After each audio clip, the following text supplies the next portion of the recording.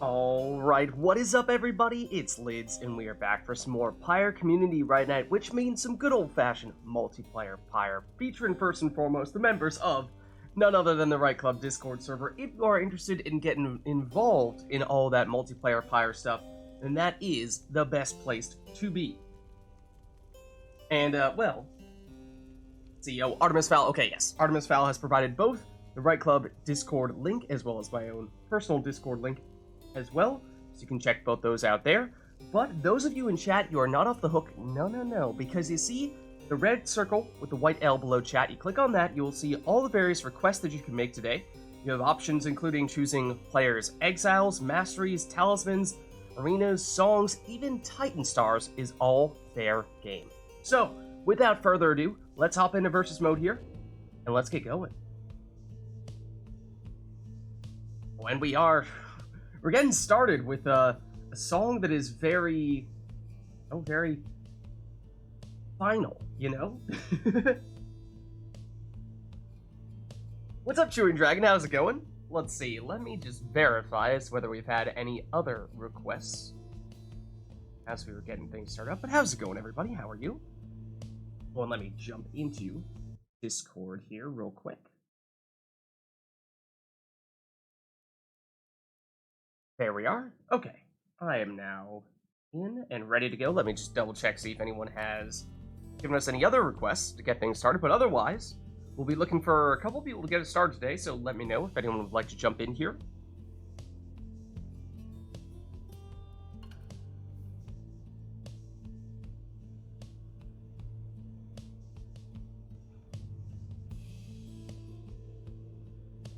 Okay, I do not see any other requests here. I mean, Chewing Dragon, if you want to hop in here, happy to get you. Yeah, for sure. Happy to get you in here. Let's do that. Let me make sure I've got Steam Friends going. Now it's up. Okay. And let me find you. Alright. Invite sent to Chewing Dragon. Just reset us to our defaults in the meantime. But we'll actually want to, we'll turn Sermon Intro on to get things started. We'll want to turn off the in-game music because this will be a TariqBot request, songs-wise. So, let's see. And we will still be looking for one other person to go up against Chewing Dragon here, so let me know if anyone would like to do the honors. Let's see. So, TariqBot. TariqBot! Let us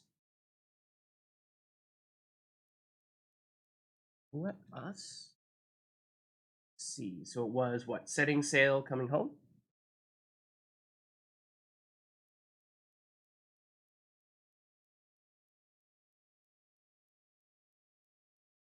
Let's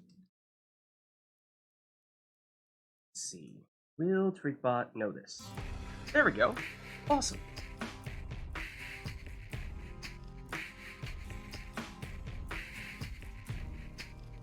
Can I re-invite you? Okay, no worries. Let's do that.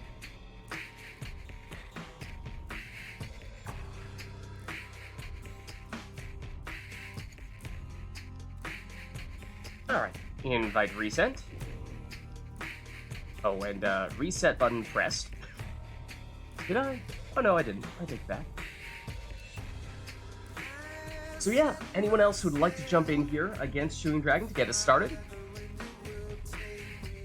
I did see a bunch of people in the other practice match chat, which does make me suspicious because, of course, last week we saw you guys had something very special schemed up as we were getting things started, and, well, does make me wonder if perhaps you have something else similar in mind for our first match today. We'll just have to see, but let's just say I'm on red alert.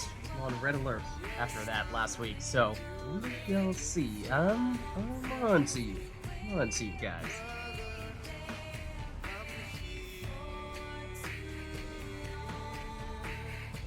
iRotor, okay. I can get you in here. Let's see.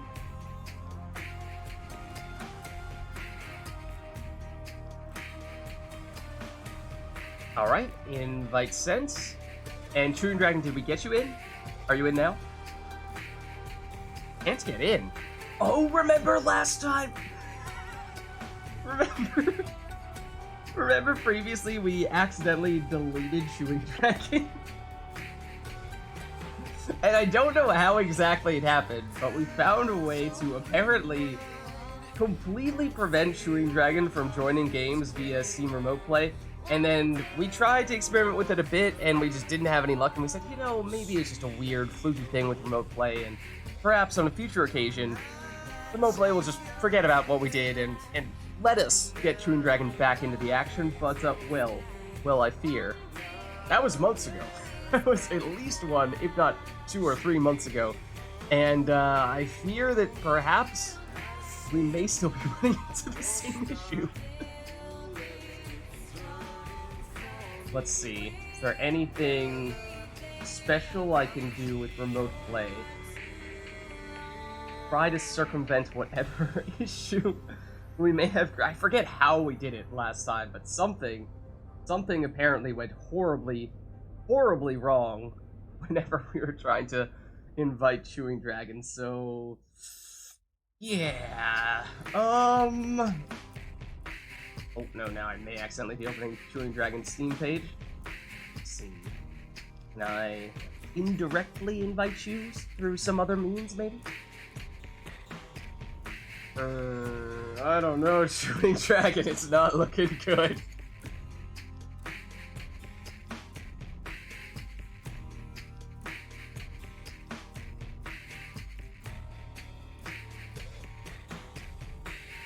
Seeing if on your Steam page there's anything there where I can invite you to a game, but I don't think so.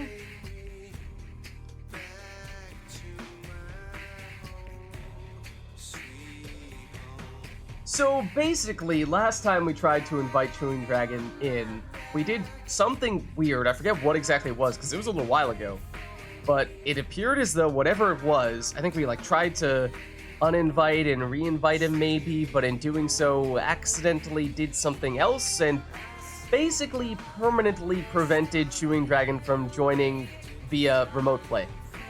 So what's that? Didn't block him, right? I think so. Let me see. I mean, I was able to invite him. So I mean, if I blocked him, I would think I wouldn't be able to do that at all, but let me see if I can.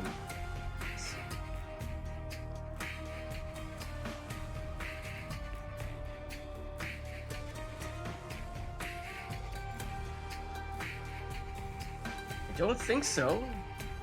I don't think I did. It's giving me the option to block him. I would think, if anything, if I had already done so, it would say unblock him. Wait, Chewing Dragon, hopefully doesn't take too long. Can you give me your friend code, and then I'll try to invite you to my game, and I want to see if yours mix that cannot do it, or if it's just a general. Yeah. I think it may be me, because I may have done something silly last time we were trying to get him.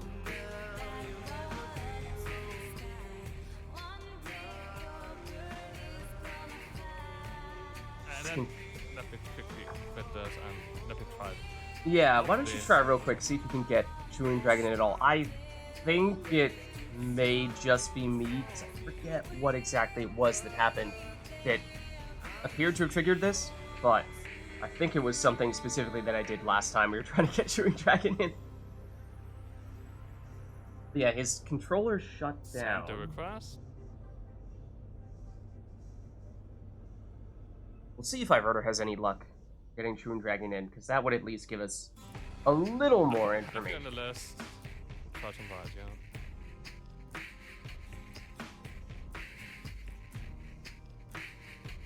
If not, then we may need to get someone else to sub in for Chewing Dragon. Maybe true if it's also on my end, and maybe I can get it fixed in an hour or so. But we'll see. Let me first try this. Mod play. I may have banned Chewing Dragon for having done the 200th Despacito joke in a row. Possibly. That may have been the origin of it. I can't really say definitively.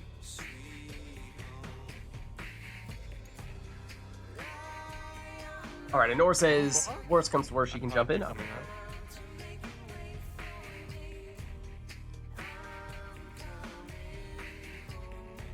Doesn't have to be great connection, just...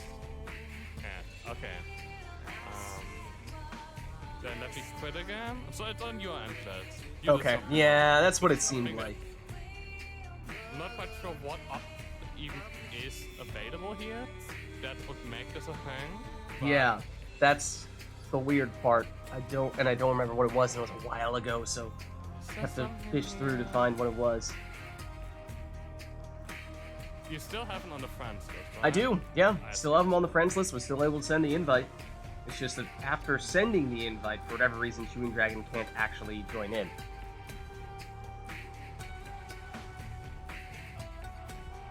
Something like the remote play the lock list. Maybe something like that?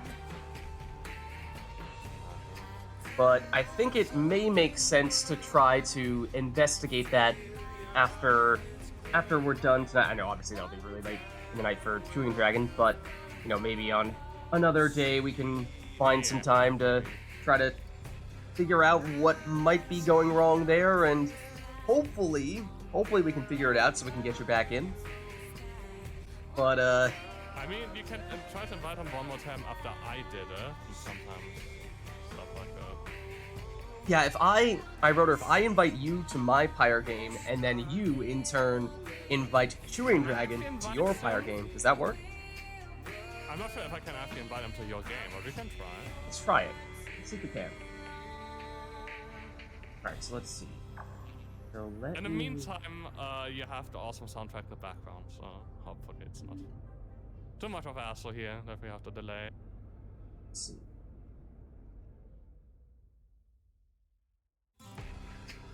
Okay, so we've got I wrote her, invite sent to you.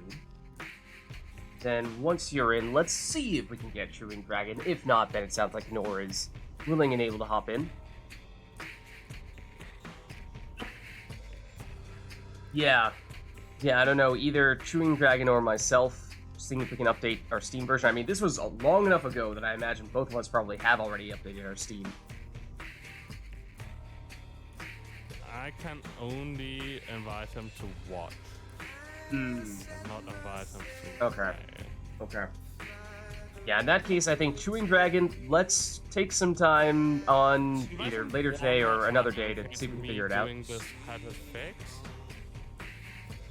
Cannot pass. I tried one more time after he went to my remote play again. Sorry, I missed the beginning of that, I wrote her. If you just try it one more time, like he went into my game, maybe like that fixed sometime. Okay, so just send him one more invite. Not very likely, but yeah. Okay. Like Chewing Dragon invite sent. Maybe, just maybe, this one will work.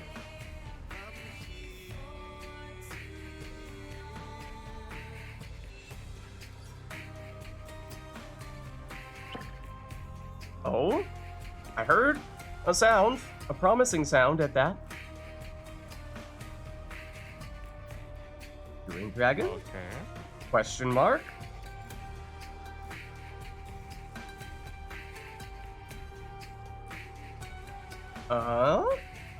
Perhaps? Unbanned? What? It's happened. Chewing Dragon has been set free. And thus the scribes have chosen. Oh man. Oh man, just when it looked like there was no way out, Chewing Dragon finds a way back into the downside, mind you. Back into the downside. Oh man, spam your thrash packs, your log champs, whatever you will. Chewing Dragon is back. Godspeed. Alright, well, with that being said, it sounds like we will be able to get iRotor plus Chewing Dragon in for this first series here. So let us know, chat, if there's anything you want to see between them. We do have the song set, of course, but let's see. Chewing Dragon, remind me, are you going controller or are you going mouse keyboard?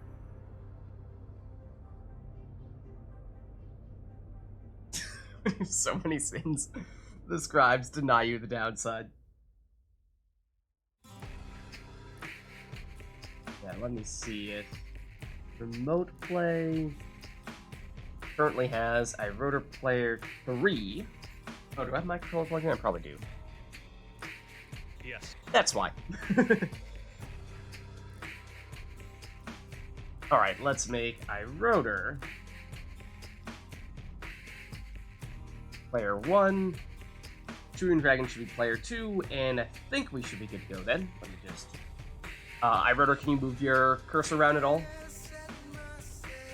Yes. Okay, perfect. So iRotor should be player 1. Let me just set you guys up here.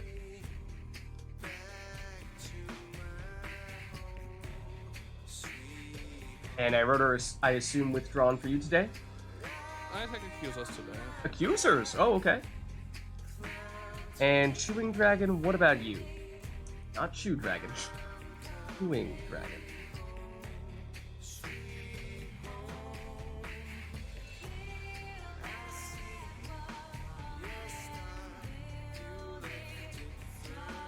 You usually go Dissidents, right, Chewing Dragon?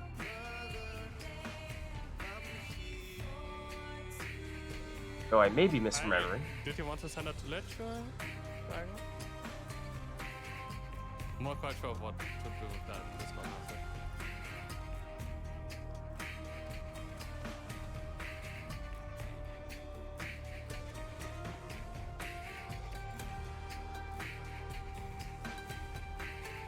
Oh, and I just autopiloted and put you on the withdrawn. No, you said Accusers. There we go. Yep, there you go. No worries, Nor. You're right, you're right. Put it on one place and then I just assumed that he was withdrawn elsewhere.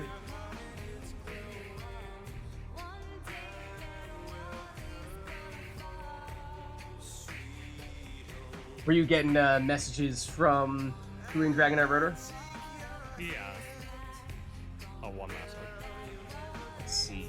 Yeah, Chewing Dragon sent me a message a little while ago saying he couldn't get in, but I think we've established that now he can do so.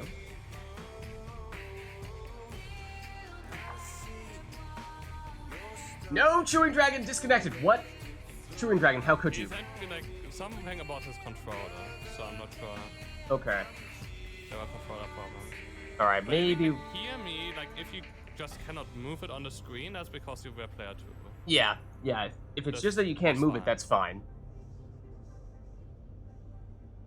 So I'll give you a You minute. will be able to move it in-game when you have your team. Yeah, you just can't move it on this main menu here, but you'll be fine as soon as we actually start. So don't worry about that. So. He said he has no idea what happened, so can you just invite Okay. him again? Let me re-invite.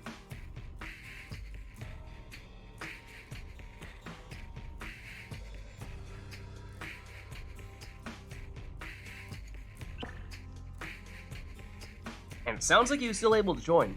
So that is promising. Seems like it wasn't just a fluke that we got him back in. So I would say, in the interest of hopefully getting you two to actually be able to play, what if we just get this thing started? Looks like a plan. And, you know, we'll see once we're actually on the actual squad selection screen if Chewing Dragon is able to move around the cursor and what have you. Oh, and this is fitting. We are on what would be iRotor's home arena.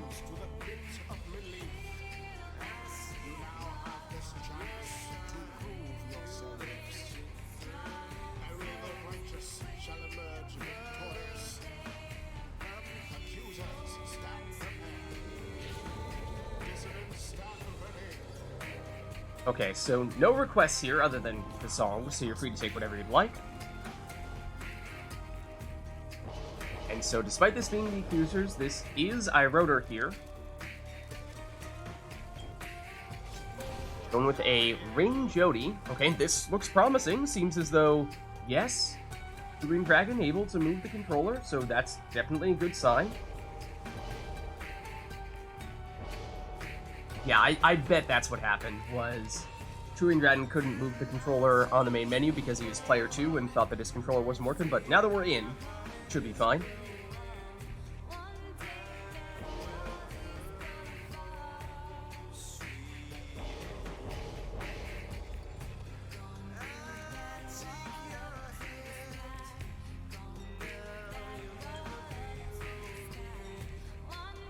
And here is ring number 2 for our rotor on Lendl. Chewing Dragon, as I recall, is a big fan of the Savages, so not a surprise to see him taking Almer first. It's usually Almer specifically that we always see him take. Then Deluge here, it appears, in the second spot. And an Exploding Deluge at that.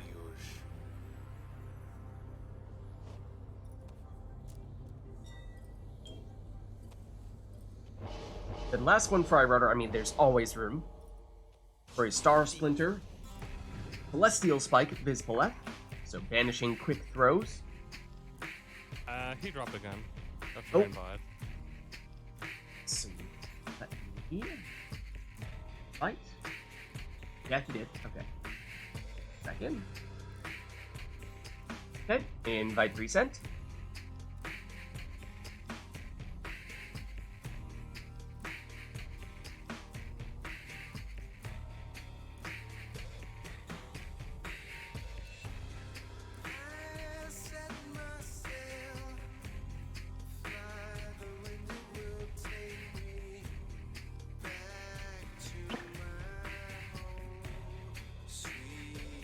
There we go. Alright, last one looks to be a Prayer Beads Udmilda, so a plunging Udmilda. Was eyeing that Crone's loop for a second, but he does not opt to take it. So here we go. First match of the today. Iroder against Chewing Dragon. Chewing Dragon in for the first time in quite a while. Iroder getting us started with a 30 damage plunge with Jody.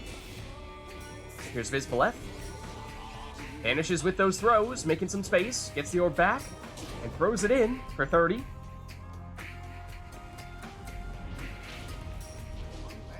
Now here comes the speedy Jody. Remember that Iroder took the ring on Jody and Lendl, which means that Jody and Lendl will have infinite stamina at the beginning of the round. That is how Iroder is speeding over to the Pyre. It does wear off after a little bit of time, and Iroder's throw there is a little bit short. And Chewing Dragon able to defend successfully. Free orb, which Iroder gets back with Jody. Oh, good save there from Chewing Dragon. Now on the attack with Almer. And oh, throw is just short, so he plunges for 20 with him.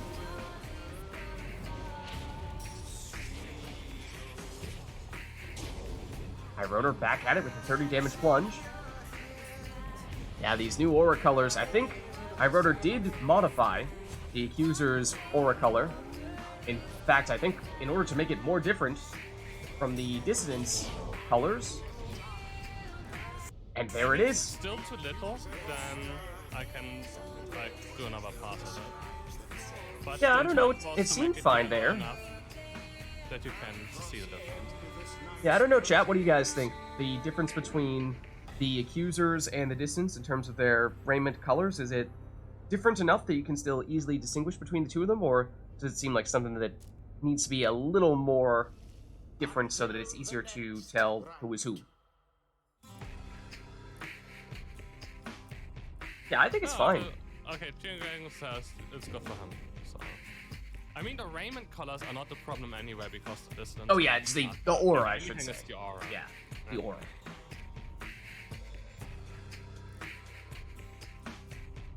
Alright, we've got a slight shift Let's in pay song. attention to Chewing Dragon in your DMs. My Steam DMs? No, your Discord DMs. My Discord DMs. Maybe Wait. because you're streaming mode, maybe you don't see them. Chewing Dragon, you. Oh, hold on. Chewing Dragon is DM. Are you? No, he's not. Chewing Dragon, if you aren't DMing. Now I saw that. I saw the heart. I saw the I can't get in from a few minutes ago, but that was a while ago. It's not like Chewing Dragon is actively DMing me. Okay, let's see. Let's. I'm just like telling you what he sent to me. I'm not sure Okay. if it's true or not. I had no warranty here, my son. No worries, no worries. Alright, let's see. Let's change our song slightly here.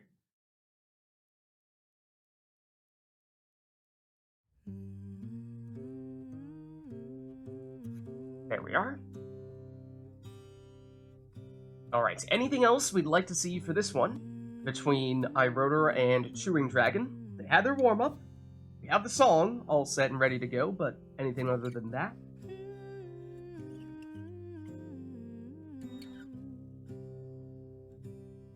I dig my hole, you build a wall. Hey, Artemis Fowl with the Exile request. I dig my hole, you build a wall. One day that wall is gonna fall. Gonna build that city on a hill.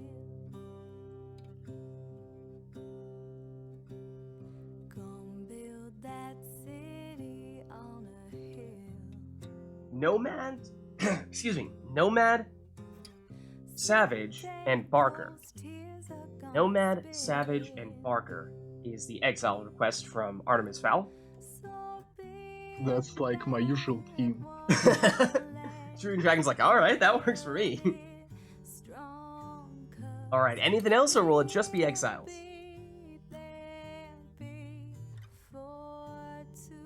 Oh, okay. Hold on. Talisman request from Anor Kalimer's Anklet. The legendary talisman for the Savage is generally considered one of, if not the worst, of the legendary talismans. Alright. In that case, why don't we get going here? Just tried this talisman today and it was like terrible. It depends a little bit on the arena. Let's see where we end up. Some arenas can work better. It's the Isle of Kalimer. That's awesome. Okay. Hey, the imps are random. What about if we put more randomness in? Exactly. If you ask me, this is the perfect combo. Alright, so iRotor is starting with the Savage using the Kalimer's Anklet.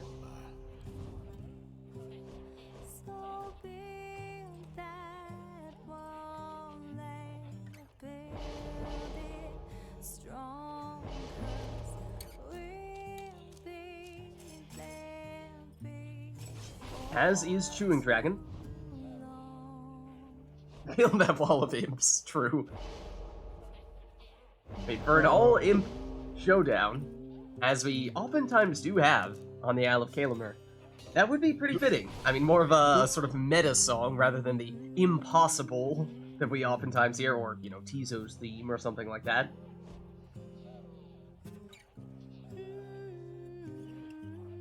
Those are the ones we tend to get when we go triple imp on Isle of Kalimer.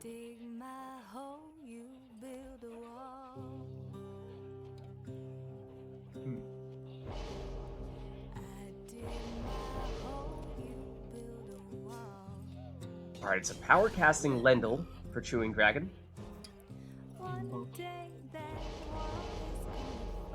And I believe that means both players still have Barker here as their last character. Very similar in terms of the order in which they set people up.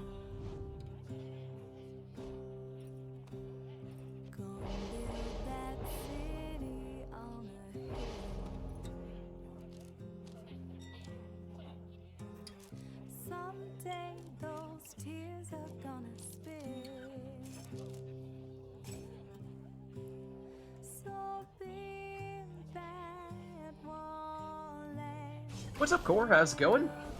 We're just getting started with our second match for today between iRotor and Chewing Dragon. Here is iRotor, speeding on in with Barker, plunging for 20. I believe both players took prayer beads on their Barkers. So yes, Barker is back for iRotor. Oh, and he hops in with the Nomad.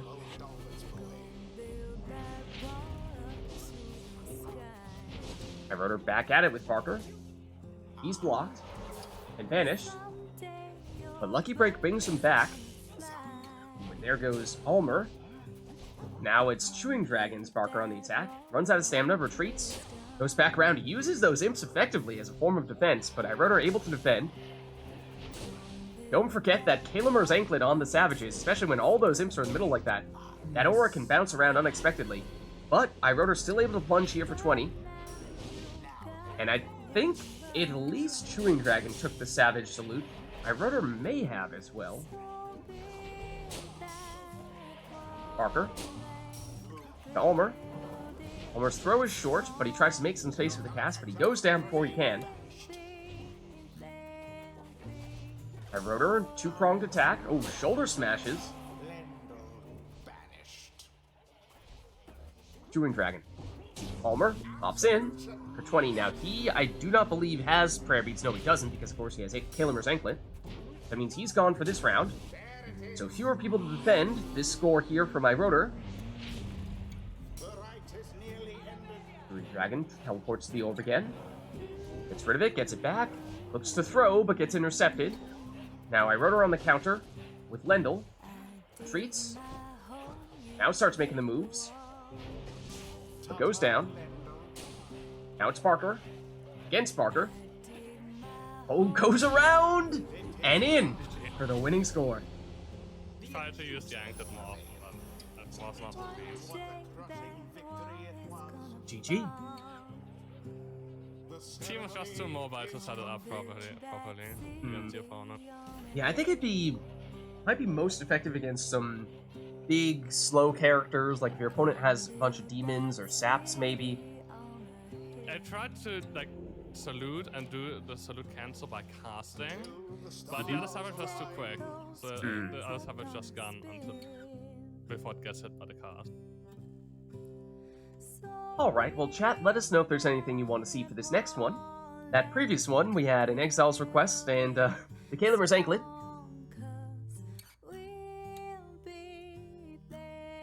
And hello, Cole.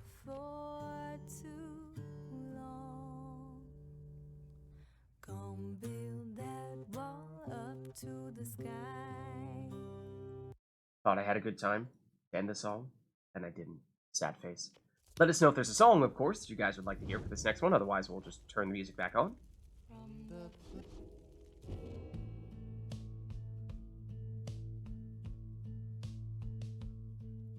Otherwise, barring any requests, we'll just jump back in and have these two take whatever they want to take. Paper boats, okay. Paper boats.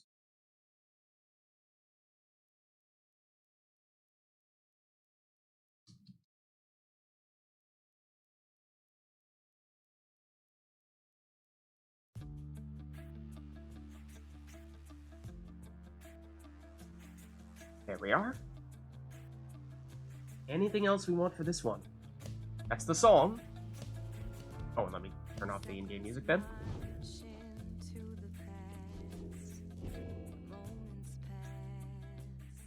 My ears. My eyes. I'm not crying, you're crying.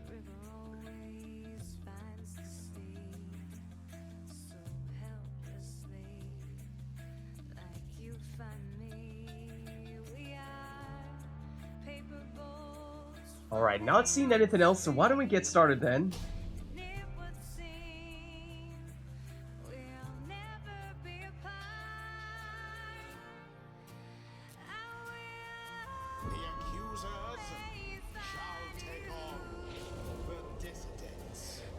Alright, perfect ignore, just remind me once we are getting ready for the next one. So no request for this one, other than the song, so you're free to take whatever you'd like.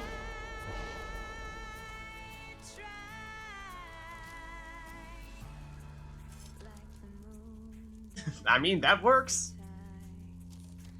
We've got plenty of great songs to choose from, of course.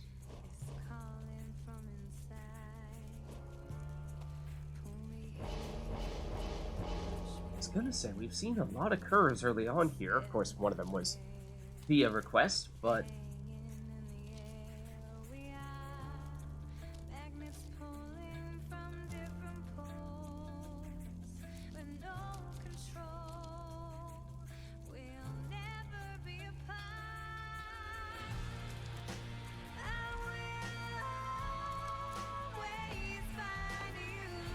But it'll be a Curfang Harp.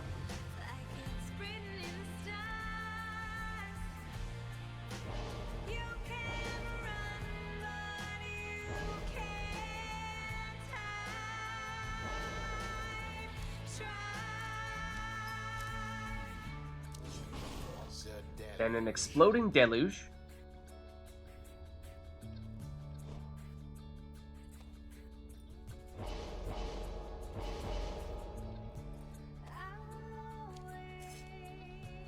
Next, a Web Lanthorn Raji for Iroder.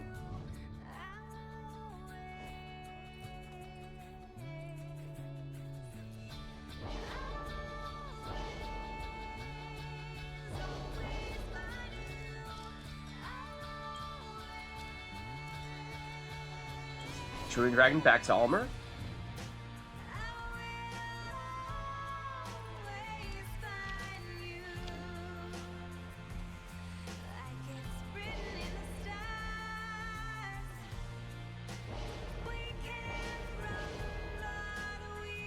And Iroder going with Palmas, not his usual setup with Palmas. He typically takes all right side for the full rekindling, but not this go round.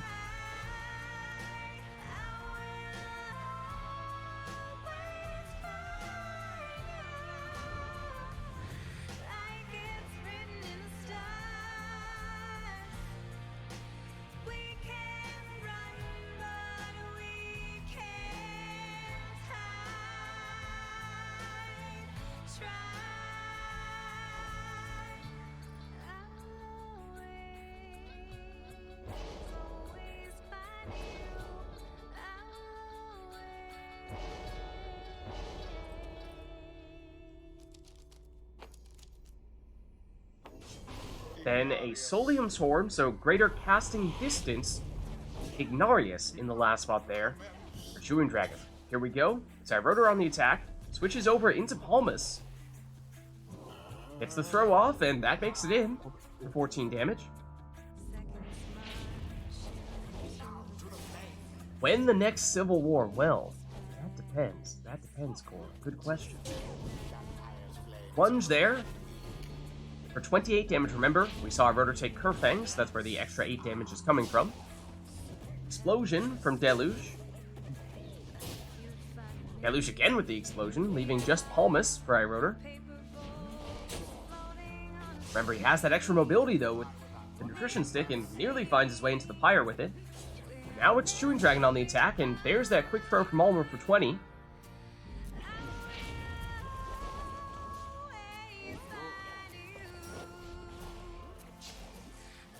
Almost down. Once again, nearly making it in with that Nutrition Stick. Almer down. Deluge explodes. Ametha. Perfang Plunge for 28. That drops Chewing Dragon down to 30.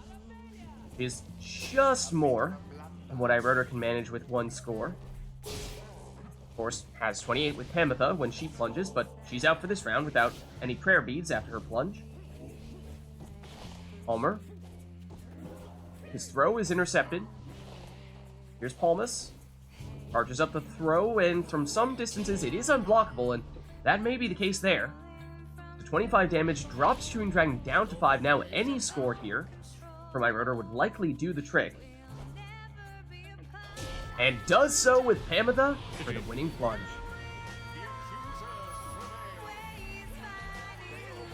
GG.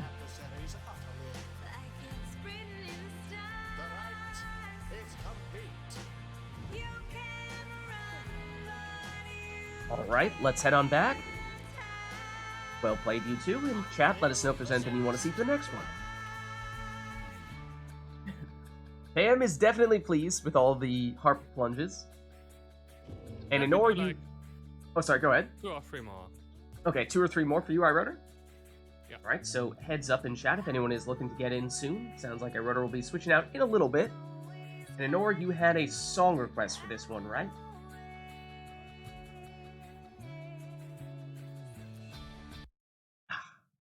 Almost got it right before it started picking up again for the near perfect transition. We all become? Okay, there it is. We all become.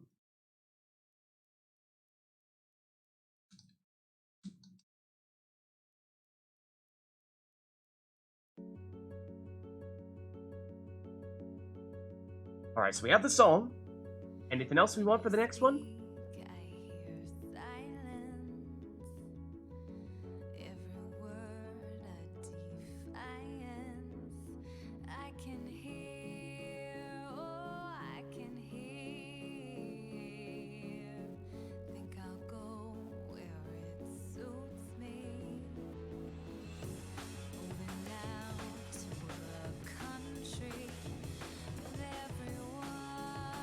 not seeing any at the moment, so why don't we get going here?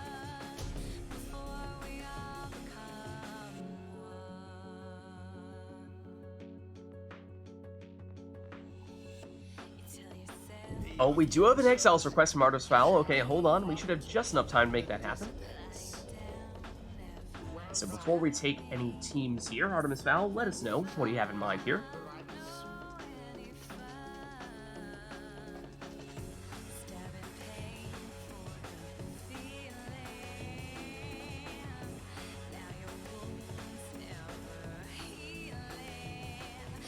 At least 2 worms, says Artemis Fowl.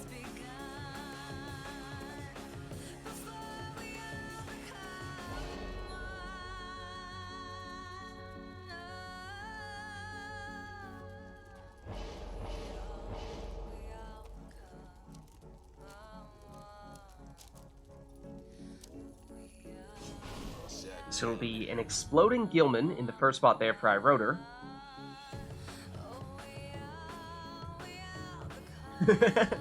Worms? Did someone say worms?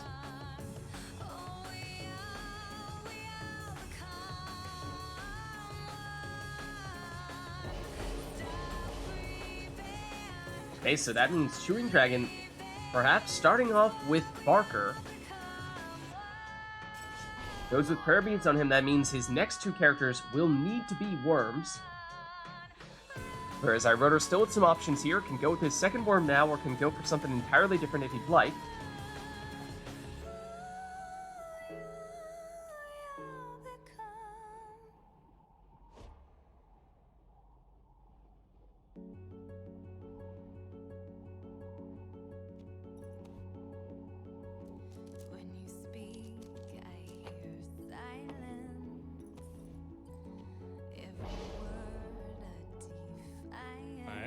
Spy. I see. Alright, let me know if you want me to uninvite you and re-invite you. Yeah, seems like a good plan. Want me to do that? Yeah. I'll just okay.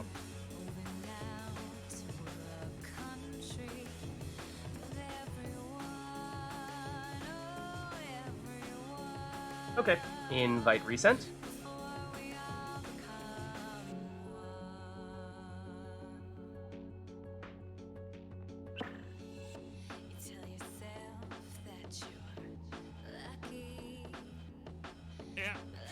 Dropped as well.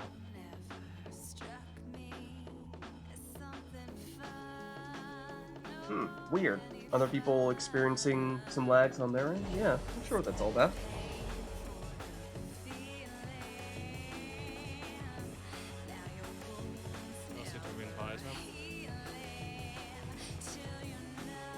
Oh, sorry, was there something you were waiting for on me, iRotor? Chain Dragon also dropped. You have to oh, okay.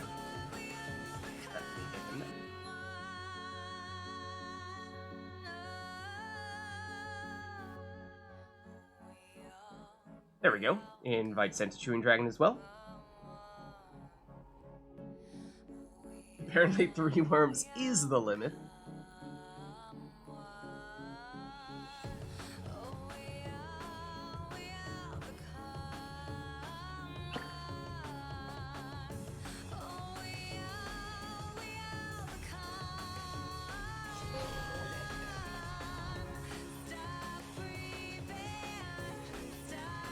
Alright, so as we were saying, that means Chewing Dragon needs for these next 2 characters to both be worms.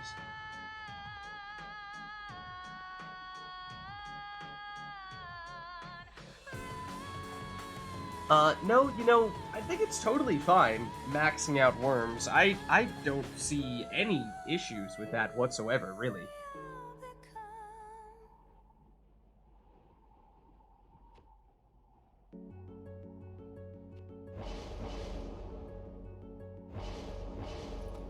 If anything, I think the game is trying to tell us that we need war worms.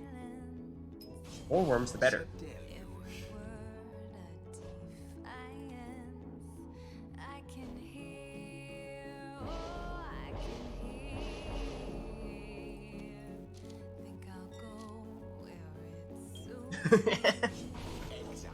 There is the last worm there for iRotor, and took the extra damage at the cost of hope on the Talisman.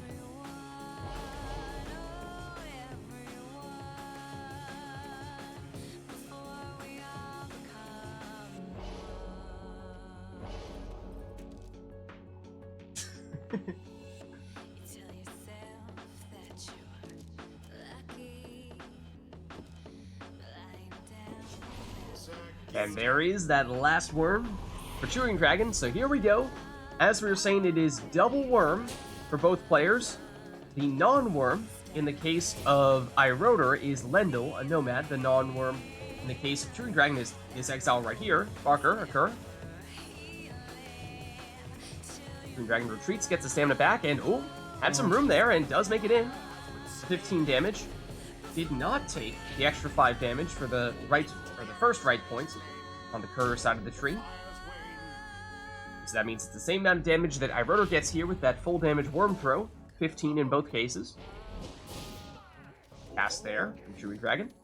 Runs out of stamina though, so can't hop over to the defenders. iRotor goes down as well, but brings back Lendl. Now has the orb back. Lady River. Gilman. He plunges for 15 here. Now he, I do not believe, had prayer beads. He's the exploding worm, so that means he is gone for this round. iRotor's preferred score is likely Lady River. That is the worm that he put the extra scoring or extra damage talisman on. Parker, Chewing Dragon. Oh, gets shoulder smashed. iRotor, the throw is slightly short, but gets it back here. Second time, makes in for 23. Yes, that is the worm that iRotor would prefer to score with, because, as we saw right there, has the extra damage. And iRotor just barely avoids banishment there. Actually banishes the defenders. And gets a throw off here for 25. And that means, at least in some cases, iRotor is capable of finishing this with one score. It may need to be Lady River. But Chewing Dragon's not done yet. Plunges for 15 here with Barker. And iRotor knows Lady River is the one that can do the job, and there it is, the winning plunge. Did you see that? Like, we were like doing something at like Chewing Dragon's Pyre, and Lady Rivers got banished on my Pyre. What was that? Wait, what? Just then? Or was it the one when Lady River scored one round earlier? It was the round that Chewing Dragon scored. I was very confused. Oh, no, I didn't see that. That does sound very weird, though. Later. Maybe someone else saw it. Alright, well, let's head on back.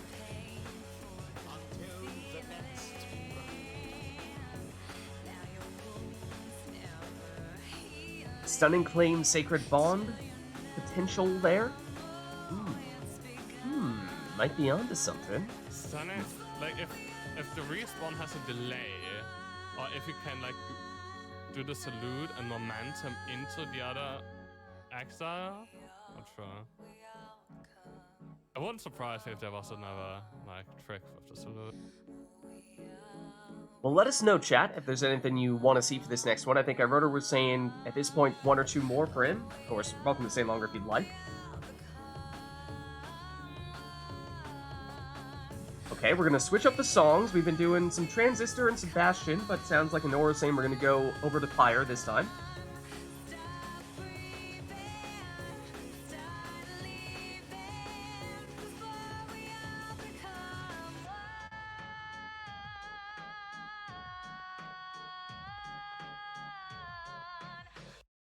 Ooh, had to get it right before the beat dropped there. Had to get it before the beat dropped. Okay, let's see. Not sure what, though. What? What? Barker's aura came back and banished Lady River. Is what Core was saying. Okay. Yeah, maybe like if like you respawn them with the worm, and then maybe it like blinks for one fraction of a second before moving position. I'm not sure. I don't know. Might be worth another look. But we do have our song primed and ready to go, so let us know if there's anything else you guys want to see for this next one. Otherwise, we'll just have these two take whatever they want to take. And let's see, we do want to turn back on the in-game music in this case.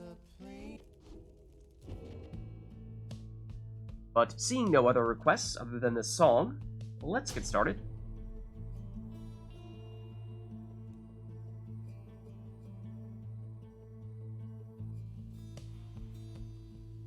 The accusers shall now face And it's the Glade of Lu. dissidents. Welcome. Who shall conduct the rites? Lendl. So Iroder will start with the power casting Lendl.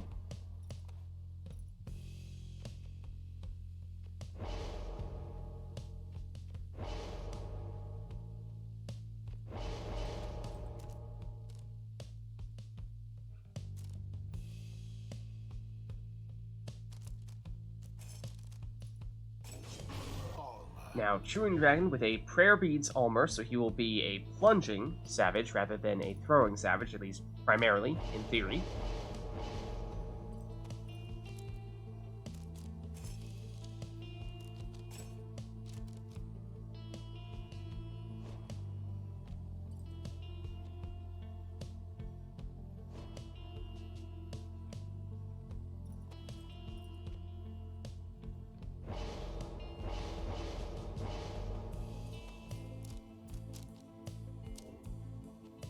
Now, Rotor was thinking about the Curs, but instead went with another exploding worm instead, and we've seen a lot of Curs and a lot of worms early on today.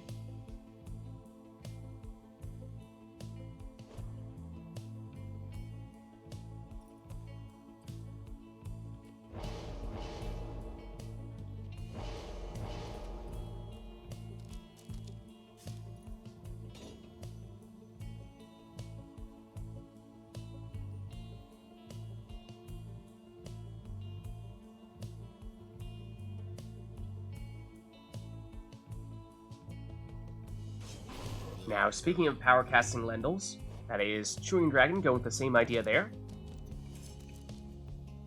And here is the Dalbert we saw Iroder choosing to take earlier, just didn't lock him in, but notably did not take the usual setup there from a mastery standpoint, only took double jump. It is fairly unusual to see coming from Curs, so perhaps a new strat coming there from Iroder, and then Ignarius in the last spot there for Chewing Dragon. So here we go. Big power cast from Lendl, and sees everyone lined up and knocks them down like bowling pins. Set up this throw for 20 damage.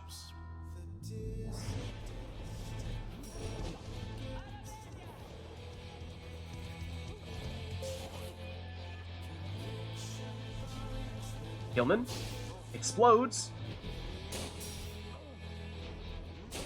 This might be the first time ever since installing the new mods that we have done one of the new Never to Returns on the Glade of Lu, and it is different. As you might notice, if you have a keen ear, this may sound a little bit different than what you were expecting. If so, then, yeah, listen closely. Ooh, and well played there from Iroder. Goes with the Stunning Claim, setting up this plunge here for 20. Is it the first time? If it isn't, it feels like we've done it very, very rarely. Once again, the Stunning Claim strats there, setting up this Dalbert plunge.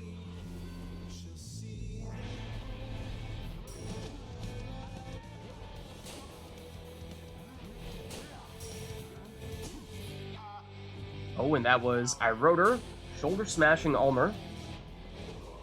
Has it back with Gilman here. He explodes.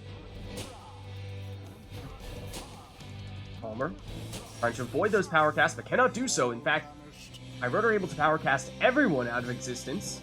Oh, but then off target with the throw. Now Chewing Dragon. Oh, gets exploded. And gets power casted. And then they trade power cast. But it's Chewing Dragon who's defenseless here, so time perhaps for Dalbert to plunge for 20.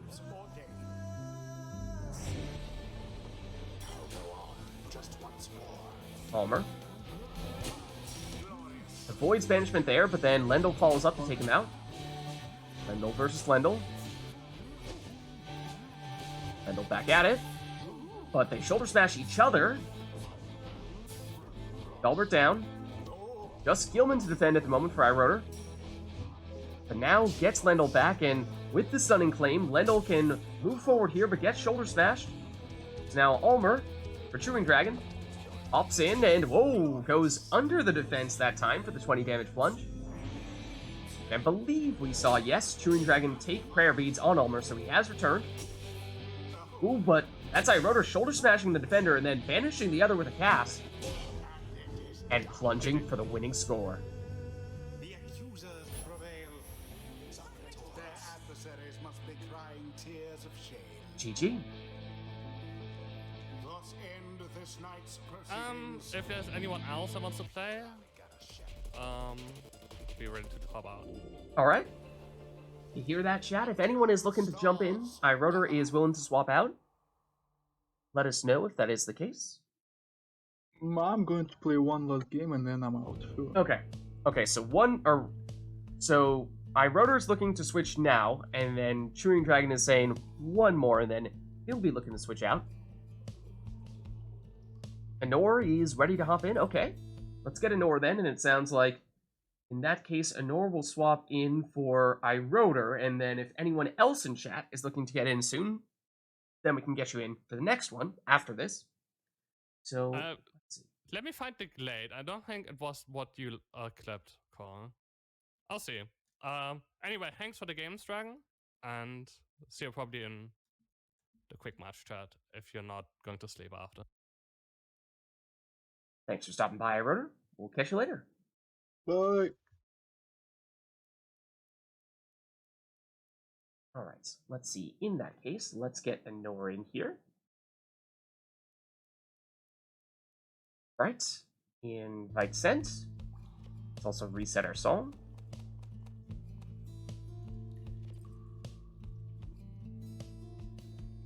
Okay, Core says he can join. Alright, so Core, after this one, it sounds like Chewing Dragon was saying he's good for one more, but we can get you in soon in that case.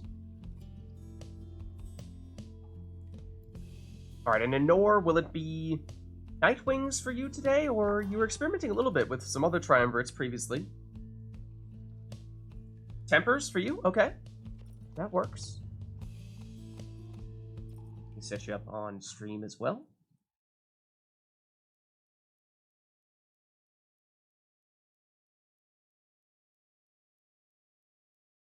Yeah, I'll be interested to see if this is a more permanent transition from Nightwings to Tempers, or if this is just a temporary, yeah, you know, I'm trying it out, see what it's all about type of thing. Because if this is permanent, then I mean, you're at least the only active Tempers player in that case. There we go. It must always be green. Alright, fair enough. Fair enough, let's just do a quick check. I imagine we probably have the right controls for you, Nora, but just to be certain. Oh, and let me make sure that Remote Play is letting you use those controls. That's also kind of important. Alright, there you go. Should have it back now. It's fine? Awesome. Alright, well, chat, let us know if there's anything you want to see between these two. Anor and Chewing Dragon. Of course, Chewing Dragon's been going for a little while now, but this will be Anor's first match of the day, at least for RITE NITE. I don't know. I think I saw some people playing in before we started things up today, so perhaps she's had some warm-up outside of that, in which case, you know, maybe you can go straight into throwing some crazy stuff at these two. Artemis Val says, I want to see some carnage. Uh-oh. Look out. I don't know what that means, but we might be about to find out.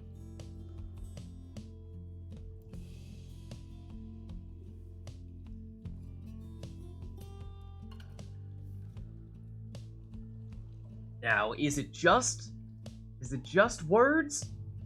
Or is there a request to follow that up?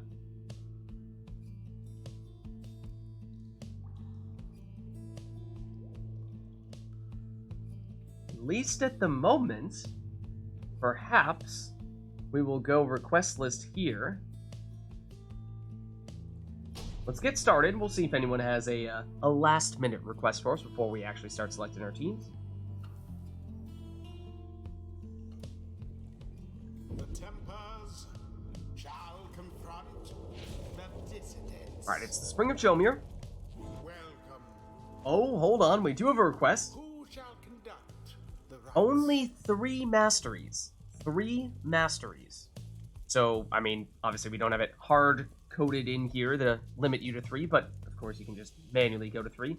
If you really like, we can reset and make it so you guys can only have 3 if that's easier.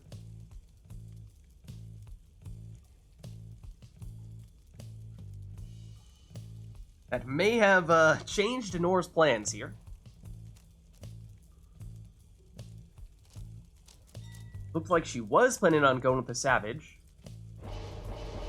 but instead opting to use Bertrude here. No, my control doesn't work. Oh, let me make sure remote play is working properly. Let me see. What if I do? Okay, I may have just made it so you're both going to be controlling the same team here. Yeah, Either that or this will work. I still have some suspicion that as soon as we start this up that you're both going to be controlling the tempers, but we will see. We will see. Remember, only 3 masteries.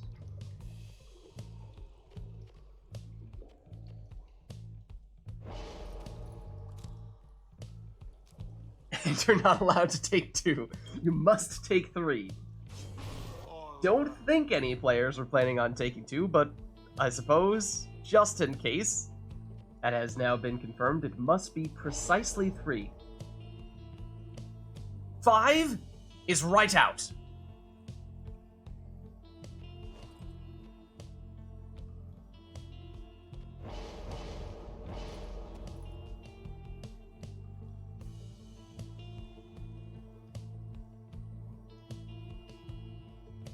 And just to clarify, Artemis Fowl, so 2 is fine as long as, of course, as 1 continues on to 3.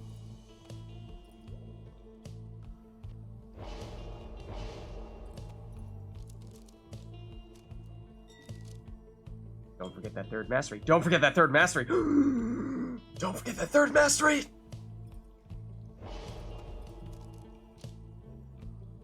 I forgot that I had Shooting Star on Ulmer. Oh. That's very cool.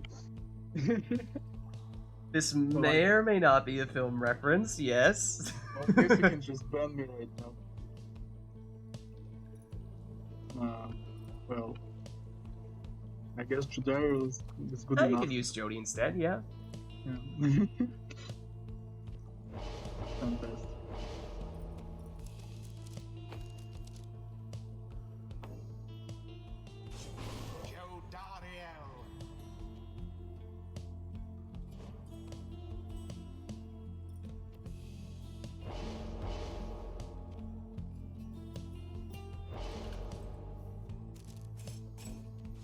Alright, there we go. Honor locks in Almer with the legendary Talisman. I mean, I'm pretty sure she was the one that requested it earlier today.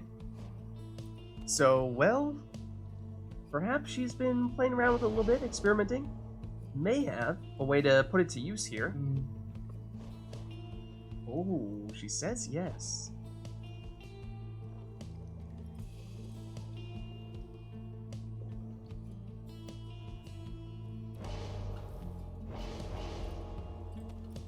It is a fun one. It's chaotic, for sure. But for that reason, it is unpredictable, and sometimes it works great, sometimes it doesn't work at all.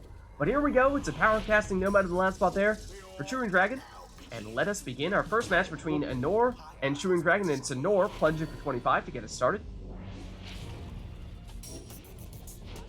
And remember, just 3 Masteries pieces. There is the deflecting cast. It does, in fact, take out one of Chewing Dragon's exiles, unexpectedly at that.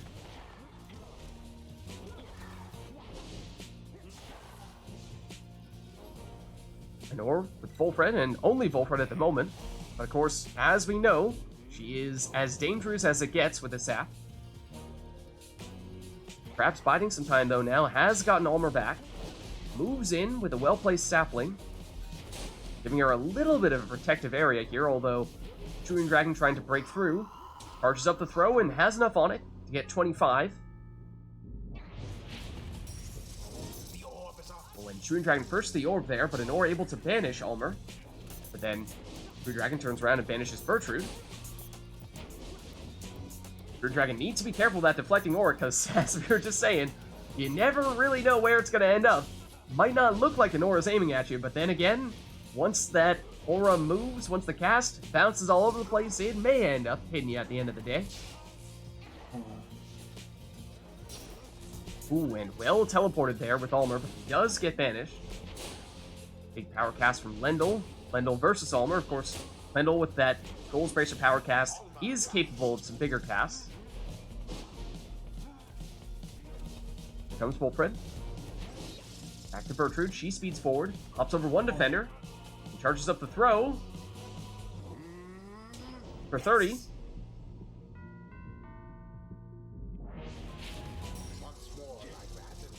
Nor first the orb, and plunges for the win. The tempers prevail. GG. Most excellently done this time, I must admit. I guess I will play one more match because it was very embarrassing for me right now. No worries. This does remind me a bit, though, of one prior experience. No. We shall see if Chewing Dragon is truly just looking to play one more match, or if it will be one more match after one more match after one more match. One more match because I have to go to sleep at some point. Fair enough. Yeah, no more flashbacks. I thought that was against, not the first time it was against Amanda, but then I feel like we might have had deja vu against someone else. Yeah, I like doing that. Let's see. Okay, we do have a Masteries Request here. The final Mastery, the one that's all the way down on both the left and the right side, are both banned. So you cannot go all the way down on either side of the tree. That's an interesting one. That's an interesting one. Certainly affects some classes more than others. Oh, and I pick Exiles. Oh, okay. Okay. Let's get this thing started. I'm gonna have to scheme something up here. Oh, and Path to Glory. Oh, hold on. We can get Path to Glory. That's doable. At first, Honor, I saw the Earth. No! But I didn't see the Path to Glory. I was like, wow, Honor. Didn't realize you were so averse to me picking Exiles. Didn't realize it was that bad. But also, we're on the boat, so I mean, obviously that makes things exponentially better here. And if I'm picking Exiles, oh man. So originally, I was thinking I would try to pick Exiles that have really good final skills, the ones all the way down on the left or the right side, to force you guys to find a creative way to rebuild those classes. But now that we're on the boat, I mean, I could just have you all take demons. So, conflicted. I'm conflicted. Let's see, if we were to go with Exiles that people tend to go all the way down for, who would that be? Nah. Yeah, I think I should do that. So, why don't we go, in that case, with, I think we will still go Demon in the first spot here. So, whichever demon you'd like. Not Orlek, though. Let's go non-Orlek Demon in the first spot. So the idea here being that they cannot take Celestial Spike. And of course, Demons on the boat is very nice. So let's do the same thing here for you. Non-Orlek Demon in the first spot. No. There we go. And remember, can't go all the way down on either side of the tree. Again, no Celestial Spike. Does mean perhaps Brazen Manor becomes more intriguing.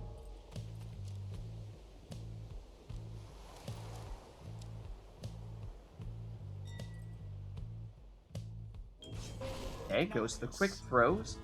Then in this spot, I think I know what I want one of your other Exiles to be, Nor, but I'm not sure what I want the third one to be just yet. How about we make this?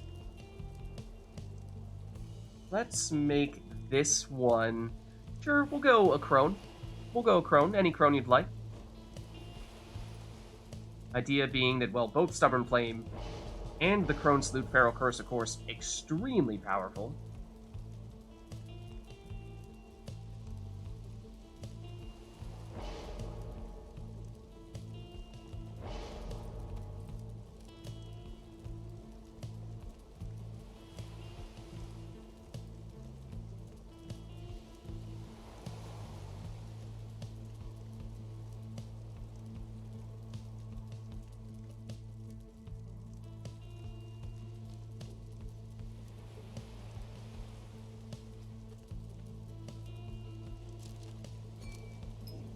Oh, and that'll be a speedy crone. Extremely speedy crone. And next one for you, Chewing Dragon, is going to be Barker. I'm going to make it a little bit different for you two. I'm going to make this one be Barker for you. The idea here being you can't go all the way down on the left side. Or Dalbert if you want. Can't go all the way down on the left side, so that means no triple jump.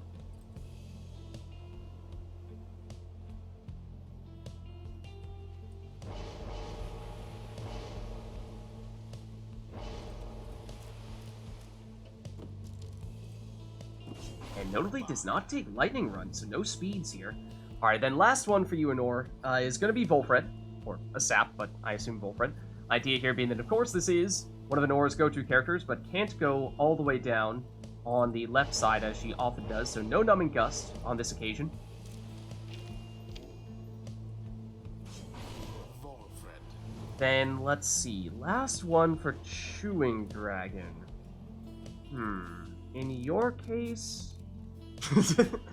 if you'd like to... let's see. How about we give you... I don't think you're going all the way down on either side with Savage, so why don't we give you an Imp? We'll give you an Imp.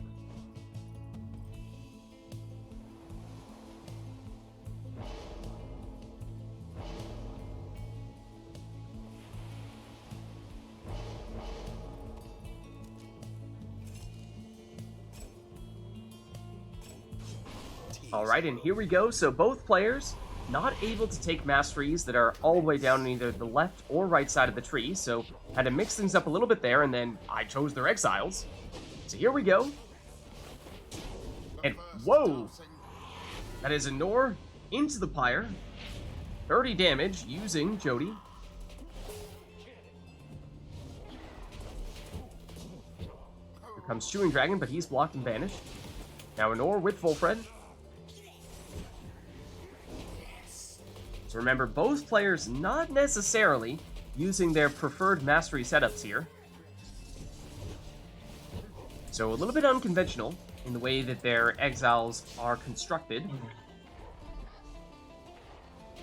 Chewing Dragon over to Ignarius.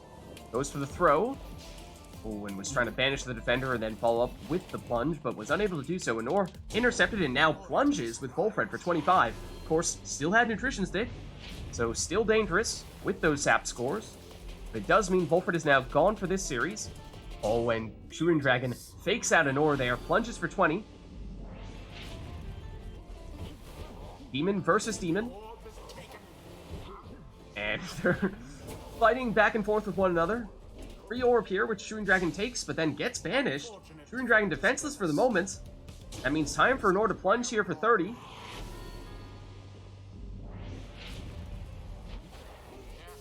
Chewing Dragon, goes down to the sapling, but then leapfrogs over the sap. Ignarius gets banished, as does Barker. Barker comes back quickly. He's the only one left at the moment. Has a portal, but the portal will take him into that sapling. Remember, only took double jump and does not even have lightning run, so that is not your usual, particularly mobile cur. Considerably less mobile than you would typically see. Volfred gets exploded. Green Dragon gets the stamina back, hops over one defender. Only has a sapling to defend him. But now Volfred comes back and is able to block. Volfred against Ignarius. Waits for Bertrude. Bertrude has returned. Here she is. He's blocked. Free orb. Chewing Dragon takes but gets banished. Orb near Chewing Dragon's Pyre here. Chewing Dragon able to get rid of Bertrude. Barker. Through the portal. But the portal takes him into that sapling. But no one to defend at the moment, so time now for Chewing Dragon to throw this one in for 15.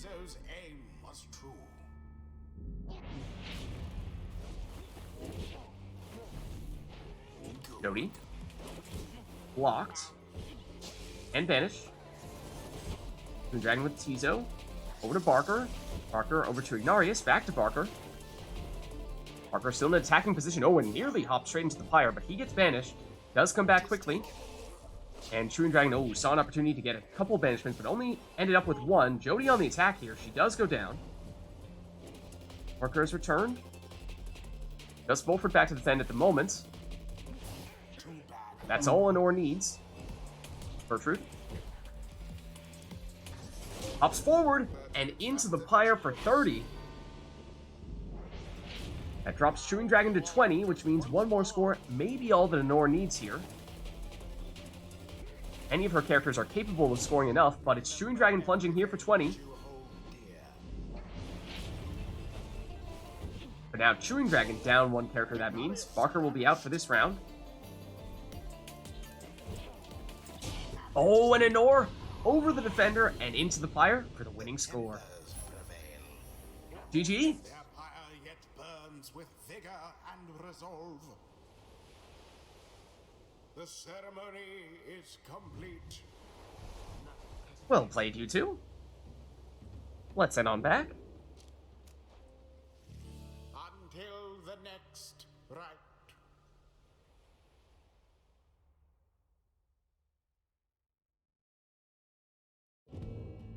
And Chewing Dragon, you thinking that will be all, or are you going for one more?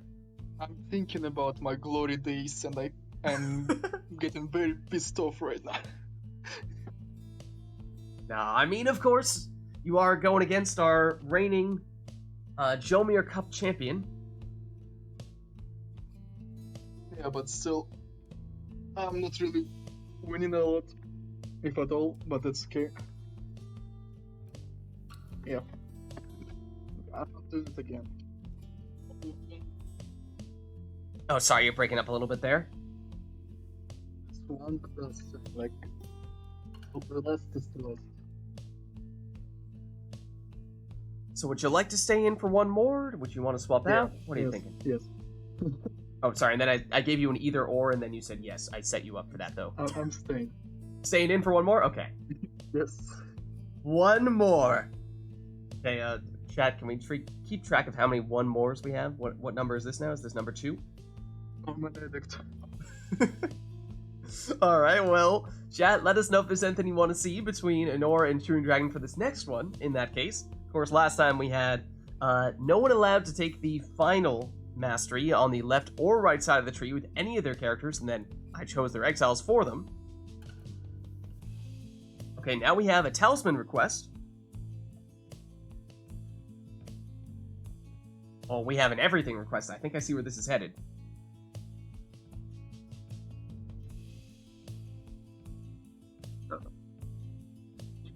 Customize off. Yup. That indeed. That, of course, means we will get completely randomized teams for both players, and means we won't even get to see what their setup will be until the rite starts. So, be a little bit of a guessing game here, and we may not even figure out what it is from a mastery and talisman standpoint people have before the rite is over. But Anor is pleased. This is a frequently requested setup that Anor has, and it's always a lot of fun. So, let's get started.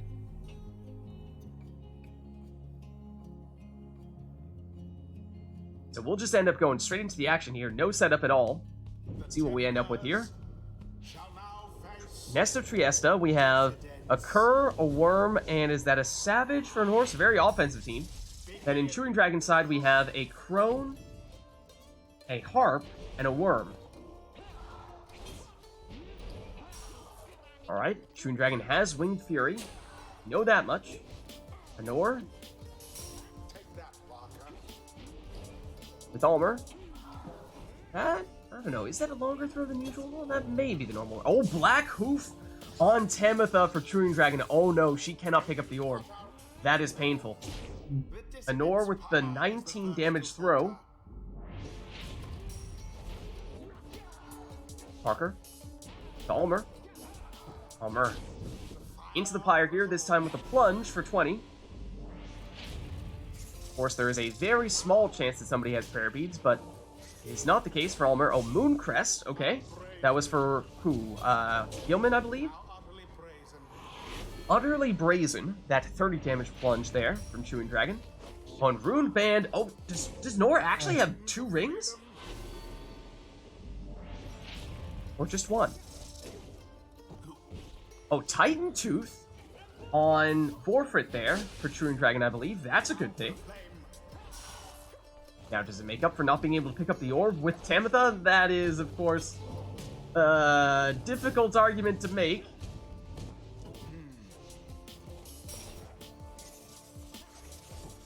Oh, and then time for Nor to set up this 20 damage throw.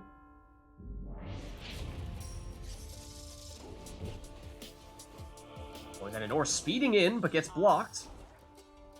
The Barker gets banished, as does Vorfrit. Deluge, don't think we know much about him. Ooh, and Tamitha down there. And currently, True Dragon Defenseless does get Vorfrit back.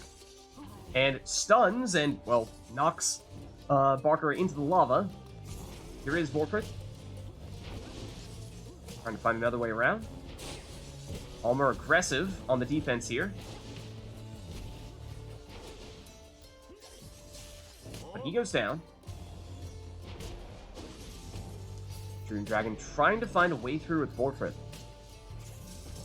Moves in, knocks back the defenders, and does plunge here for 30 damage.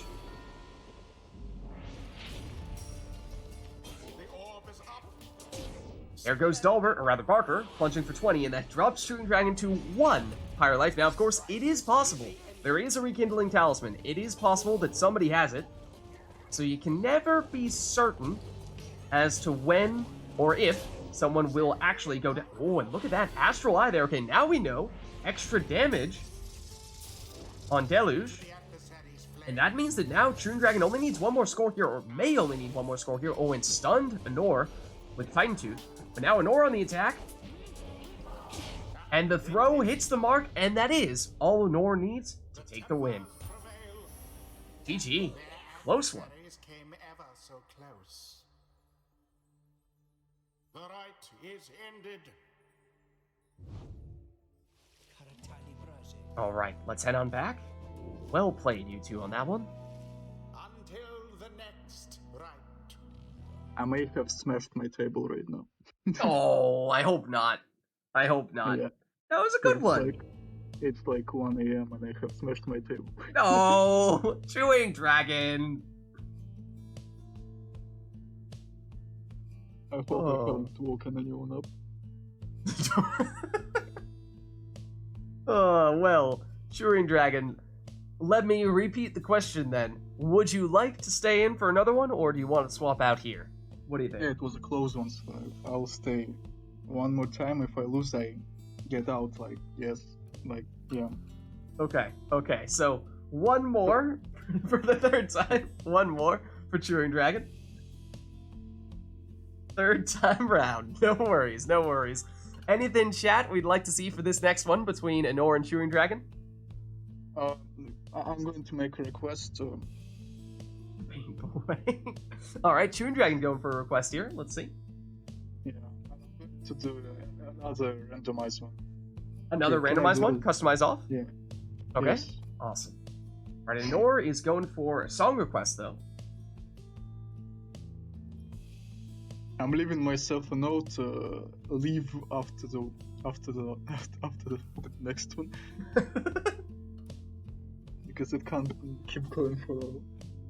Anor making a statement with this next song request. Okay, I see, Anor. I see.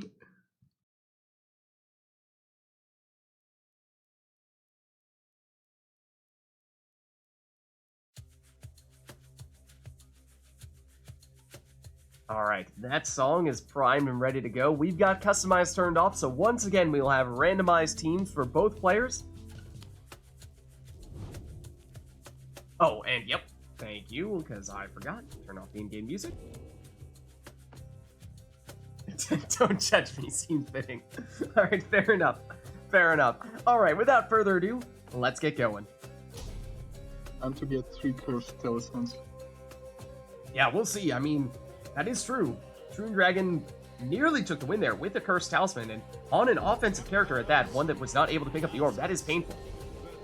Okay, so Anor has a Worm, a Harp, and a Cur.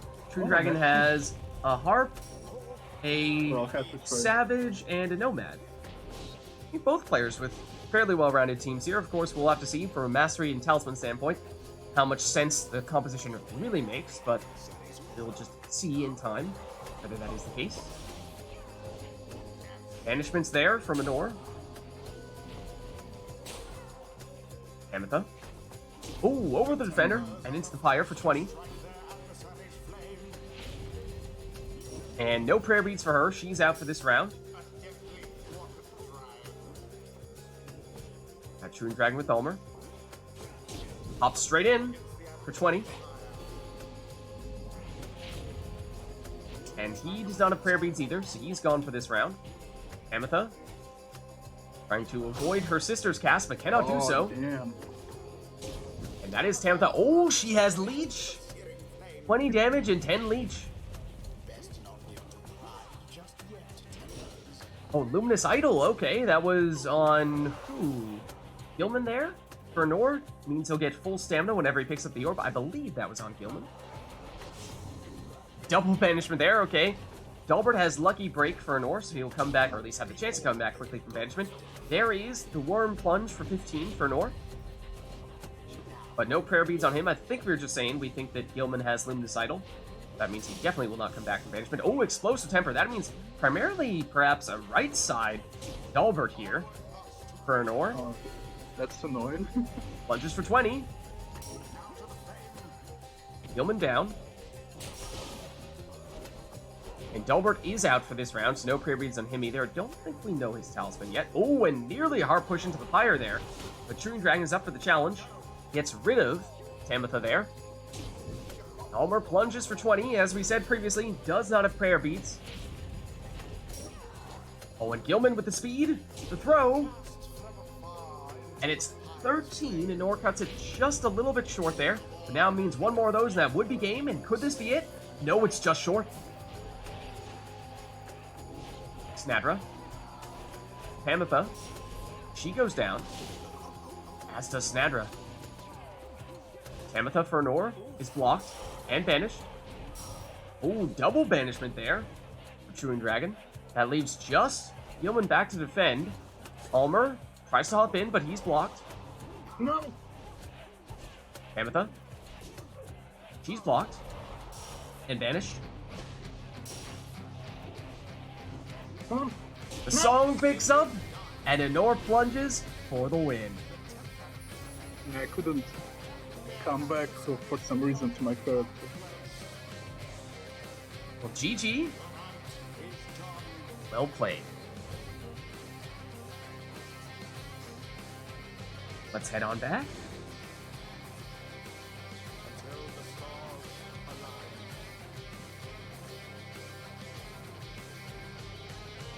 Yeah, and Chewing Dragon was saying he was looking to swamp out sometime soon.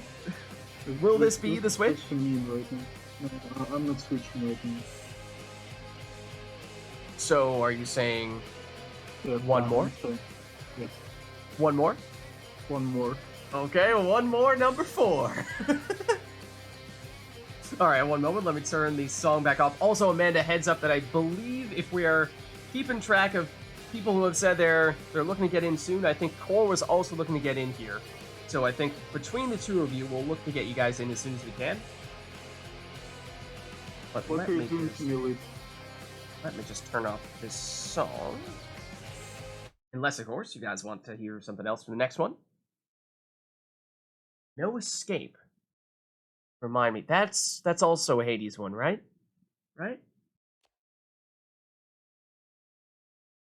Yeah, it may mean that we'll be able to get Core and Amanda, the two of you guys, going against each other in a little bit.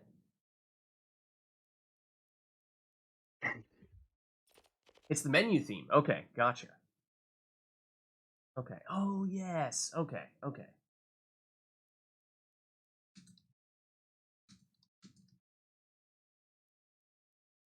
Oh, I spelled Hades wrong.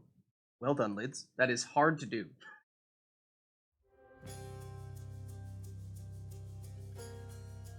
But, see, the thing is, there is no escape. Yeah. Yeah, I just don't know the names of the Hades songs as well. I played Hades many times, but I don't really listen to the soundtrack by itself as much as I do with the other Supergiant games, so I recognize the songs, but I don't have the link between the song and the song name nearly as much as I do with the other games. There's no escape from the endless cycle of the rites. Just when Chewing Dragon thought he was banned from the rites, no, we found out indeed there is no escape. Alright, so we have the song. Anything else for this next one, or will that be it?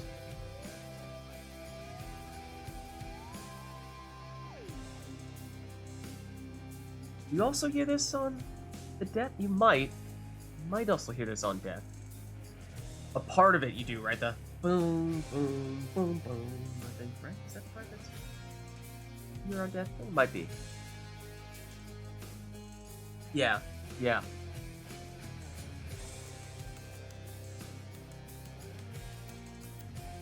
and there are other things sort of build off this, because this is sort of the foundational piece of the soundtrack in many ways.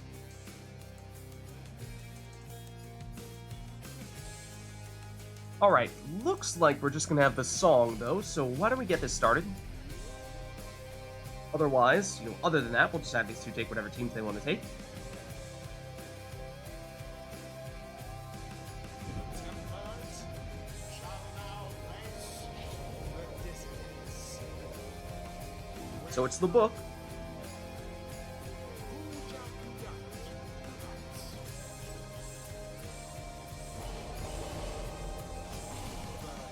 And it's Bertrude first for an ore.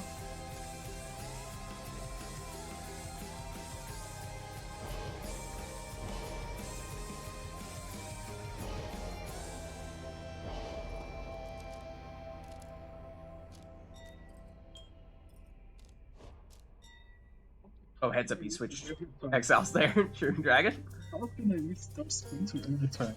Armor.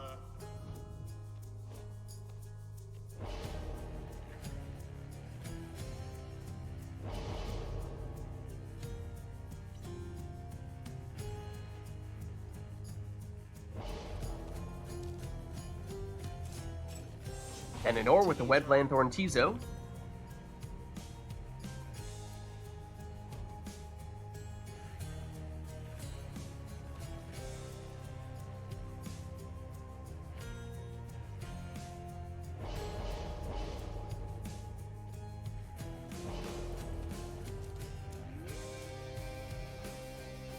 I've done it again. I forgot again. That's okay. Thinking about Orlek. Well, I have already chosen the bad mastery. Oh, with no Star Splinter for the quick throws to go along with it. Yeah. I have done it again. That's cool. That's cool. Mhm.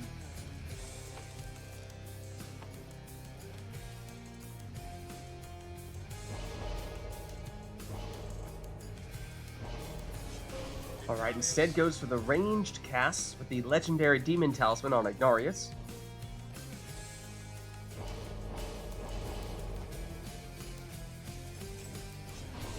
On an Norse sticking with the legendary Savage Talisman. Saw her use it once or twice earlier today.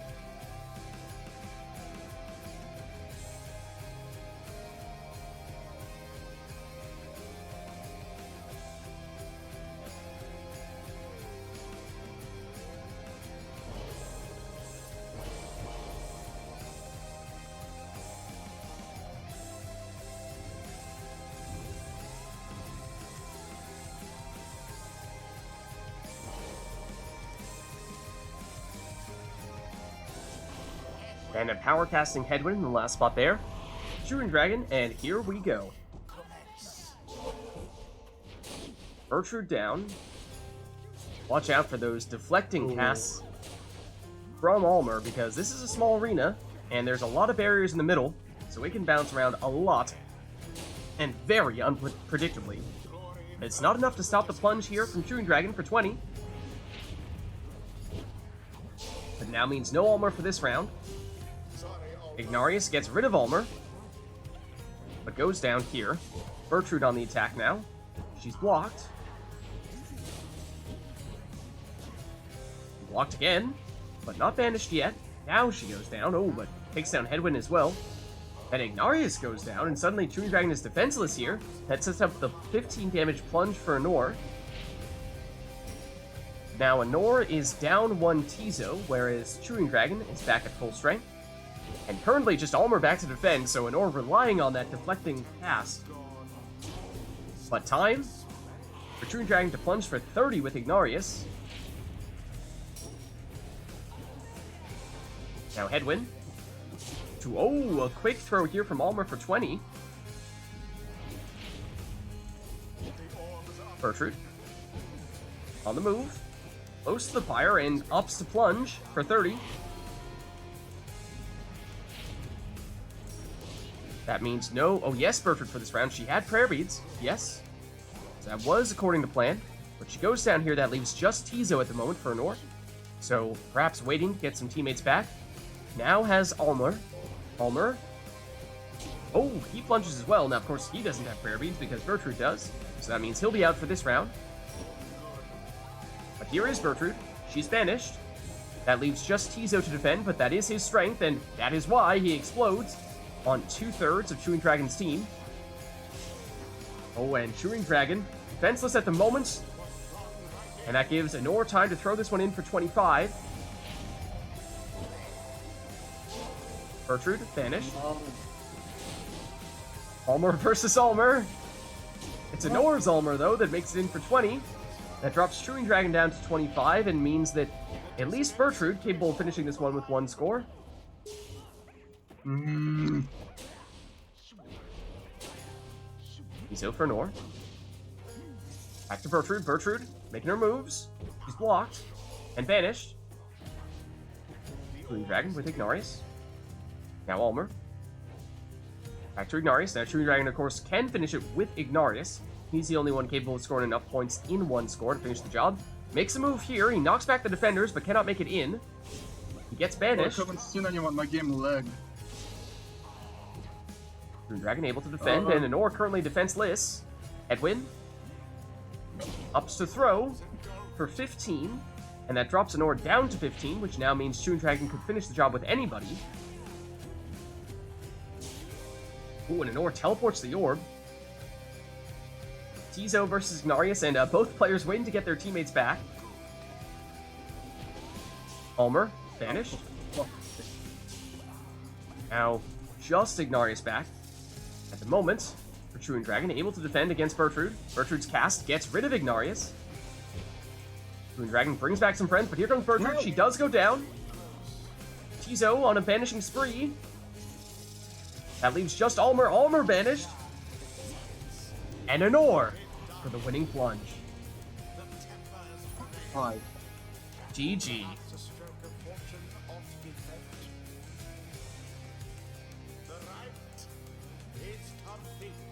That was a close one, for sure. Well played, you two.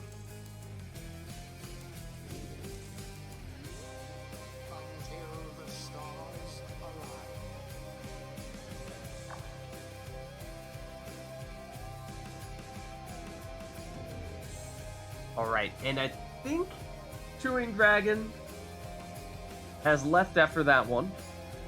I think, what was the count there? 4 1-mores? I think is where we drew the line. I am leaving! Thanks for stopping by, Chewing Dragon, and happy to see that we were able to get you in after, for a minute there, for several minutes there, it seemed like perhaps you were permanently banned from the downside.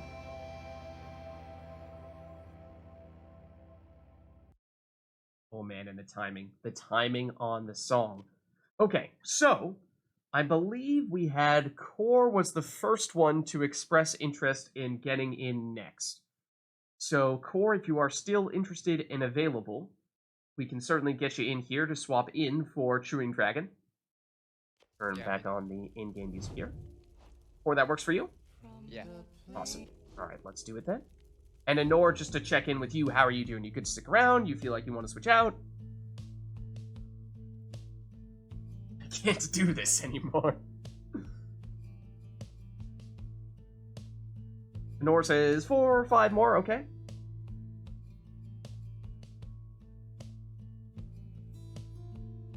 Oh, it's okay, Chewing Dragon. You had several good matches there. Let's get the invite sent out to Core.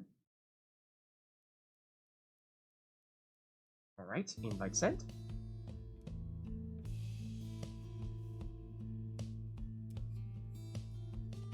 And Core, will it be Pyre Hearts for you today?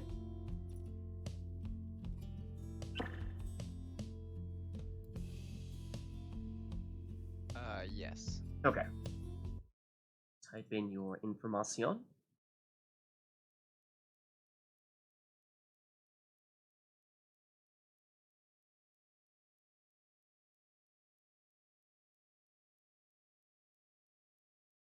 Alright, there we go. Oh, was this the matchup previously that we were seeing where one of you guys decided to switch colors, or was that when we had Anor on Nightwings against That was Core when on it was Pyre Nightwings, Hearts? yeah, I Okay, didn't so is see this one a little bit better? Yeah. Okay.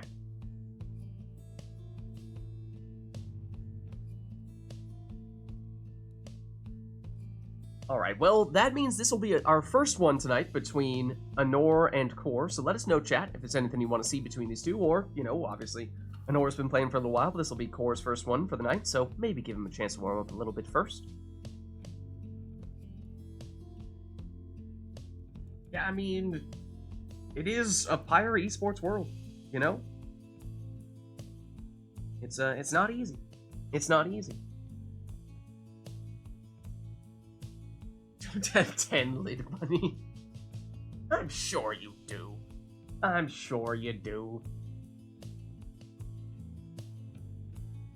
Alright, but it seems as though perhaps we'll just have this one be... Oh, do we have a song request?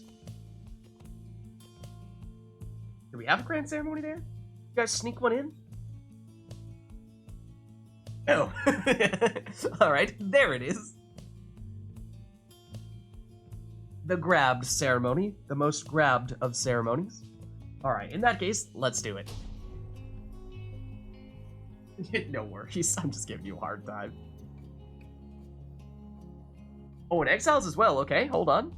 We can certainly still make that happen. Shall take on the Pyre Hearts. Welcome. Alright, we do have an Exiles request. Before you take that, Anor. Sap, Worm, Demon. Okay, well, I mean, your Sap does still work. Your Sap does still work. Sap, Worm, Demon.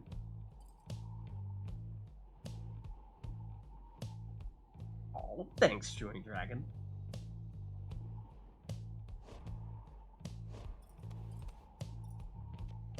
Okay, so Anor started with the Sap.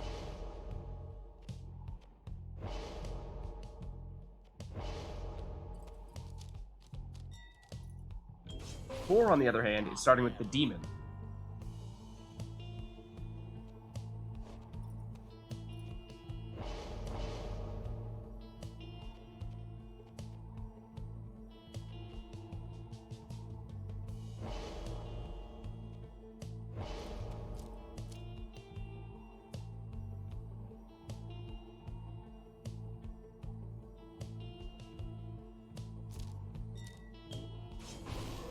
Then, ooh, an offensive Gilman there from Anor, going with a high damage talisman, but reduces the hope on Gilman.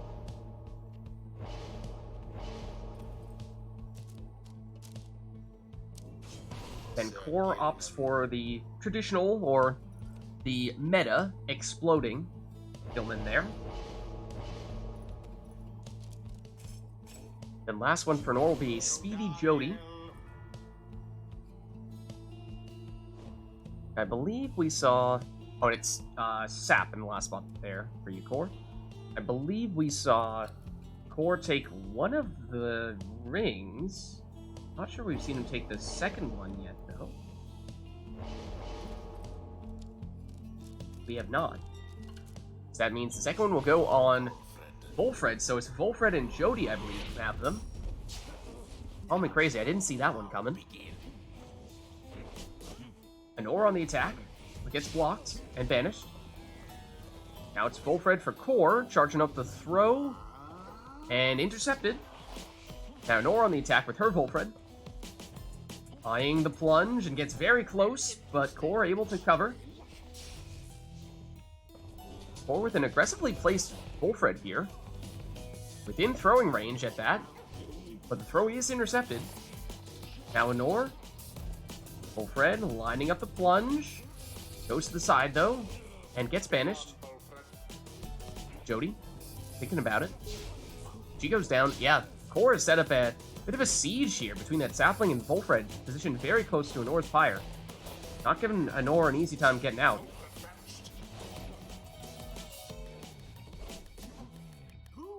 Anor blocked, but then banishes Wolfred. Anor on the attack with Wolfred. Or trying to cover with a worm. Just odd to see a worm be the one player back trying to defend against a huge Sap, but Anor scores there for 19. Sees chance active here, giving Core additional damage if he can score quickly, but he gets banished. Stunning Claim. Oh, as Wolfred is coming back, that gives Wolfred time to plunge into the Pyre for 25. Core with the speedy demon plays there, using the infinite stamina from the ring. Now Anor with Jody. Blocked. Still in it. And Core explodes on Jody. Wolfred. Back to Gilman, back to Wolfred. Wolfred charging up a throw from point blank. Gets it in for 11. And again, the speedy Jody from Core. But this time, that attack is thwarted. Wolfred into the Pyre for 25. That's an attrition stick for you. But it does mean he's out for this round now, because of course, no prayer beads. It's a numbers disadvantage for Anor here. Core eyeing things up with Jody. Anor back to defend with Gilman, and Core finds a way in for 30 damage on that plunge.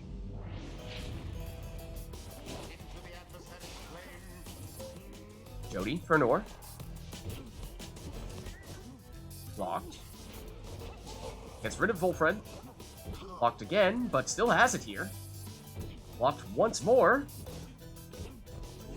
And a bit of a stalemate between Jody and Gilman here. But now Jody finally gets banished. Wolfred for Core. Oh, and the Sapling gets him. Gilman for Core. Sapling gets him as well. Core currently defenseless. Time for Anor to charge up this throw for the full 25 damage. That drops Core down to 30. Now, of course, both players have Saps and therefore may have some rekindling here.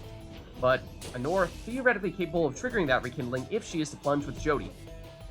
Speaking of Jody, here is Core's Jody, trying to knock back the defenders, create some space.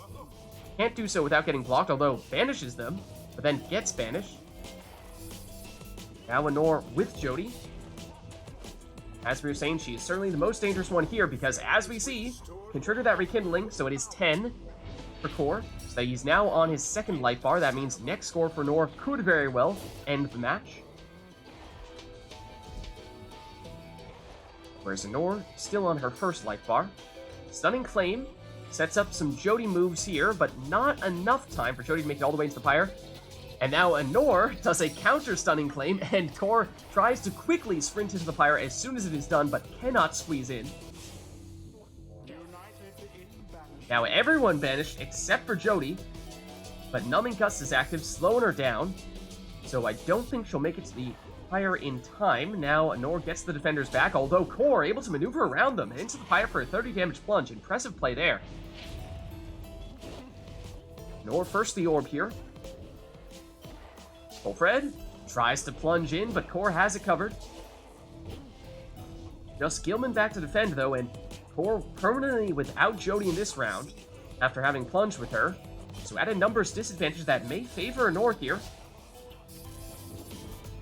But it's Core back on the attack with Gilman. Looking for the angle. Saves the stamina, then charges forward with the jump and throw for 10. And 10 points, 10 damage is something, but perhaps more importantly, does mean that he now is back to full strength.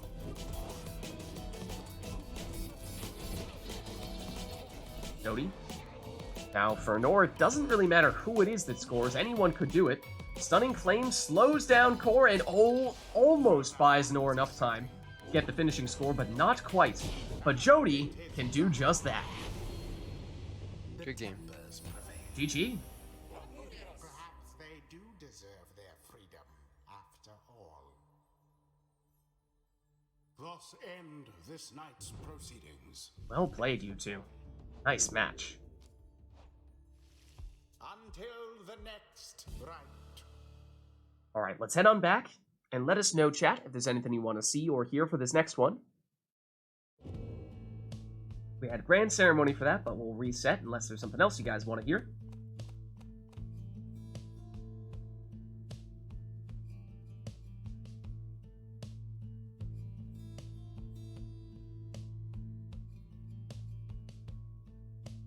Okay, we have an Exiles request from Chewing Dragon.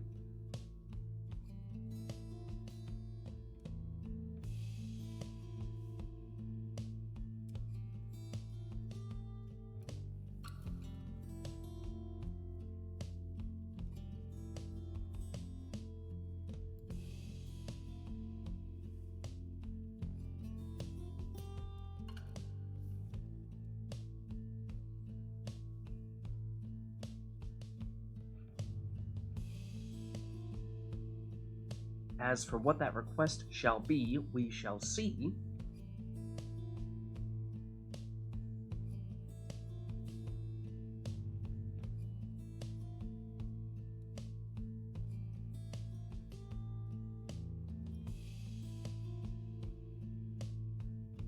Imagine he just leaves it in there for all of time. We'll see. Oh, there we go. There we go. Today is apparently the Pyre International Esports Day.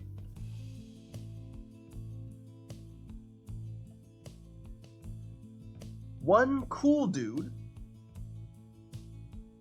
One, like, okay, average dude. And one, like, nice. Nora's like, what does that even mean? Alright, so some room for interpretation there, perhaps. One cool dude, one okay average dude, and one nice dude. So, well, we shall see.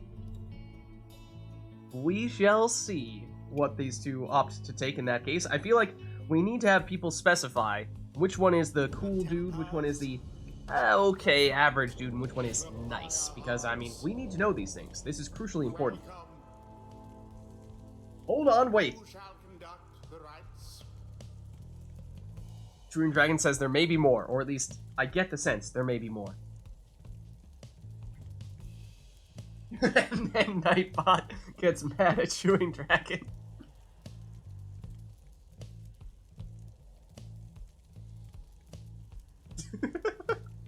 Oh dear. Compare two words, Esports Despacito? What? No. Enough of the Despacitos. Chewing Dragon, don't make us ban you again. Well, Even Nightbot agrees.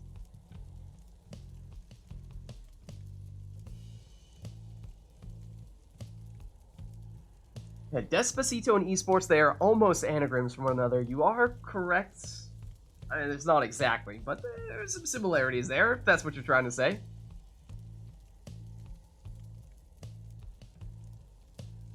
Just like Despacito is all. Alright, well. Okay, so it looks like it'll be the Stowaway first for Nor. Now, again, you're gonna have to specify. Which character was that? Was that the nice character? The okay, average character? Or the cool dude? And same with Snadra. Don't ban me. Please, just don't ban me.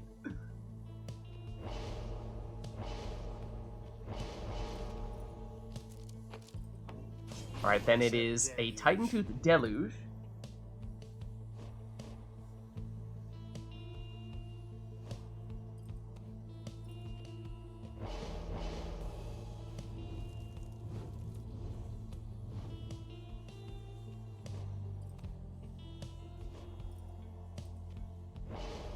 Yeah, I guess in order is probably the easiest way to do it. Your cool dude is first, your okay average is second, and then your nice character is third. Deluge be like, yeah, average, okay. Yeah, I suppose that makes sense.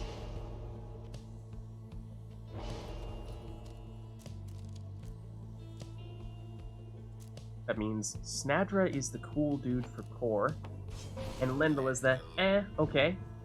And the Stowaway is the cool dude for Anor. Then Almer would be nice for Anor.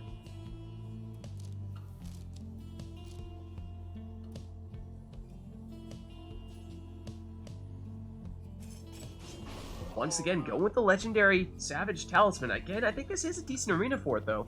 Small arena, some obstacles in the middle, so easy to bounce it off of things and hit other exiles with it. It's easier. Then Gilman is the nice character for core. Alright, so here we go. Oh, and Anor goes for the wall bouncing throws. You gotta respect that. You gotta respect that. Almer with the interesting color palette on his raiments there. Both players taking two characters from the same class. And it is a 15 damage throw there. I believe that was from Gilman, coming from core. Stowaway. Again, was that another wall bouncing throw? But it's intercepted. Snadra brings back Gilman. Here is Gilman. Over to Lendl. Back to Snadra. Snadra brings back Gilman. Snadra on the attack and hops in for 20.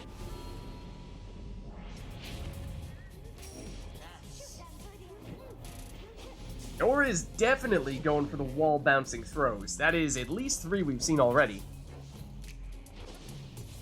It is a challenge, but it is just so worth it whenever you find the way to make it work. And Core nearly bounces off the wall with the jump and into the Pyre, but then follows up with a normal plunge after that. There's Anor with, yes, she's done it! Off the wall and into the Pyre. There it is. Once again, ooh, not this time though. Not this time. Core. Now, of course, we need to see if Core is up to the challenge to respond to such a score, and she's done it again. I will admit, that is one of the hardest places. You would think being directly behind the Pyre would be one of the easiest places to bounce it off the wall into the Pyre. That spot is surprisingly difficult. Snadra. Ooh, stunning claim from Gilman. Core waiting to get Lendl back. Has him now.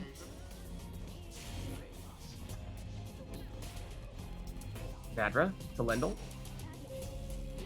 Oh, and then Anor using the stunning claim. Freezing Core. Throw off the wall or not. Snadra to Gilman. Lendl to Snadra to Gilman. Off the wall. Not that time. Stowaway. Wall bounce. No, that one's off target. 4, but Snadra is blocked. Banishes one defender, but Anor has it back. Ooh, and Core with the snipe from Snadra's power cast. Oh, and Anor teleports the orb, getting rid of one of Core's exiles there. Aggressive plays here from Anor. But it's Core still on the attack with Snadra. Her jump can't quite make it in. She's banished. Throw here from Gilman straight into the Pyre for 15. Black magic jumps here from the Stowaway. Her throw, not this time. Snadra brings back Lendl. But then both Lendl and Snadra vanish with one cast. Gilman has it back and brings back his friends. Here is Snadra. Snadra to Lendl. Oh, and there is the stunning claim, slowing down all of Core's characters here and giving Anor some time. Oh, but the orb inadvertently hits Core's Pyre and bounces back out, slowing Anor down. Go away. Banish. Lendl, oh, banishes Almer as he teleports the orb. Snadra, oh, or rather, Lendl down. Big power cast from Snadra, gets rid of the last of the defenders. That brings Gilman back, but not quickly enough to stop Snadra's plunge. That drops Anor down to 10 Pyre life, so next score may be all the Core needs here. Oh, but aggressive plays from Anor. Going back to defender, off the wall, and into the Pyre. That's 3. I do believe Core had some leech with Snadra. And so Core was leeching back some Pyre Life and is still at 80 Pyre Life, even after Nor has scored several times here. Lendl. Gilman, his throw, kind of, sort of, off the wall. Ooh, and the stowaway, not quite the right angle that time. Lendl. Oh, gets stunning claimed. He's frozen. Now Nor. With Almer. And only Almer. Oh, goes to the wall, jumping strat, but he gets blocked and banished. Gilman banished. Stowaway, teleports the orb and can't get the throw to, oh, line up, but look at that. Gilman finishes the job.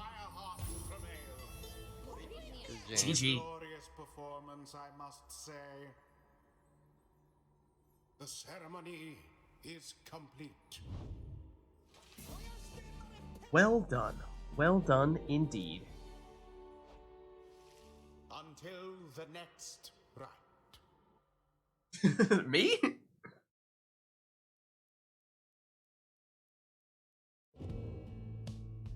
Wait, me? No, I just hate sun grass, that's all.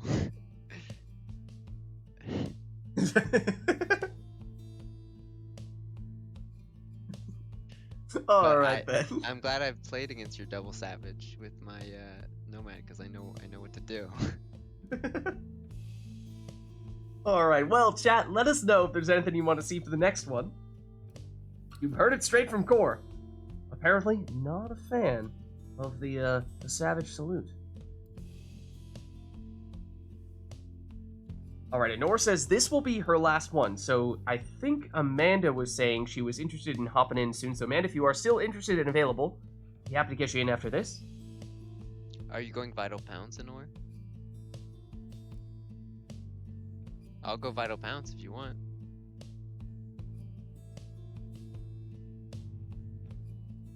What is this strange negotiation between both players?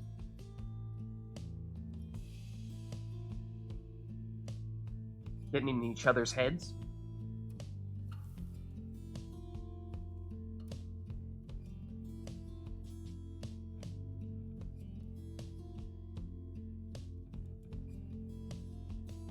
Only on the book, Anora's asking? Sure. Why not? Alright, so it sounds like we're saying we're going for the book?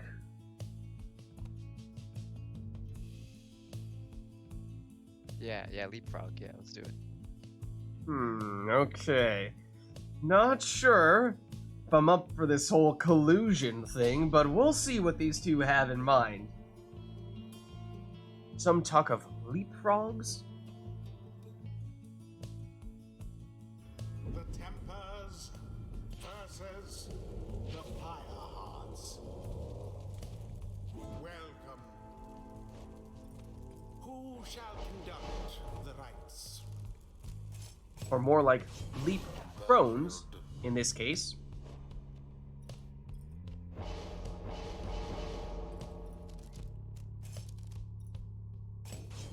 Gertrude.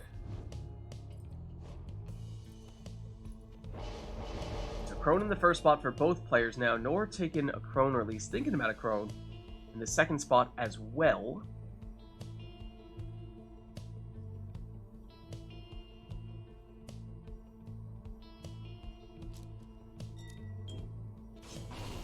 This time goes for the extra damage.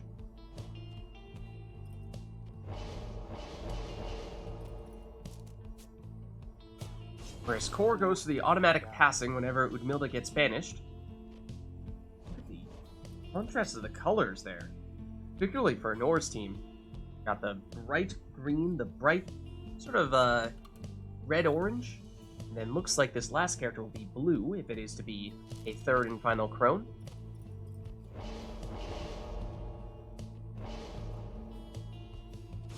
That it is, again, with additional damage there, specifically on plunges.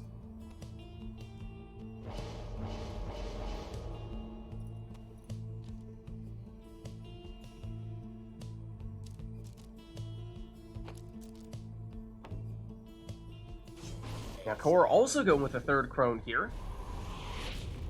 And here we are. Leap Chromes.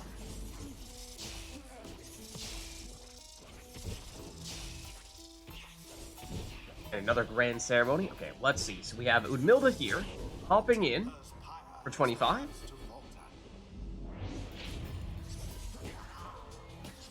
And somehow, Gertrude held onto it there and followed up with the 30 damage plunge. Looked like she got staggered and was going to end up dropping the orb, but did not happen. Oh, she's glitched again. Oh. Why does this happen every time? Huh? I didn't see what exactly happened. I think she can't move. Oh, okay. Unpause it for a sec. She can't move. But there we go. Okay. Okay.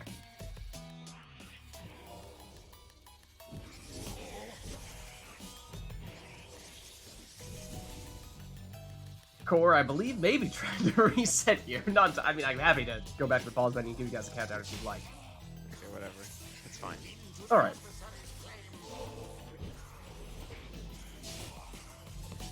Honor with Gertrude. She's banished. And actually, Honor defenseless at the moment, so Core with plenty of time here. Hops in for 30. And did not have prayer beads on the characters. That means Core is now down 1 Chrome.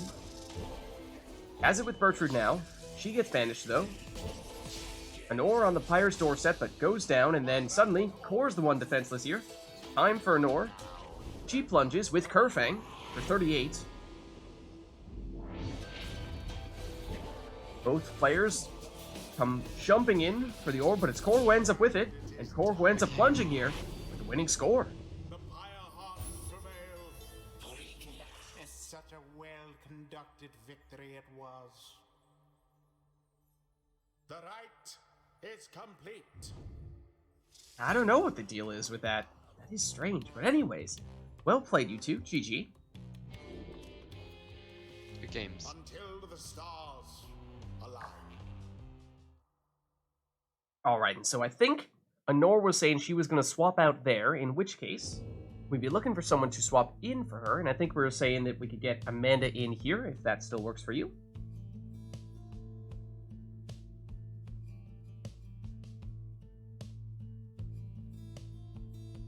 We already have an Exiles request from Chewing Dragon, so brace yourselves. Alright, let's do it. Let's get Amanda.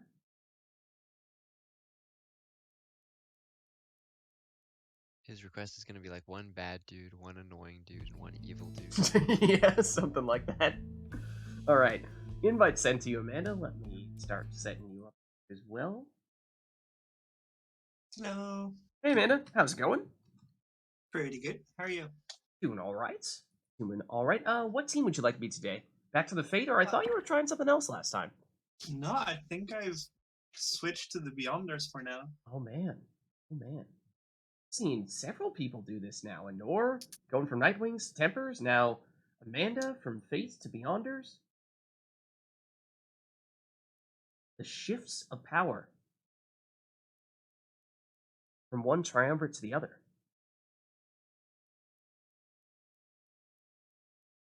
There we go. Should have you set up there now.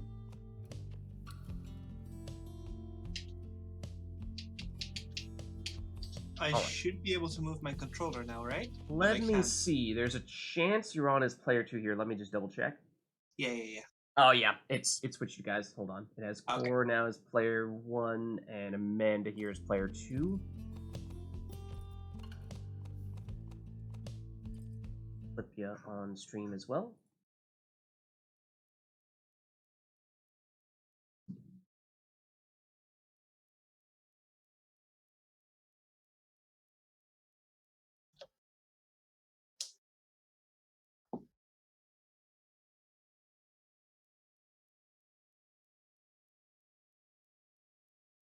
There we go.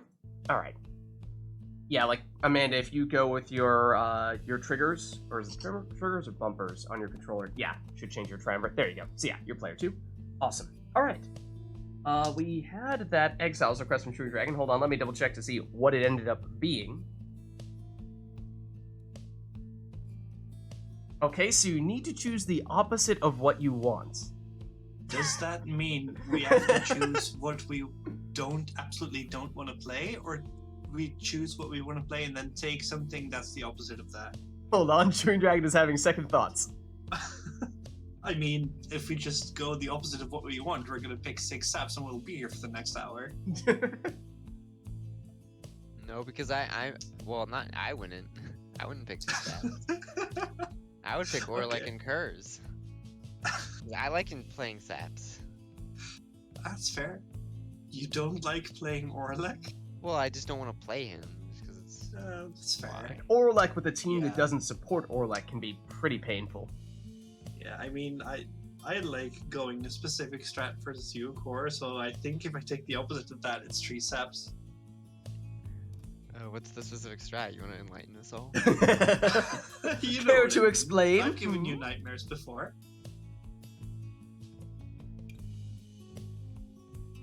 What? What? What does that even mean, Chewing Dragon?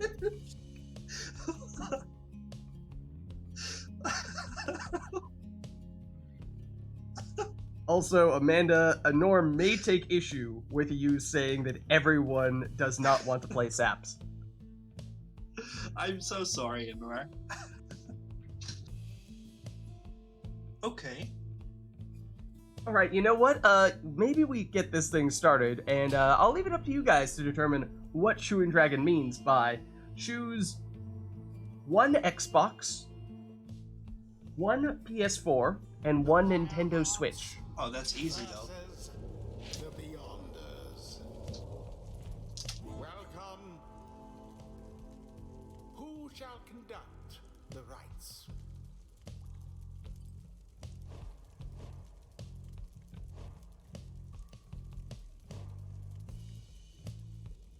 One Xbox, one PS4, and one Nintendo Switch. And please, I know it's obvious, of course, but if you could please just enlighten us as to which exile is which, that would be lovely.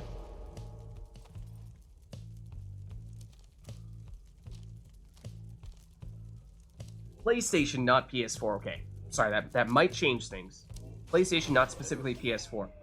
So that Kerr there, Core, which one was that? That was the Nintendo Switch. Okay, makes sense. I'm going in order. Obviously. I'm going Xbox, PlayStation, and Switch in order. Wasn't that obvious, Lids? Like I said, just humor us here. I can only think of one real Xbox though, and that's this guy, but I don't know if I want to pick him. I have to stay true to the request. Gotta respect that. Gotta respect that.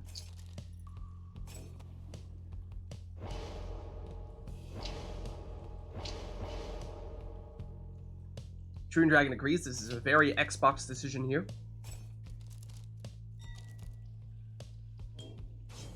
Orlek.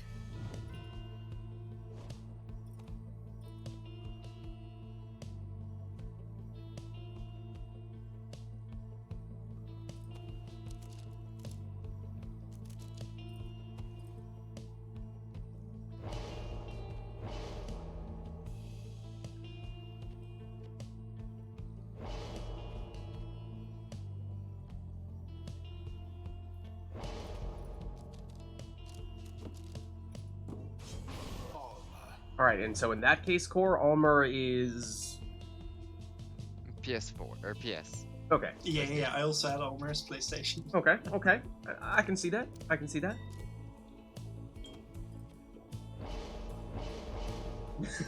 confused everyone. Now time to turn on Despacito.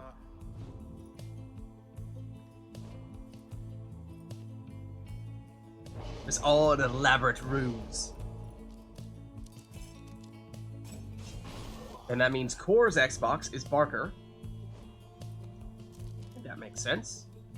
And that leaves what? Nintendo Switch in the last one for you, Amanda? Yes. Okay. Yes, it does. Alright, so there you go. Teams based on consoles for both players. And our first match of the day between Core on the left, of and Amanda on the right.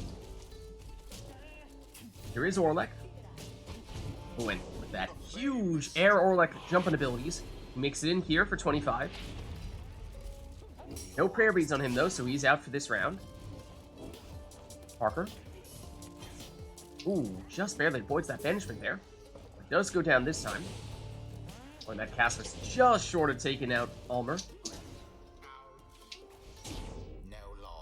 Deluge, on the second attempt, makes it in there with the throw. Orlek is back, and he speeds in for 25.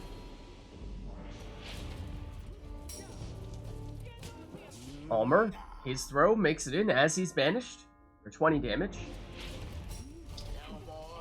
Orlek, speedy once again, but Core is unfazed. Oh, but look at that sneaky little Almer throw to finish the job. Great game. Accomplished effortlessly, I might add. Does her Deluge be like a portable console? Is done. He's more of a Game Boy Advance SD type. Oh, I had that when I was a kid. That was my first console. My first thing.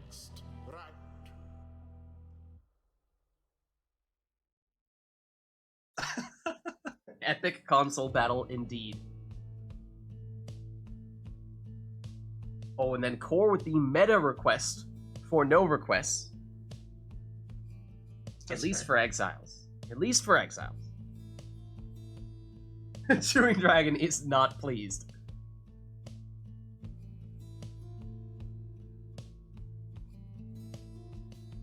That covers Exiles at least, but that does still leave Talismans and Masteries, Arenas, and Songs open if anyone is interested in requesting those.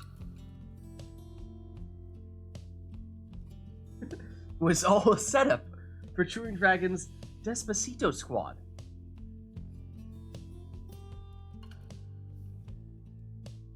Core and Core playing babysitter. Isn't it time to go to bed? No talisman requests, but Knights of the Sea.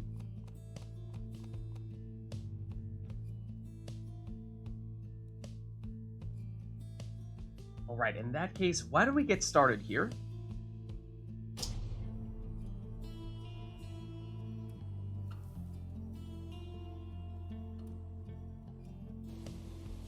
Oh, and I hear water. I think it's Fall Solium, though it is. Okay, it's not the boat. I was gonna say Knights of the Sea, that would be fitting on the boat. But no requests with regard to your team composition here, so you are free to take whatever you'd like.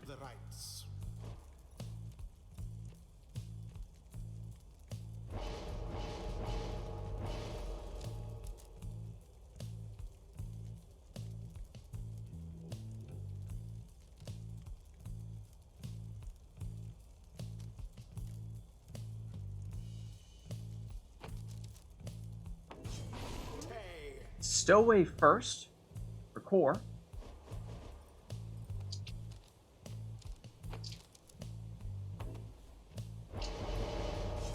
Then an all left side Titan Tooth is Oxiana, so she will have the Harp Salute, allowing her to switch places with her closest ally.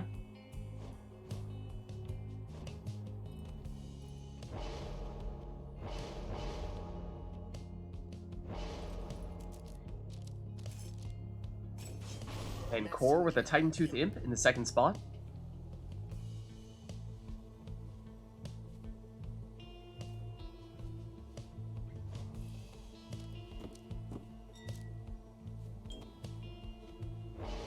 Oh, okay, no worries, Anor, yeah. That works. Ooh, then an offensive Imp there for Amanda. Quick throws on the Talisman.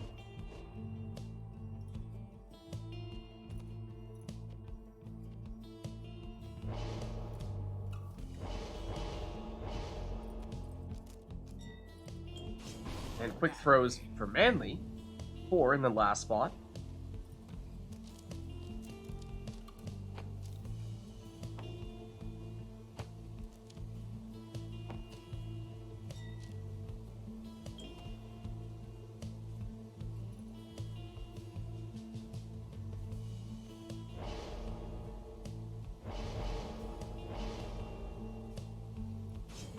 Then a melancholy brazen manner Ignarius in the last spot there for Amanda, so look out for some big plunges from him.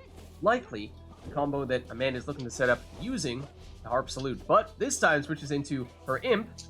He goes down, but sets up a portal. Amanda, was looking to get rid of the stowaway there, but she's still left standing here. Gives her the opportunity to throw it in for 20.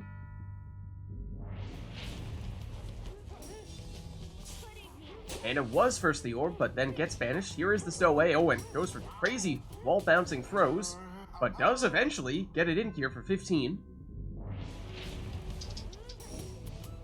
And once again, this time, no, I think it was actually the stowaway using that Savage Salute cut to the orb first, but now Amanda on the move does get Ignarius over here, using that Harp Salute. First time round, he gets blocked, but then gets banished. Manly, he's banished. Daxiana, blocked, but she has Titan Tooth. Switches into the Imp with the quick throws for 25 damage. So yes, that is definitely a more offensively oriented Imp than we tend to see. First the orb again, using the Stowaway Salute. But speaking of salutes, there is Amanda's Harp switching into the Imp, but his throw's intercepted. Core on the counter, and intercepted. And Amanda nearly threw the portal into the Pyre, but she gets banished. Stowaway. Nearly the 360 throw. And Core tries to defend, but accidentally goes through the portal.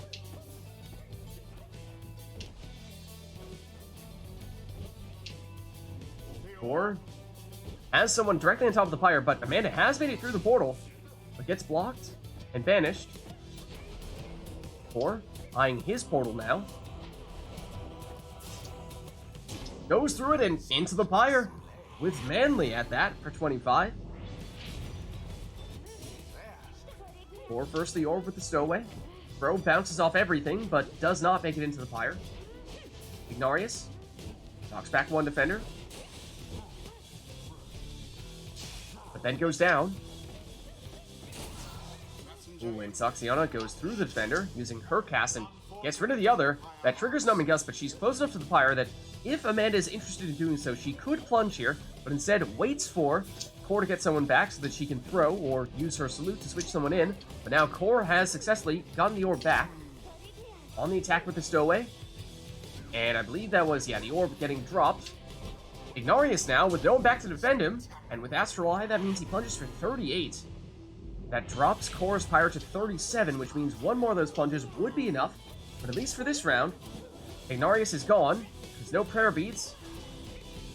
Amanda will need to find another way. The Imp is blocked and banished, but that does set up a portal. Core shields off with Manly and gives it to the stowaway. Stowaway starts moving in. It gets banished. Manly goes down. Titan Tooth stuns Core, giving Amanda a little bit of time here. Switches into the Imp and does get a quick throw off here for the full 25 damage, no less. Now that means just about any score for Amanda would do the trick, and any character would be capable of doing it. And Amanda with the stun with Titan Tooth, giving her time. But look at that, Core with Rekindling. Second life bar with 10 life on it means Amanda needs one more to finish the job. Stowaway's throw. Amanda rushes her down. The Imp backs it up. Messenger Imp once again. Ignarius down. Amanda currently defenseless. Or moving in with Manly. And Amanda gets a defender back. Here's the quick throw from Manly, but it's intercepted. Ignarius through the portal, but gets banished. And once again, Amanda defenseless here. Does not have Saxiana for this round. And that is perhaps why this Pyre is undefended. So Core for 25 on that throw. And now it is anybody's game. Next score for either player would likely be enough to take the win. Here comes Ignarius. Knocks back the defenders. But he does get banished. Core with the saving play there. Now on the attack with the stowaway.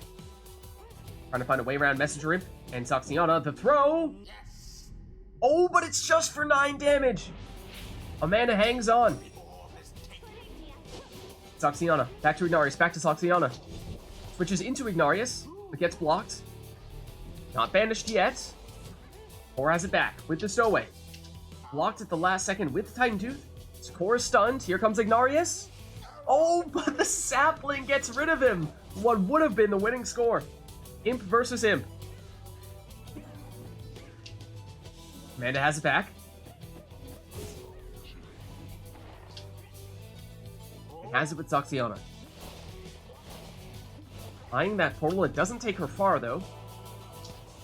Over to Ignari, so we'll look at the positioning on that sapling there. Suffocating some of Amanda's characters as they spawn in, and dangerous portal as well. The Messenger Imp able to defend successfully, but here comes the Stowaway, teleporting to the orb, but there's the stun from Zoxiana with Titan Tooth, slowing Core down, and the throw, oh, it's off target. Very dangerous portal set up there now for Amanda. Stowaway down. It's Core with the orb. Through his portal, which was also dangerous, over the defender, Good and game. in for the winning plunge. Good game. Gee. Nice one. A victory so narrowly achieved, and thus more glorious. What happened to my imp throw? What, did I miss? It looked like It just looked like you overshot were the Pyre or just something. wide. I I have think no you were idea. just The wide right. camera was not over there. Huh. That sucks. Good game. That was nice. Alright, chat, well, let us know what you want to see for the next one. Hard to follow that one up. That was pretty intense. But we had, let's see, a song request. Forbidden Knowledge from Manor. Did it really? Hold on, that was one of the first ones, is it not? There it is. There it is. Okay. Anything else other than the song? Or will that be all? A Chewing Dragon with the Exiles request. Of course, last time it sounded like Chewing Dragon was saying he wanted to do one, but then Core gave the no Exiles request. No Exiles, says Chewing Dragon. Now that's an interesting one. There is one character who is canonically not exiled, though. Unexile your exiles, I guess, says Chewing Dragon. Yeah, they're actually... okay. Okay. Let's see, so There's there's some... only one I can come up with. Yeah, there's some room for interpretation here. Amanda has at least one exile in mind. Wait, who? There's one character who voluntarily went to the downside and didn't get exiled. The Pyre hearts Oh, Messenger Imp too. shall Yeah. take on Oh, the imps. You're right. Beyonders. Welcome. All the imps. Who shall conduct the rites?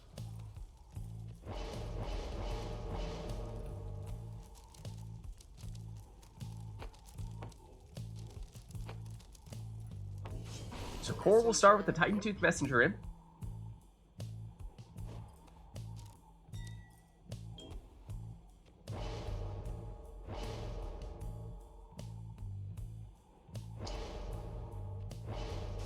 Amanda will start with a quick throwing Messenger Imp.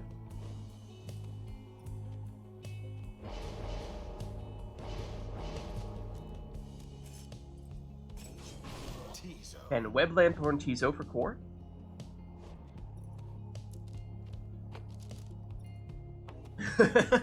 Chewing Dragon was like, oh man, I thought I threw money out there for no good reason, and then it turned into an actual request. What is this nonsense?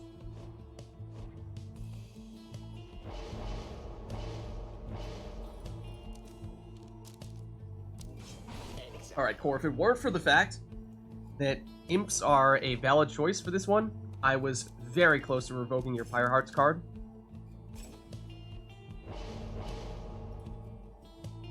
Wait, did Gilman go to the downside? Yeah, he did. Oh. Core.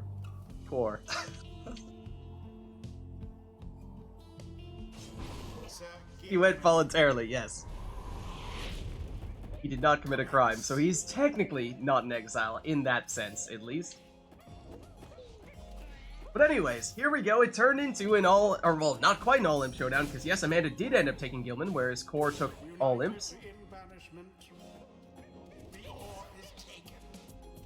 Very dangerous portal set up there for Core, directly on top of Amanda's Pyre, and uses that to plunge for 25. Yeah, I mean, he technically exiled himself in a way. I mean, even though he did go to the downside voluntarily, it's not like he can come back whenever he wants. He does still need to go through all the Liberation Rite protocols. So, in that sense, he is technically still in exile. So it's a little bit of a gray area. Is that a double Titan Tooth there? It looks like it might have been. Core makes it in here for 25.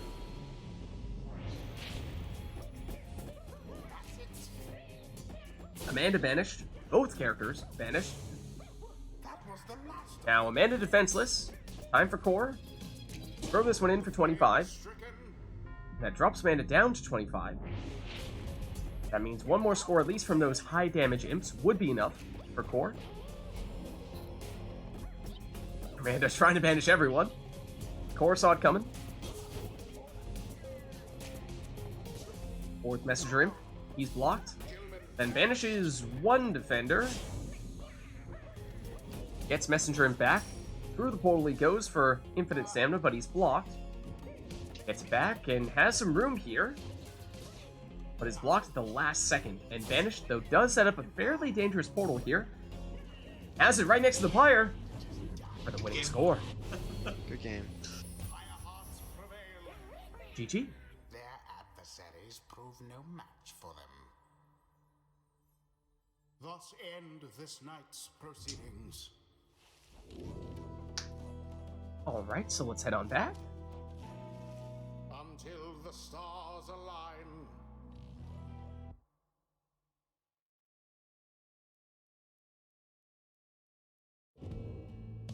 And let's reset our song, but otherwise, let us know, chat, if there's anything you want to see for the next one.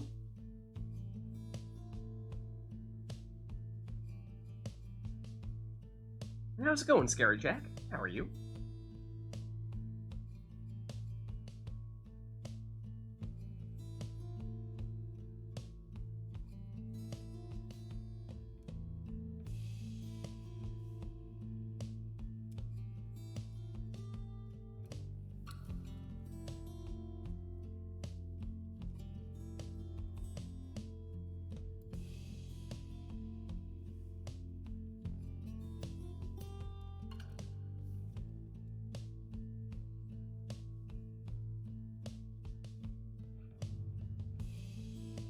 Alright, not seeing anything at the moment request-wise, so barring any last-minute requests here, why don't we jump back in?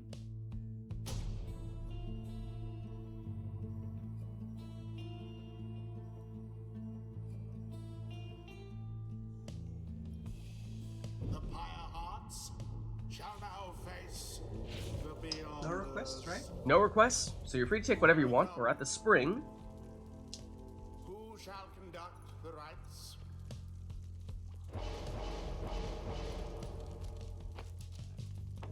Core goes with a Luminous Idol Pamitha. Means he will get full stamina whenever he picks up the orb.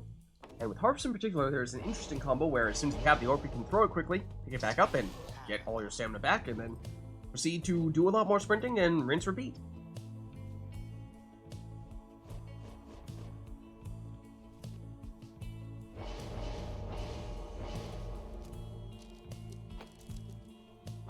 Went Core doubling down on the Harps here. We saw Amanda take one in the first spot as well.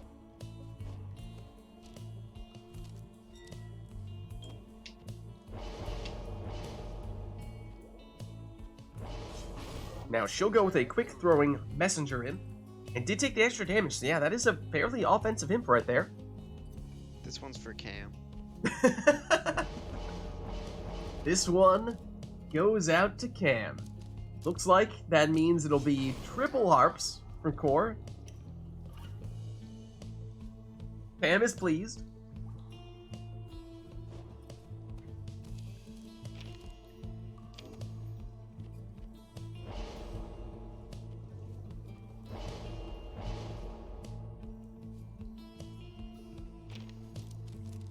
I was gonna say, Nor would be pleased about that one. It was looking like it was gonna be oh no, a Volfred setup just the way she likes to use, but what is this nonsense? Nutrition Stick Manly?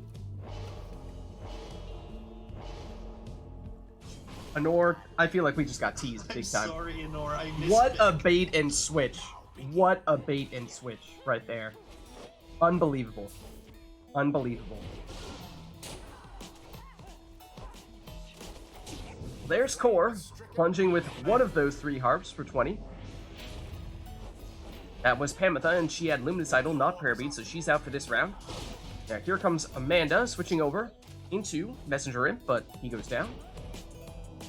Pamitha for Core. Blocked, and Titan Tooth, so stunned.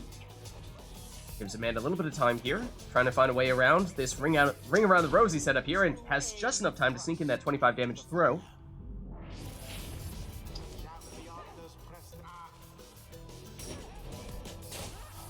Boy, nearly double banishment there. Core gets the orb back with Soxiana. On the attack. And Titan Tooths for the stun, giving him time to throw this one in for 20.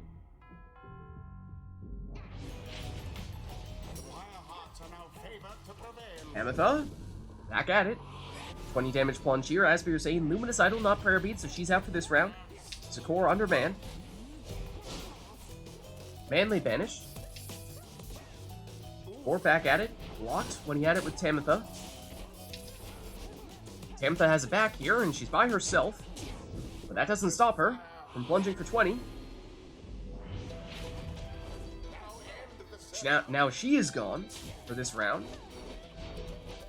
Amanda, again with a quick imp throw for the full 25. And at first the orb there, but gets banished with Pamitha. Now it's Pamitha on the attack for Core. Gets rid of the orb, gets it back with Luminous Idol. And that would have finished the job, but we did see Amanda take some rekindling, so that is her second life bar there for 10. So now just about any score would do the trick for Core. Here comes Amanda charging up the throw with Manly for 14.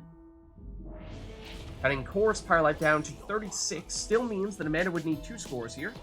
Oh, and the heart push in for the winning score. Good game.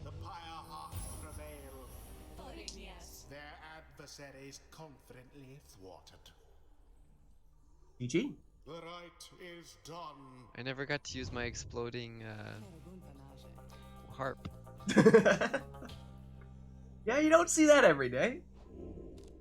It reminds me of those birds in Hollow Knight that explode. Right. Oh, the little bat thingies that scream. Oh man, we have another Chewing Dragon request here that has a lot of room for interpretation. It's for Talismans and vegan Talismans.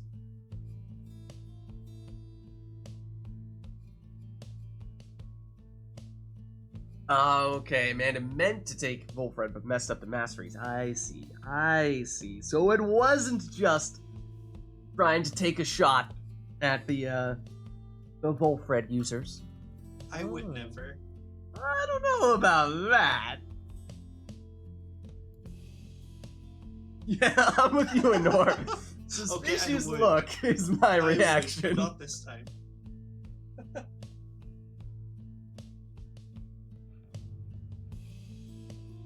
Alright, well, so we have the vegan Talismans. Crazy as it sounds. I feel like we might have gotten this request once before. This exact request. Really? I'm getting senses of deja vu. I feel like I've heard this before. Do like plant-based talismans, yeah? We have absolutely got this. Yes, I remember this. I remember this happening. This is not the first time this has happened, as it turns out. So, this will be interesting. This will be interesting.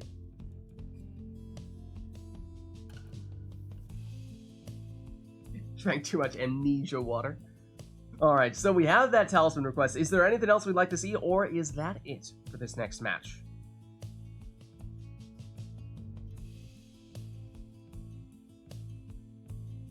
Yeah, I specifically remember because it meant we were diving in a little bit more into reading the details, the little descriptions on the talismans to see, like, does this count? Can we do this one?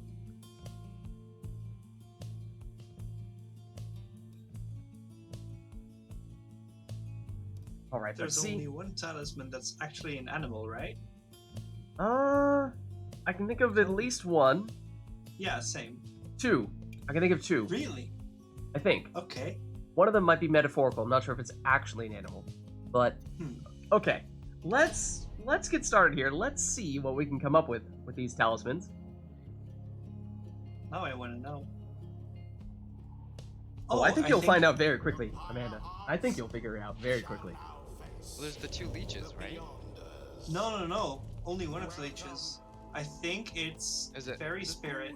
This one's a plant, right?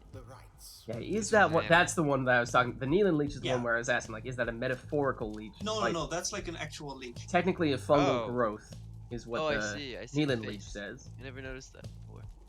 Oh wait, There's a face this, right that's actually a leech. there. Yeah, there's an animal. It's technically a fungal growth. It possesses the draining properties of its namesake. Interesting. Well, it's a fungus. That's a plant, right? So No, it's its fungus own is a fungus. kingdom. Oh, okay. It's its Yeah. own thing. But But which is the other animal then?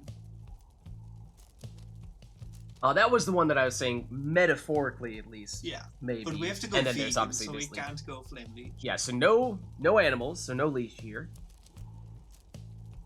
Infernal Bloom is a plant. One But would maybe think, fairy yeah, wilted spirit? flower. Flower. It's a flower. Yeah, that could work. You could take that.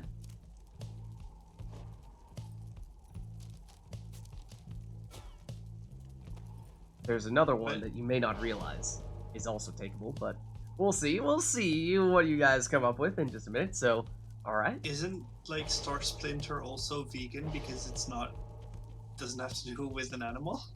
I mean, that is one question worth asking is, inanimate objects like rocks. There are a lot of Yes. those. Do those count?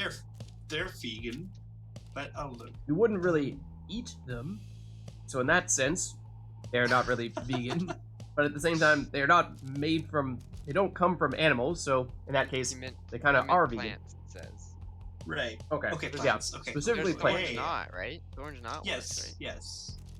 Or not good work? Not Infernal Bloom and Fair. What is Fairy Spirit? I Spirit assume of a it's... fairy. Yeah, coming from a fairy, so I don't think that There's counts. also nutrition stick. Oh, of course. Yeah? Definitely. That's one. That's 3 not- right there. No Maybe the rocks. void- No rocks. Maybe the void inside a bottle is. No. That's not a plant. Maybe it is a plant. We don't know. There is still one that you guys, I don't know if you'll Really? realize is One of the technically legendary something that ones? qualifies.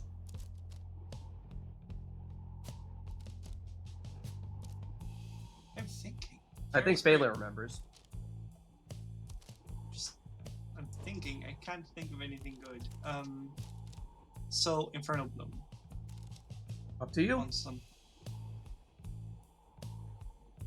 Wait, is it living flame or dying flame or whatever? Well, you'll have to see. You'll have to see.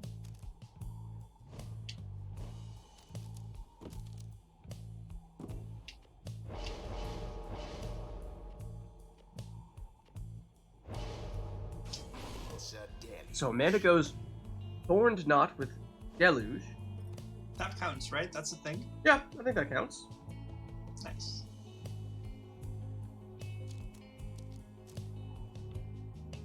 Now, Core will be haunted by me teasing you both about there being one that you guys haven't realized qualifies yet. A plant. Or a fungus. Does a fungus count as a plant? I think it doesn't, but it is vegan. Yeah, that's actually the clarification of saying rather than vegan, a plant actually Yeah, would sure. disqualify Neeland Leech. Yes, it would. That's the one that would get removed that we might have otherwise expected to include. These 4, I don't think so. These aren't plants.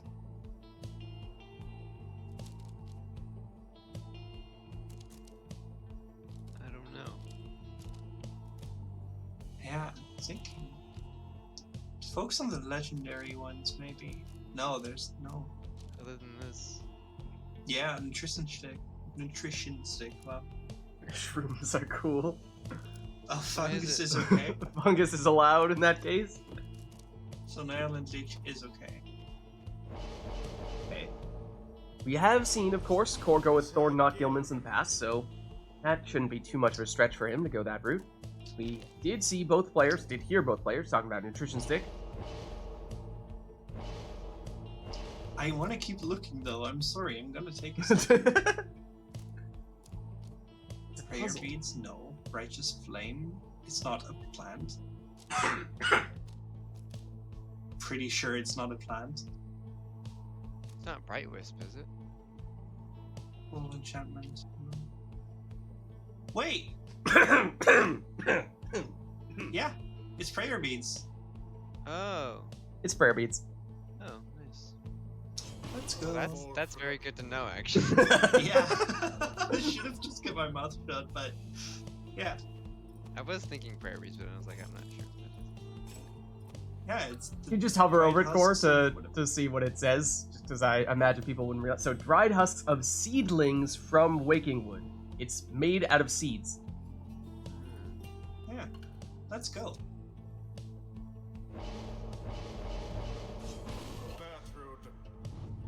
Do I want prayer beads though? Plant meta is real. Confirmed. So yes, that is specifically why I remember that we had a vegan talisman request before, because I specifically remember that we had this discovery. That's why I remember that we did it. So, yeah, no, that's not really a question of which is better. Yes.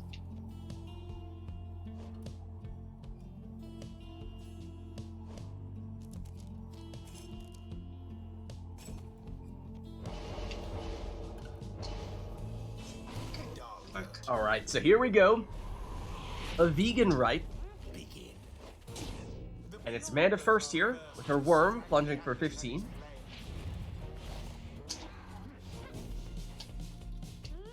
Or with the stowaway, throws it. Remember, of course, players are, well, not necessarily using their usual go-to talismans. Free orb, oh, Amanda scoops it back up. And plunges here for 20. And I do believe she took prayer beads on Delbert, yes, so he's back. And he has it, and he goes straight into the pyre with it.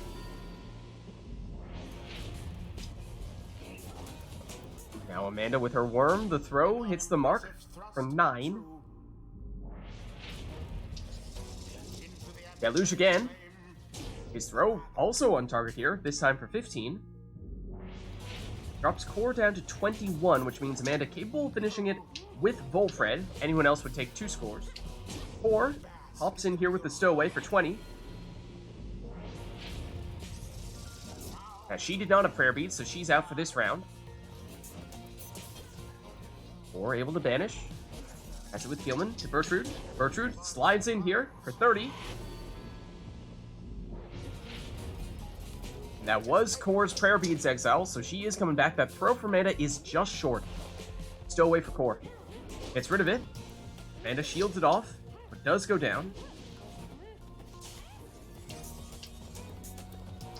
Delbert has some room here, then gets cornered and banished.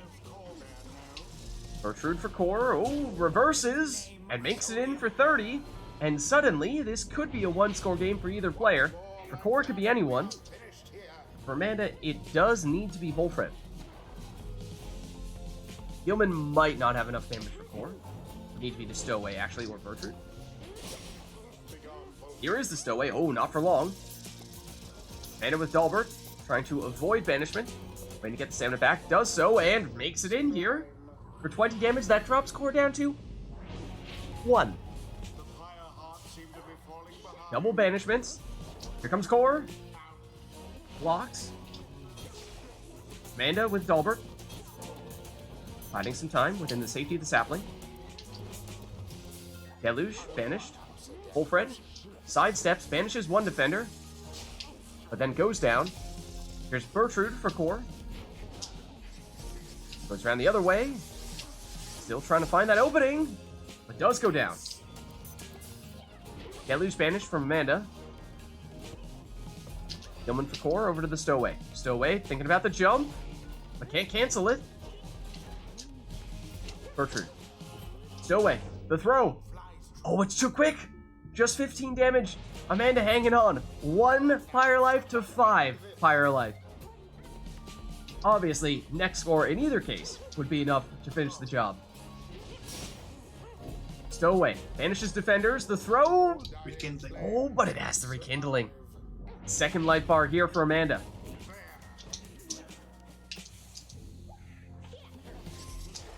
Bertrude for core. And that will do the trick. Deacon power confirmed. On 1 HP. Wow. Well played. GG. Clutch. Very. Thus end this night's proceedings. Well played, you two. Let's head on back. Until the stars What a align. comeback. With the power of plants, it was possible. I need to practice on my worm throws, like the jumping and throwing thing. It's so difficult. I haven't put the time into it yet. Well played. Alright, chat, so let us know if there's anything you want to see for the next one. Yeah, worms take a bit of practice. That they do. But then, they're objectively the best class in the game, of course. Of course. Yes.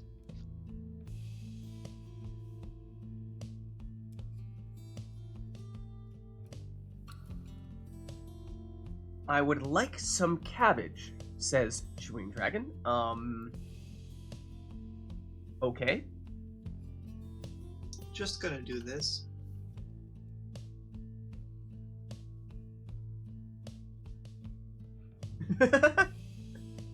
No talisman requests, says Amanda.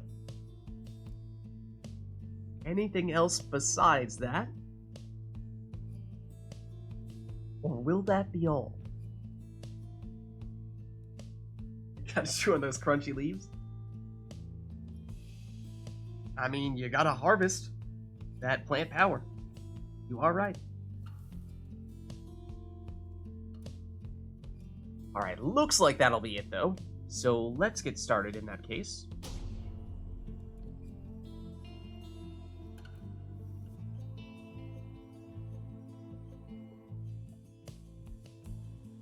The Pyre hearts. Well, Mr. Blue Shines is snuck in a follow there as we were in the middle of a little while ago, but thanks for the follow. Hope you enjoyed the stream. Sorry, I missed it. Who shall conduct the rites? We could go triple frogs on this map. What is this collusion? What is this nonsense?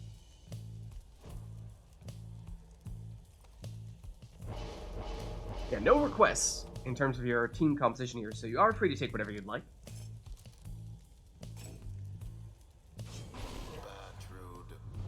And Core sticking with the plant power here. The prayer beads Bertrude.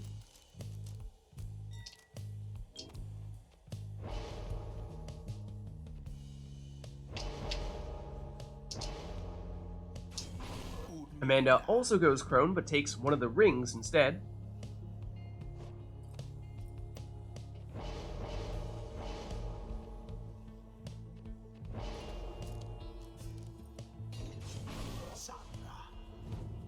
Next is Snadra for core.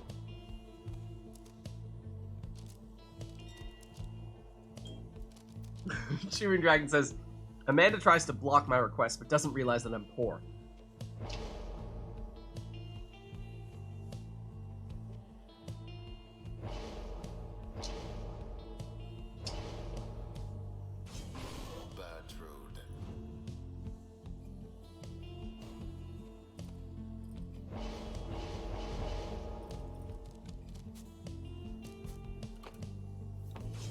Core going with, ooh, Ash and Coal for the starting Pyre life.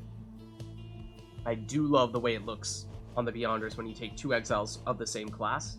Now the third maybe suddenly looks very, very different. Black and the white. The third is very cool. so good. The third Crone on Beyonders is so good. I mean, it's neon pink. It's just out of nowhere. Yeah, it is. Yeah.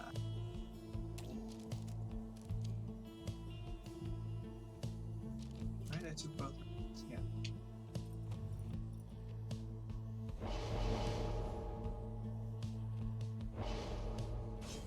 So Amanda takes a third Crone and goes with a Legendary Talisman to cast through barriers, and here we go.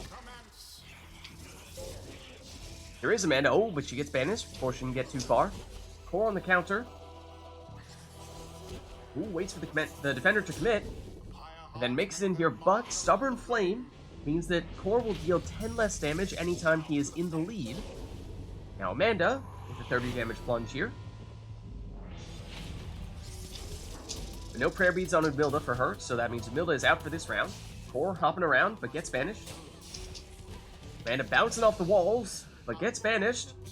That leaves time now for Core. Gets his Crone back and deliberately passes it over to her and plunges with her, because that is worth 10 more points. And the time to do it. Snadra trying to power cast to get rid of some people, but remember, Amanda has that legendary Crone Talisman to cast through those barriers. There's Amanda on the counter, but Gertrude goes down.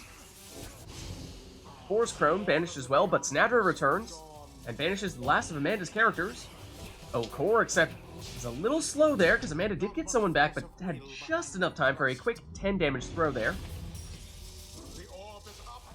Amanda just chased down Core's Crone. Snadra trying to line up the power cast, and does. And that's the last of Amanda's characters, so the 360 Snadra throw for 10. Might have even been more than 360, to be honest with you. Oh, and what is this? The Crone Salute! Turning all of Core's characters into defenseless Howlers. For what is more or less an automatic 30 damage score there for Amanda. Core banished right on the doorstep of the Pyre. Now Amanda makes it in here for 30 damage. And now we are tied. That means no more of the Stubborn Flame. At least not at the moment, so Core will be back to dealing full damage if he is next to score here. Amanda pondering whether to make a move now, but gets banished. That means Core with plenty of exiles here. As we were saying, no Stubborn Flame here, but Core cuts the throw a little bit short for just 25 damage. Means next score, next plunge would be enough, and there it is. Whilst that of their adversaries is but ash. The rite is ended. GG. Well played, you two. Let's head on back. And let us know, chat, if there's anything you want to see for the next one. Dream Dragon, you know you can click on the green little treasure chest thing to get more lid coin, right? Because if you do that, you should be getting lid coin at a pretty decent rate.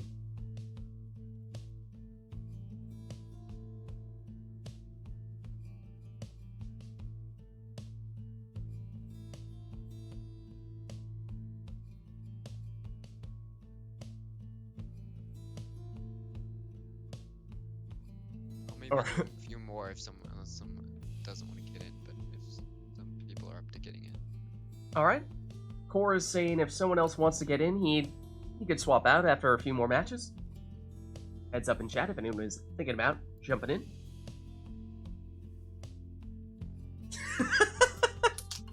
Tap the button so much your screen broke. Alright, then I take it you are familiar with this button after all.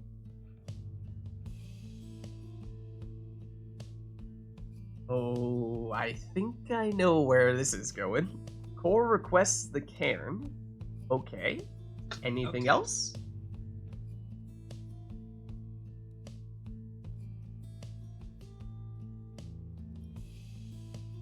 Or will that be all? Oh, another Hades request here for a song. Hold on. Let's, I'll go first to set it up here. See, I also don't trust myself to spell this correctly. One moment.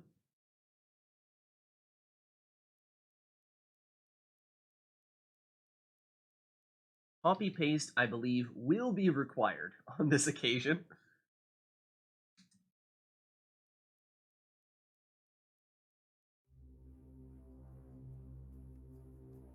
There we go. Alright, now let's turn off the in-game music. Oh, no, not that. This.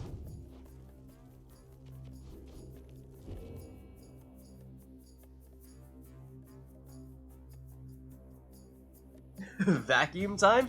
We'll have to see. We'll have to see. Looks like that'll be it request-wise, so let's get going and we'll find out if Core has something schemed up.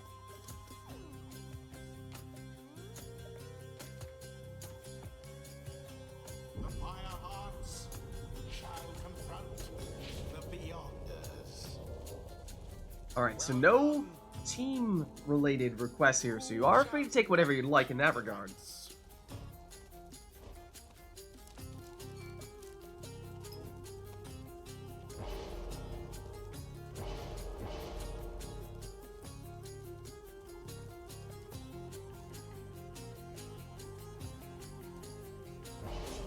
Messenger Imp. As we might have suspected, Core did in fact take Bottled Void.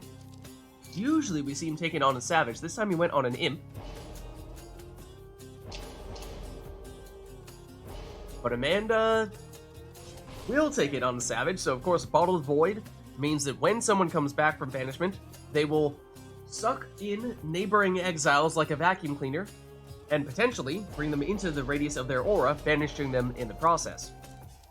In Core's case, he's going to bring back that Imp using Snadra and her Sacred Bond ability, so that whenever he steps on that Imp's portrait, it will come back and trigger that Bottled Void, and in the case of Amanda, can do it with the Sacred Bond on her Snadra as well, or can also do it with the False Step ability on the Stowaway, which will mean that if she gets banished at the end of her jump, she will then respawn where she initiated her jump, triggering Bottled Void.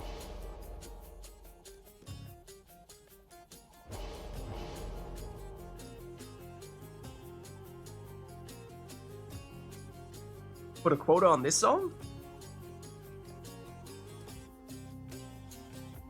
It's not like we... What, are you trying to suggest we hear the song all the time? I mean, we barely ever hear this song, right?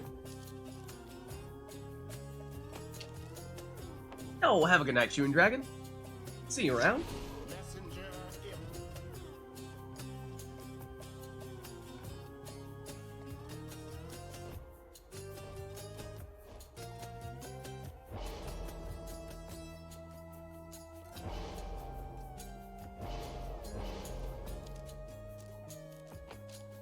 Oh, sorry. You said quota. For some reason, I thought...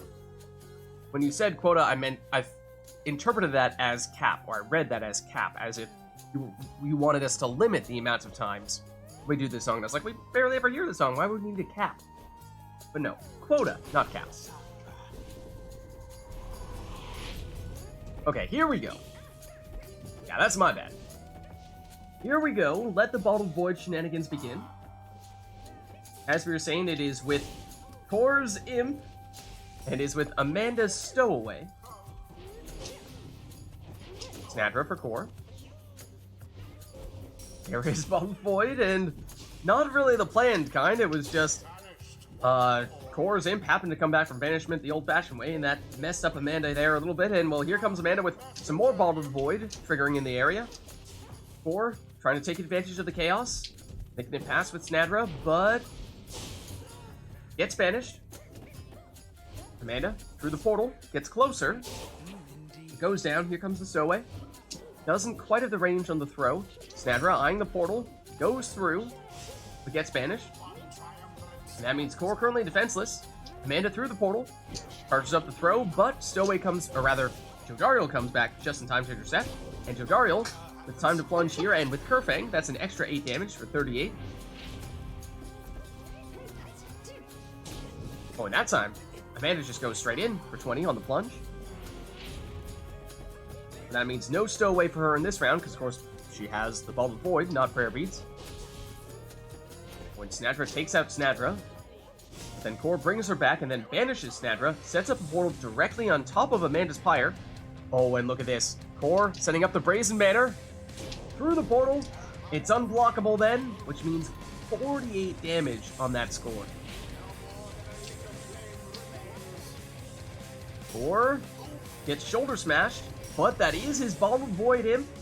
So he goes through the portal, bringing it back, triggering Bottled Void, and setting up Good game. the winning plunge. Good game. That's painful. Yeah, well done.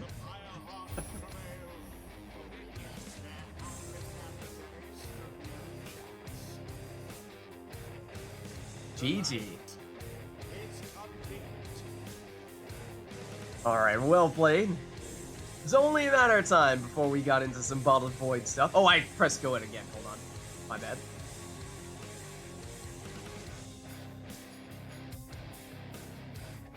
Nope. Let's reset.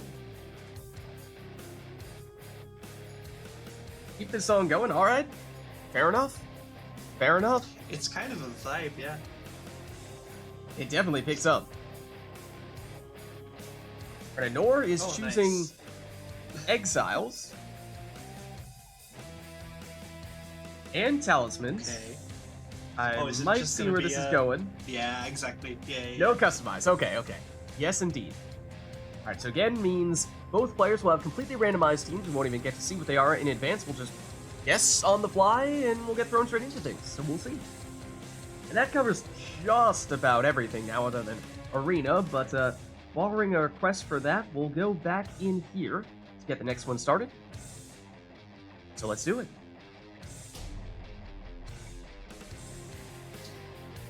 Hold on! We do have a song request for this one, I wrote her. Yeah, no, there's a song request. But for But next we can one- get one for the next one, yeah, if you're interested Oh, in it's the getting one for the next one. boat Oh, as it's on well. the boat? Okay, Core has a demon, it's like a nomad. Yeah, it's Snadra, Jodariel, and an imp. That's a pretty well-rounded team for Core. Wait. We got the same stuff we got last time. Wait, what? Yeah, you're right. This didn't reset properly. Wait, Okay. what? How? So I don't think we have masteries. It doesn't my look like imp we have doesn't have- masteries. Yeah, my imp doesn't have a portal. That is My weird. savage doesn't have snapcast, and yeah. Uh, Yeah, we don't have masteries. It's a bug? or talismans. Okay. So we exit versus mode in that case, according to people who may know more about this than I do. Yeah, we had this happen a few times. Okay. It's like if you reset, but then change your mind and start. Oh, right. and I did indeed do that. Yep. Yeah, you just went a little too fast with that, and then that happens. Okay. All right.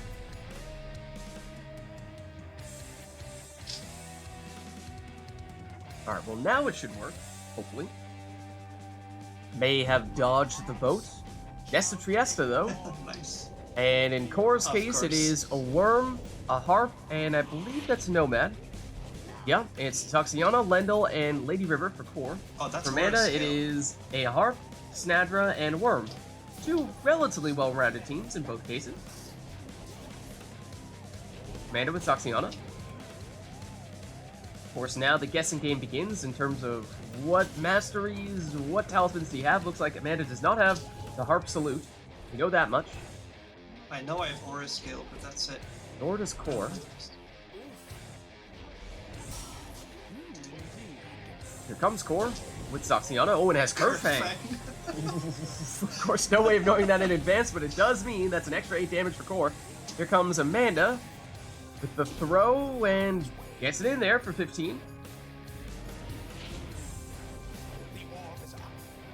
Toxiana for Core. Curve Fang again. 28. Now Amanda. First the orb. Gets banished. Orb banishes again. Has it with Lady River. Oh, and okay, so Snadra has Shoulder Smash for Amanda. Or gets Shoulder Smashed. And now Amanda on the move with Toxiana. And, ooh, was looking for the throw, but didn't quite have enough time to get it off before getting banished. Amanda, though, has it back with Lady River and plunges for 15 with her. But no prayer beads on her. So that means now Amanda is down one character. Snadra avoids banishment. Avoids the defenders. But does get blocked and banished here. It's Core at full strength, whereas Amanda has no one until Toxiana comes back here.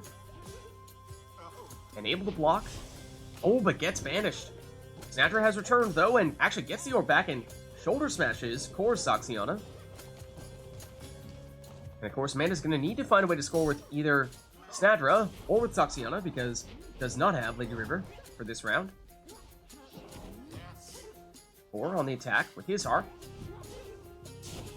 Oh, but knocks Amanda's harp into the lava. Can't make it into the pyre. Now, Amanda's stuck waiting for the orb to come back. Snadra has it. Waits for the stamina to return, but cannot do so before the banishment comes from Lady River. Actually, very similar teams on both sides. In fact, basically identical teams on both sides, I'm only now realizing. Harp, actually the same Harp, the same Worm, and just different nomads, Lendl versus Snadra. Snadra down. Oh, she is Bright Wisp. Okay, so she automatically passes it when she gets banished.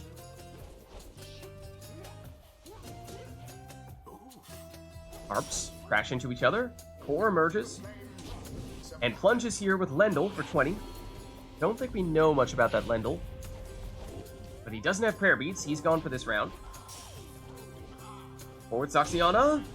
And that Curve Fang is the difference maker there. It's enough to take the win. So do you know what you had on all of them? I think I know most of the Worm Masteries. I wasn't exactly sure. I think I had the quickness on, I had L4 on the Harp with Winged Fury. I could have had Relentless Pursuit as well. Right. I knew just about nothing about your Lendl. Other than I Sacred know. Bond, I didn't know. It might have been all right side basically or something like that. Mm-hmm. I had Horus scale on the Worm, pretty sure, Yeah. very sure. And then Bright Wisp on the Nomad. And what I had on the Harp, no idea. Oh, there's a song request for Last Words. Okay. I don't recognize that one. Is that another Hades one? Yes. I think Okay. that's what it It's Okay. Yep. Oh, Ah, yes, yeah. yes. Oh, nice. Another no customize. Yep. Okay. Certainly recognize this.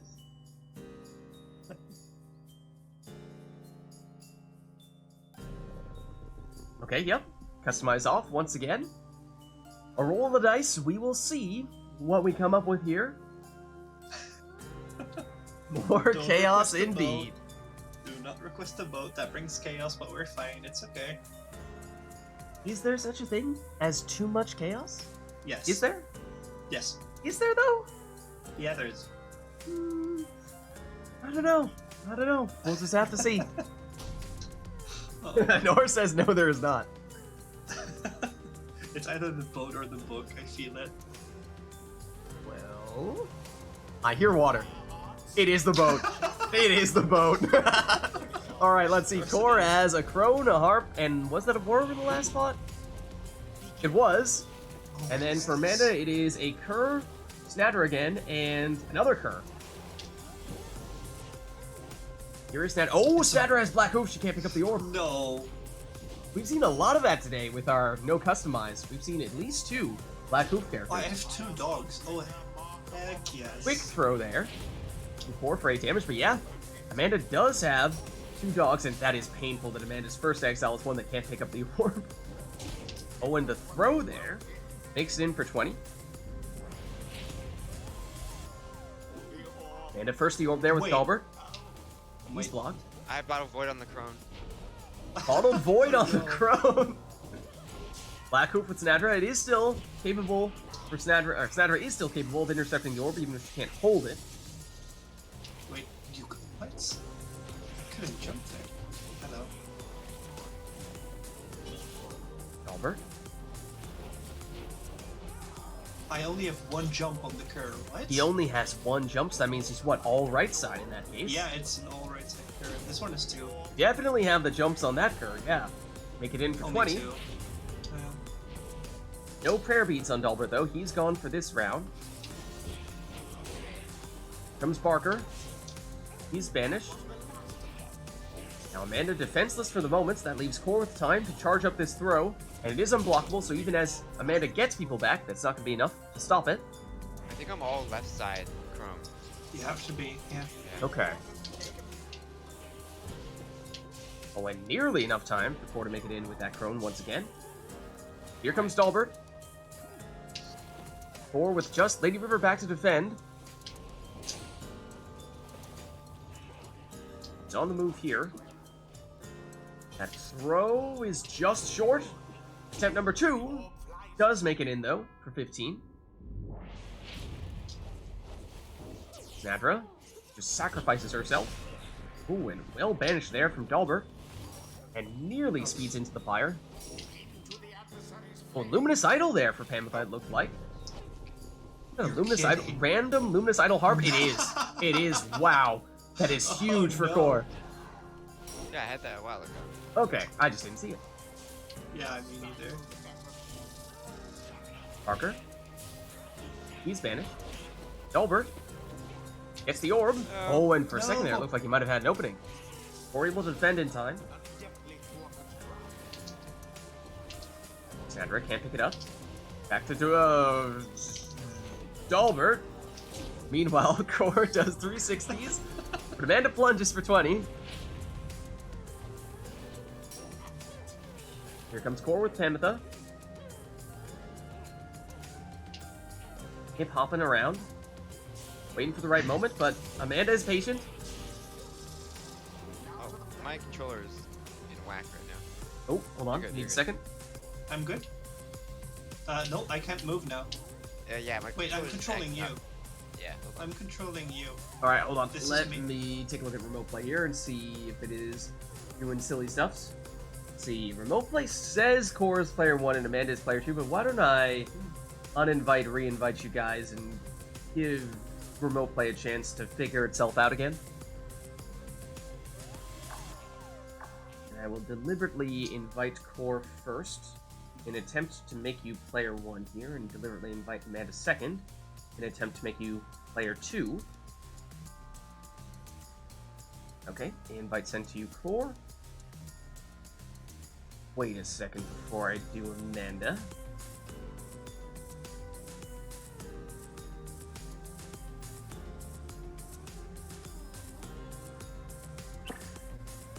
Alright, now I'll invite Amanda. Thank you.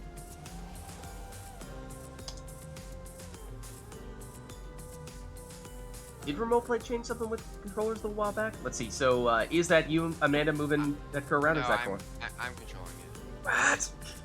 Remote play. Hold on. Let me check remote play. What have you done? You say Core is player 1, but Core's not player 1. What is this madness? What is this nonsense? Out of curiosity, Amanda, who are you We moving? can finish the game like this, it's fine. I'm down. Alright, you guys are up for it, I suppose. So, just to clarify, that now means that Amanda is the Pyre Arts, Yeah. and Core is Beyonders. Just to mess with our heads. Okay, hold up, my controller is... Hold up.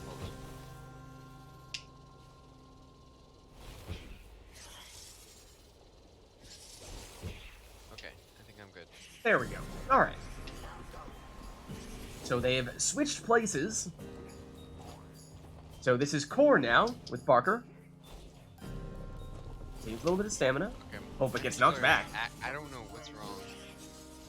Yeah, is your controller, I'm seeing like unregister and then re-register, or at least I'm seeing it Yeah, re-register that- every once in a while, which is odd. I don't... Ooh, Sign of Wing.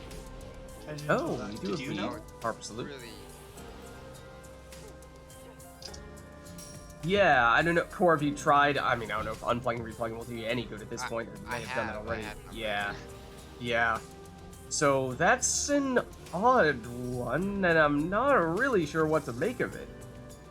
I mean, are you able to give this one a shot for the rest of this ride, or do you feel like... The delay is... Like, not the delay of the stream, but I think it's the delay of the inputs. That is odd. Very odd. Yeah, it's like...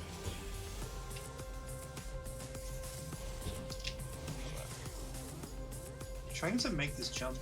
Saying, meanwhile, Amanda is trying to go for the rare full arena crone jump. Nope. We've seen it with the demons, but have not really seen people try with crones. That wasn't bad, though. That wasn't bad. Okay, I think we can maybe try. Okay.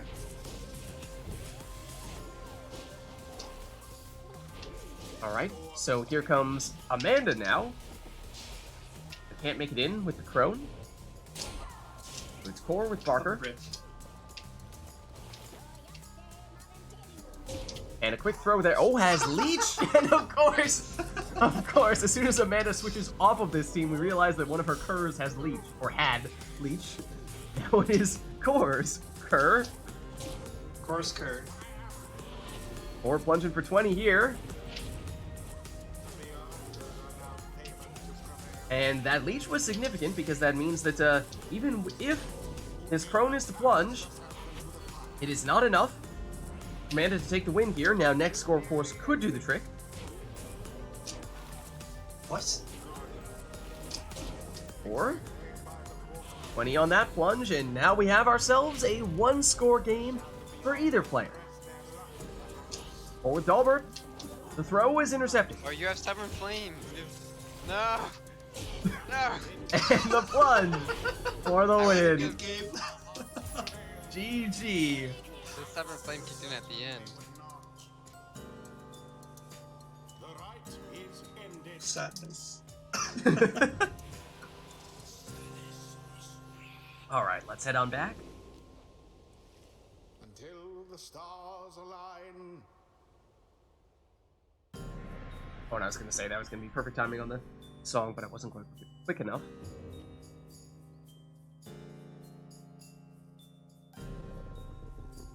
But let us get rid of said song. All right, so given the oddity that we just witnessed with that controller stuff, I don't know, Core, is it okay if we just basically switch places with you two? Yeah, that's fine. Because I don't really know how playable it is. Yeah, I think it might be fine now. I don't know. It seemed to be working. Okay, so shall I just Yeah. flip just you hold guys around? on. I'll probably play about 3 more. Okay. I'm good to stay in for now. Okay, great. Put your name. Oh, right, the Corona Bubbles Void. Yeah. I saw that at the start, but I didn't remember.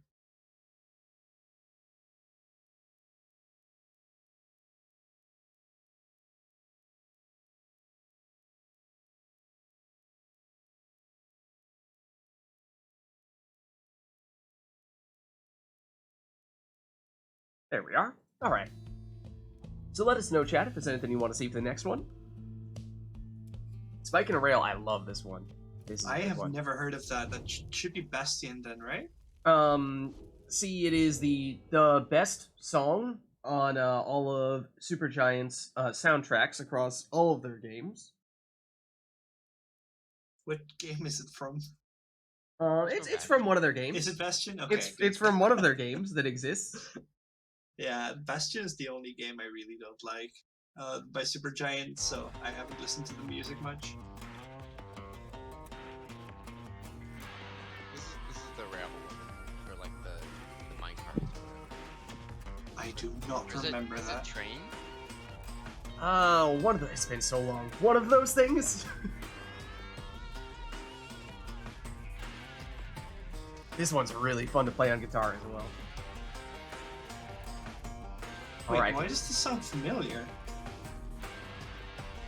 I don't know, maybe you were listening to like best video game soundtracks at some point in time and this happened to come up? I'm Something down like to that. gentlemen to keep no customize off. Oh yeah. Yeah, well we That's haven't seen a request for it, but it seems as if both players are up for the challenge. I'll request it.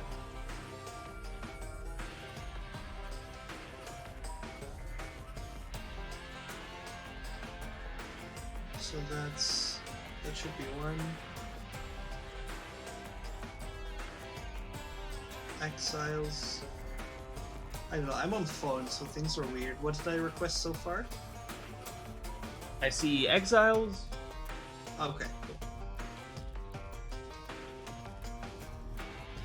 I see Skills. Yeah. There you go. Alright. Nice. Customize, back off. None of that nonsense. So back to randomized teams, and well, here we go.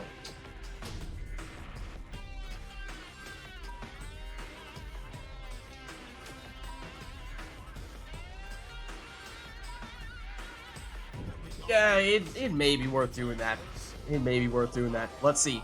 So for Amanda, we have a sap. Is that Oh, a? right, and left. Oh, it's Wait. Gareth. It's Swift. It's Swift again. Switched. Well, What? No. yeah. So now Core is on the left again? I'm the imp. Also, No. 2 imps and aura. Fire! Why you do this? Well, if you don't have Webland Thorn, it's not necessarily great. Alright, we just I want to think roll I with have- I this? think I have Tailwind Crest on my Savage. I have something. Is Orlick normally is fast? He is a speedy demon. Yeah, he's always that fast. Wow. He is the second fastest walker. I have Frozen Soul. Alright, so just to clarify, in case people didn't catch it, so yes, in fact, it turns out they've switched back. So now we have Core on the left as the Beyonders, and we have Amanda on the right as the Pyre Hearts, because Pyre decided, why not? We asked a little while ago, is there such a thing as too much chaos? And we said no. And Pyre said, alright, in that case, here you go.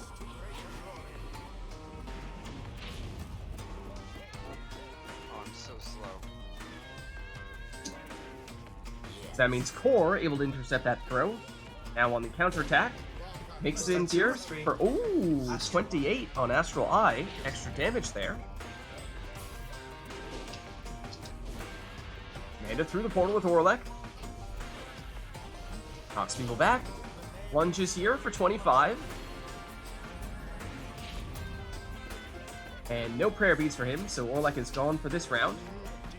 And Core able to get in that throw for 20 with Gareth. Raji, cornered. Now there is a portal for Orlek, if Amanda chooses to use it. Opting not to at the moment. Blocked. Banishes one defender, but gets banished, and yes, he has the full 30-second respawning time, and that is a slightly quick throw there from Core for 19 rather than the full 20 damage. Oh, Web You have I Landform! have a Web Lanthorn. Oh my goodness. Is that on the imp? It must Yeah. be. Yeah, on Raji. Oh my goodness. Oh, What a setup. no. That's... Orlek. That missed everyone? Core with Barker is blocked. So, wait, Amanda not only has Web Lanthorn on an imp, Oh, I have has that with Orlek, mind you. Wait.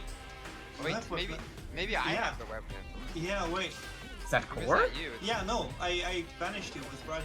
Oh, Yeah, no, we- I have the Webland. Yeah, we saw it on. My Savage.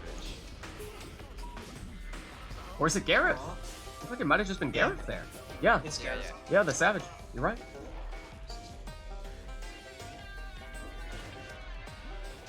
False alarm. For a second there, it looked like Amanda had miraculously gotten what was more or less, or at least 2/3 of the best possible team from a random customized off match. Not quite, but she does still have Orlek here for 25 damage on that plunge. That's saying something. Raji down, but he does set up a dangerous portal. Core makes a different portal that's a little bit closer, but has no one back to defend, that means. Or rather, that's now you guys are messing with my head. Changing teams and changing sides. That was Core scoring. Amanda setting up that portal. Can you get that? Well, I'm having a good time, honestly. Explosive Temper on Core's Barker. That is not a mastery we often see You people have- take. Oh, is that a Typhoon bottle? Or no, probably Numbing Numbing Gust. Gust, I think. But I'm not sure. Let's just wait until Orlek's back, yeah? Because I know I can win with my current. Amanda's stuck for the next 11 seconds, Orlekless. Has this portal, though. We'll take her halfway across the arena. But retreats. Does have Orlek back now. Here he is. One score may be all she needs here. But, of course, Core may have Rekindling on that sap. Here comes Core. Barker's blocked. Still has it. Now he gets banished. Orlek gets it back just in time to sidestep the cast. Not that time, though. Now Amanda has to wait another 26 seconds for him to return.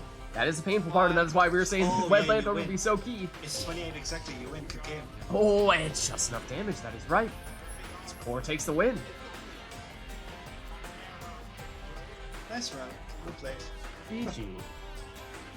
So you want to swap us back, Lids? I mean, I would, but I honestly don't know at this point what side are people supposed to be on. I feel like as soon as I switch you back, Pyre's gonna be like, nope, Uno reverse card.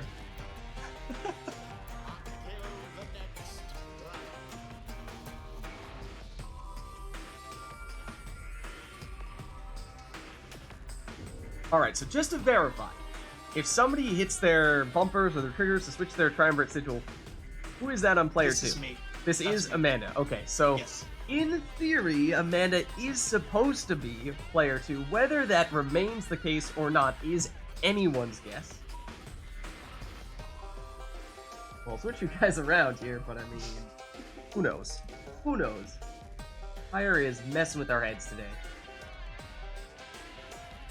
So yes, as I was saying, in case it wasn't clear, for that previous right, we did actually have Amanda on the right and Core on the left. Despite, so it was the opposite of what the names had said, because again, Pyre had, for whatever reason, switched up the sides on us.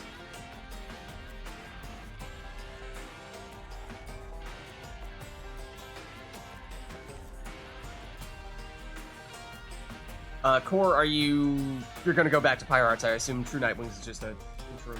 Yeah, sure. Okay. There we go. Alright. In theory, this is correct, but we shall see if that theory proves correct or not. Oh, the timing. Oh, the timing on the song. Old Never to Return in Glade of Lou. Oh, do we have the alternate version of this? Do we have the alternate version of this? Yeah, I think it's. Even for the old version? I mean, I hope we do. That'd be awesome if we do. I just don't know if it exists. Let's turn back on the in-game music.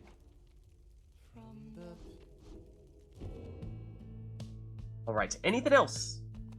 Anything else for this next one?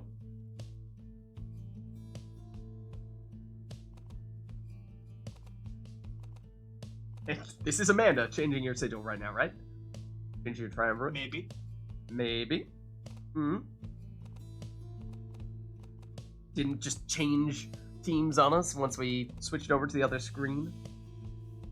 Alright, looks like this is gonna be it. See, but the thing is, like, I set you up on the Hunter, so I'd appreciate if you played as the Hunters.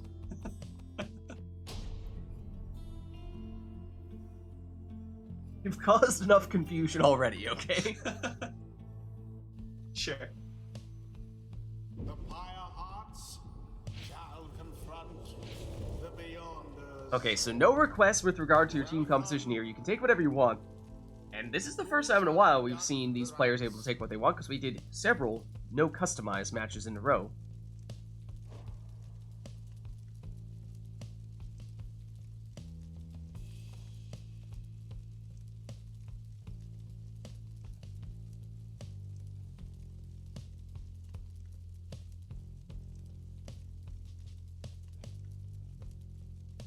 And a question for you no customize people out there, you customize offers.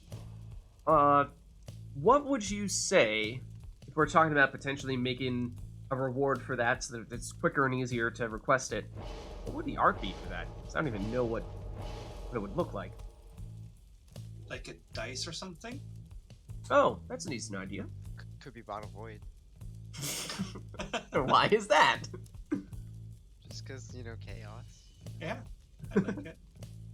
What would the price be? Would it be like 300, 250? Yeah, we could maybe just make it 500? 300 to make it the equivalent of requesting the Exiles Masteries and Talismans, because otherwise, you know, if I make it 500, that's like, okay, well then I'm just gonna individually request those three things and, you know, save 200 Lidcoin on it. And that solves nothing. There's such a thing as any Pyre dice?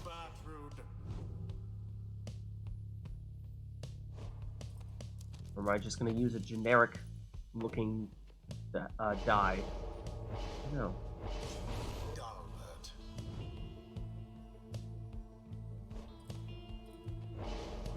But anyways, we saw Core take Bertrude in the first spot.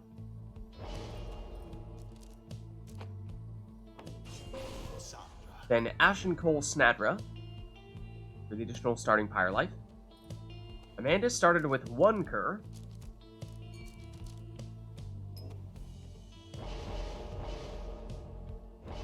And is now taking a second with Leech.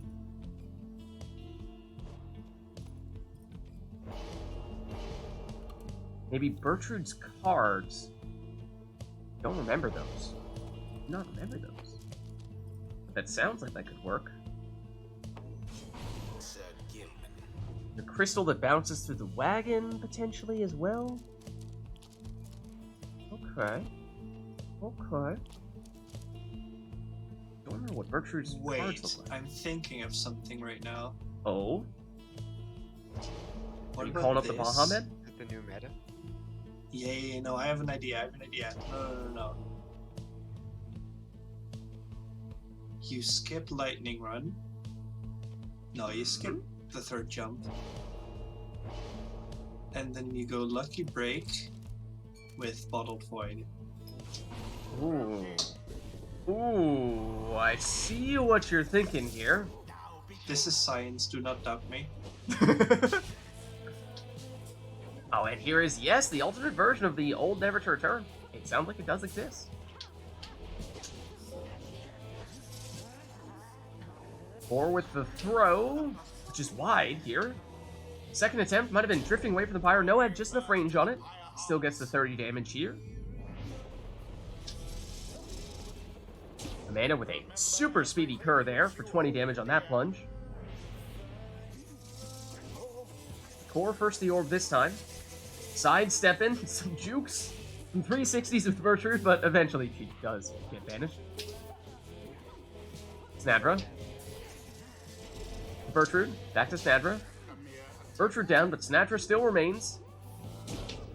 She'll throw it in here for 14, so less than her maximum of 20. Oh, Bertrude again with the jukes. But Amanda takes it with Dalbert. And is that a double Titan Tooth? I think it was. Dalbert. Oh, but gets shoulder smashed by Snadra. Here comes Core on the counterattack with Bertrude's throw. It's wide. Dalbert. Rookie. Back to Dalbert.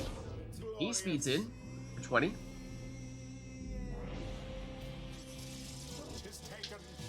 Bertrude. Quick little throw there. Makes it in. Oh, still for the full 30 though. And one more of those, and Core would have enough damage to finish the job. But Amanda is still on the attack here with this 20 damage plunge, and does have Leech on one of those curs. yeah, It might be Barker. With it yet. Yeah, it's Barker. Series of revivals there. Core back at full strength. It's Snadra. Quick throw. Setting up this big cast, but Snadra goes down. Amanda able to defend against all but Bertrude, who banishes the entirety of Amanda's team, but look at that. Go. The lucky break saves the day. Once I saw that lucky break, I knew. I was like, no. Yeah, same. That's amazing. Core's throw is wide. Amanda's still in it here. Has Dalbert set up for the 20 damage plunge, and Amanda is not done yet. I love this. Forward with Bertrude. The throw. Will this one hit? It will. Back again. GG. Okay, so that strat doesn't work, but it's really fun. Yeah, so it doesn't seem like you can, in order to revive people from Sacred Bond, you have to be in control of the person that revives them. So you can't like yes, have their I think so. momentum drift in and as you Yeah. switch to someone else, Yeah. for example. Yeah, this is what I was trying to do. I was trying to do that Sacred Bonding to Sunny Claim, but it doesn't work. Interesting.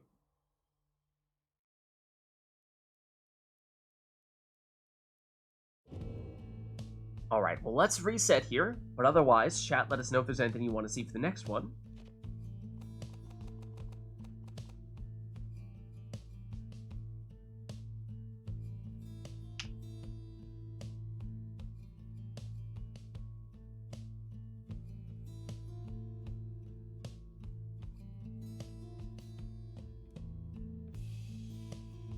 I'm not sure. Should I have went with my Leech one first and then my Titan Tooth at the bottom? I don't know. Yeah, I think it depends a little bit on what you're trying for the Titan Tooth Exile to do. Is it an offensive Titan Tooth? You're trying to stun the defenders and set up a score, or are you using it defensively?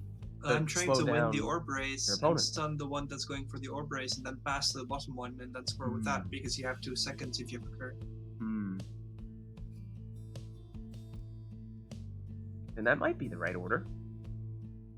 Yeah. It's tough.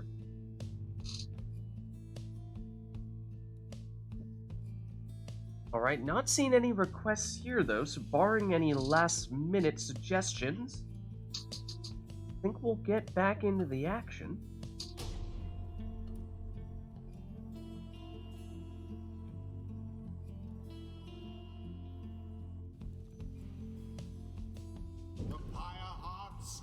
Oh, I'm pretty sure I reset the arena. I did, so I think this is a random Glade of Blue. Nice. Who shall conduct the rites?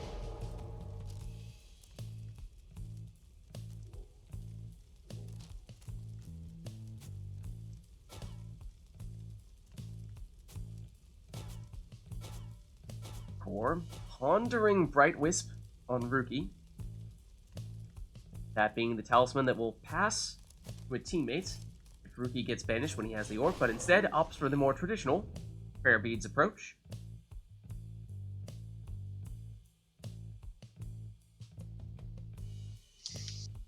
Night and Or.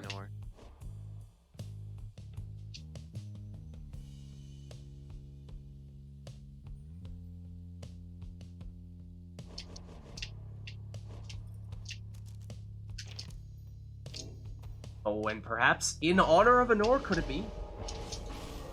Anor Thulfred? CNR. Amanda perhaps trying to make it up for that fake out we had earlier where it looked like she was gonna do the Volfred Anor style and then pivoted last second into a Manly instead. Oh, and Core has found the new emoji that I did not mention. But I was asking you guys before about is there anything else you guys would like to see, and I threw in the Tizo heart.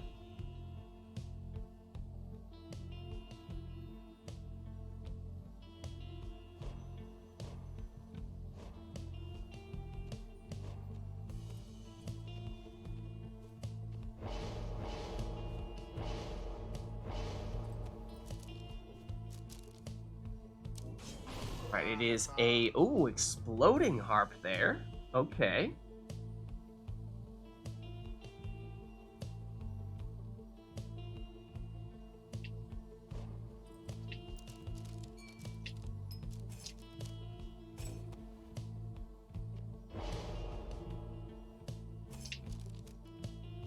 To say that was a bold strategy.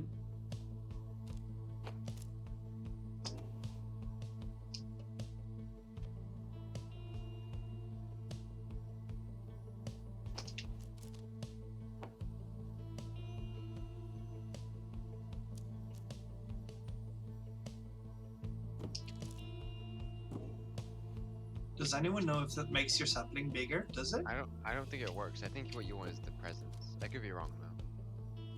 I want a bigger sapling. I think Scribe Rock works. I think Okay. Scribe Rock makes it bigger. I could Oh, be sick. wrong. My Bite Broder wants to chime in. I know who's playing it. Lag Machine plays it a lot.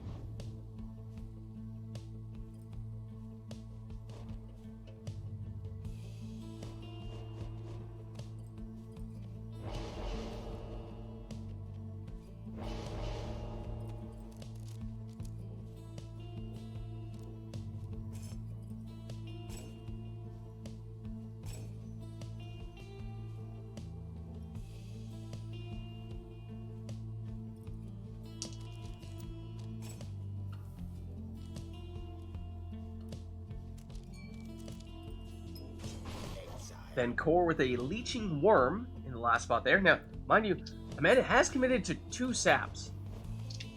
Oh no. Oh no. You wouldn't. You wouldn't.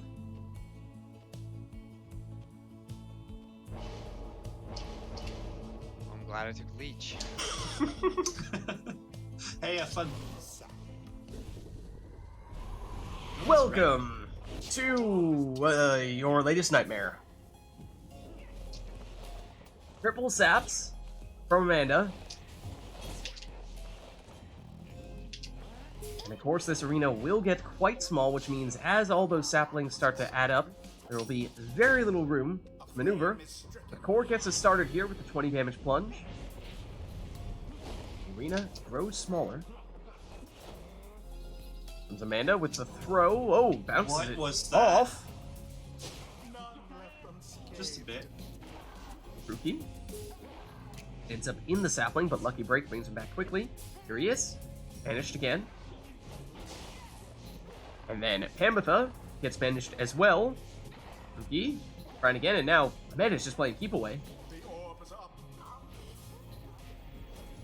Setting up her wall. Oh, and has exploding saps on at least one of those saps. Exploding saplings, I should say, on one of those saps. Almas goes down. Manly also goes down.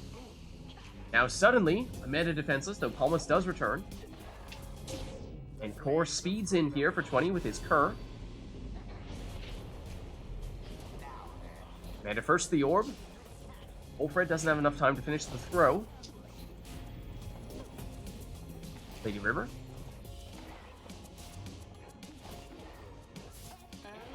Rookie down. Back to Lady River, hiding in the corner at the moment. And Stunning Claim, waiting to set that up for Rookie. Plunging for 20. I forgot that it also makes your auras go away. And with the quick throw, not enough on it. Rookie can't speed past those saps and saplings. Yeah. Once again, the Stunning Claim, but Rookie can't make it happen this time. Well shielded from Amanda. Amanda with just Palmas now, but he goes down. Amanda currently defenseless outside of those saplings, except has Numbing Gust, which means when everyone is banished on Amanda's side, Core cannot jump, sprint, throw, or use any of those special abilities, and given how there will be 3 saplings on top of the Pyre when that happens, it'll be pretty hard to score. But he does score here with Rookie. And of course, one more score from Rookie could finish Amanda's first life bar, but as we are seeing 3 saps, that second life bar with all the rekindling could very well be bigger than the first. No, 90 from the top of my head. 90, okay. There's Stunning I Claim. think. Rookie sneaks 80. in. 80. 80. Yep, okay. So there it is. Now Amanda on to her second life bar. Or, of course, only has 1 life bar. Rookie has been the key. Oftentimes set up by the Stunning Claim, and here it comes. Yeah. Ooh, but maybe a little bit slow this time. But Amanda, it may have been that Amanda had 1 sap that did come back that was capable of defending, so it didn't work that go round.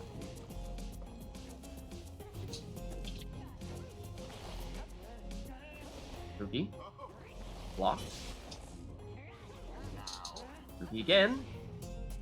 Blocked, although he's still in it there. Banishes 1 defender, gets the orb back. Gets it back, but does get banished now. With Lady River. Cornered.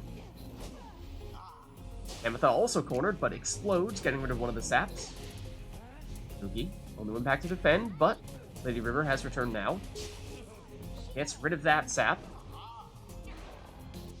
Ametha for core. Lady River, she's blocked. Ametha trying to get that orb, but Amanda still has it. Wolfred, Nutrition sticking his way around and nearly makes it into the Pyre, but Core able to banish him before he does so. Rookie makes a little pit stop partway through, but does still get blocked and banished. Lady River gets rid of Palmas. As well as Wolfred, that leaves just Manly. As the orb. As friends now. Palmas. And Wolfred. Has that nutrition stick, but he gets banished as he starts charging up the throw. Ametha. She retreats. Gets rid of the sapling. Makes a move. Plunging for 20. Rookie. Not this time. The Lucky Break will bring him back quickly. And there's Stunning Claim to combine with that, making Rookie the only one that can move, setting up his 20 damage plunge. That has been the key to core success. Rookie. Ooh, has an opening.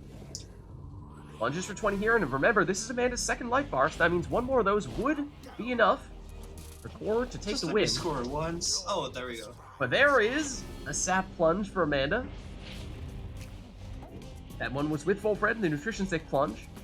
That means he's not here for this round, because of course no prayer beads. We did see Amanda thinking about taking prayer beads on one of those saps, but did not opt to do so. And that was the last of her saps, and that triggers Numbing Gust. Or cannot sprint, jump, throw, or use any of their abilities. May be able to sneak in around the sapling, but cannot do so this time. There's Stunning Claim, but, well, there's no one to use that invulnerability period, or that stun period.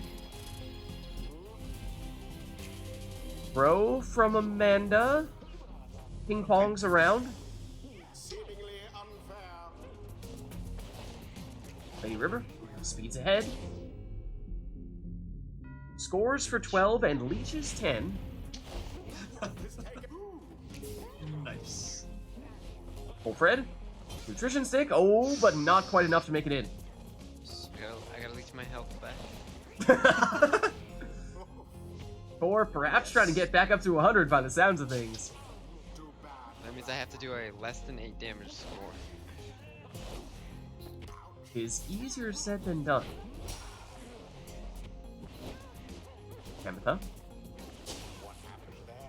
Here is Lady River. Oh, that one's worth too much, but it's short.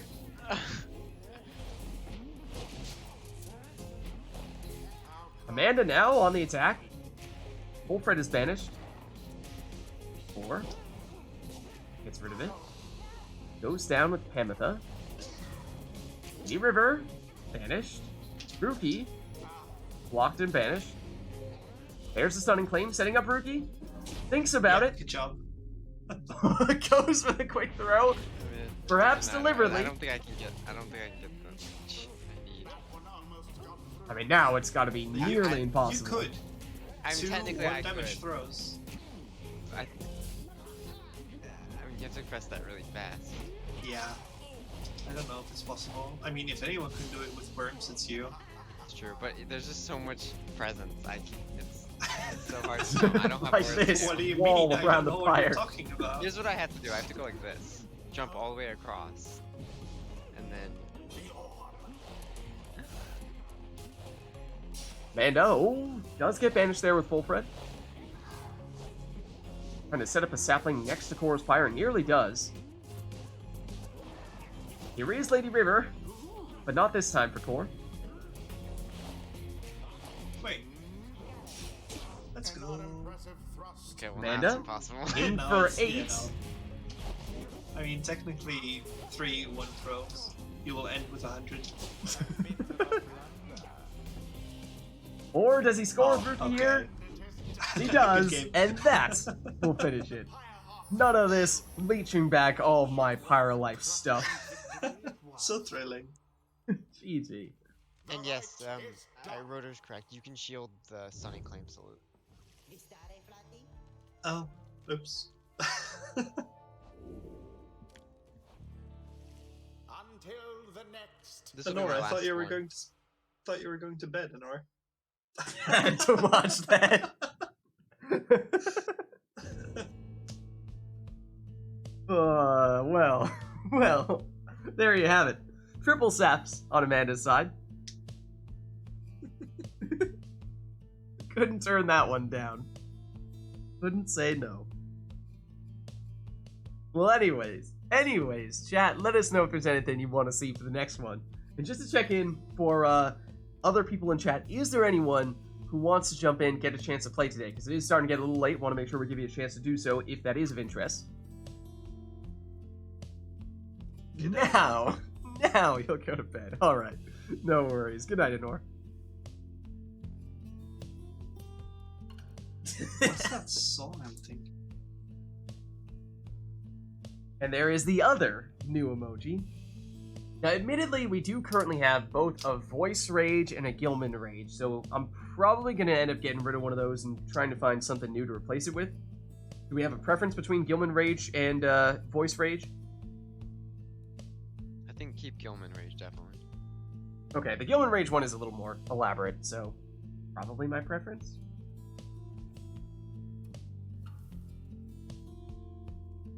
Oh, okay. Yup. We can do that.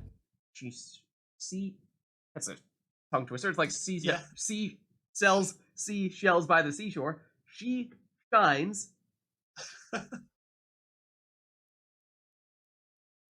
She shines by the seashore. Yeah, basically, right? She shines on seashells by the seashore. Oh, hold on.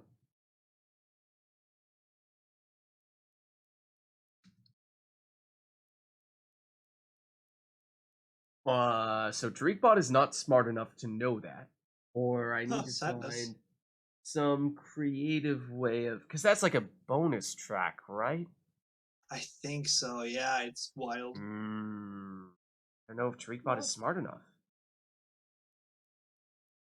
Let's go, Core. No customize? Okay, we can certainly do that. Do you have an alternative request? Because I can continue to try to find creative ways to perhaps spark Dreekbot, but I'm not sure it's going to work. Give me Morning Song instead. Okay.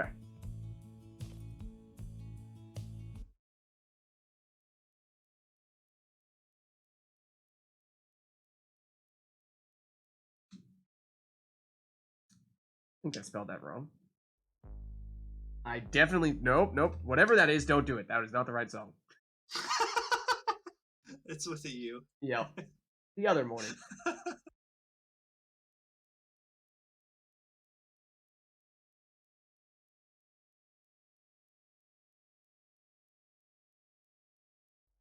No, what? No.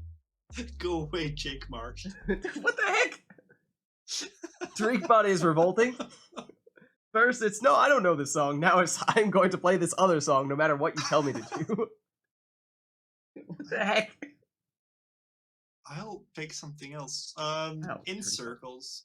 Okay. The original The version or the regular- corrupted version? The one with all the vowels. With vowels. Okay. Yes. In Circles.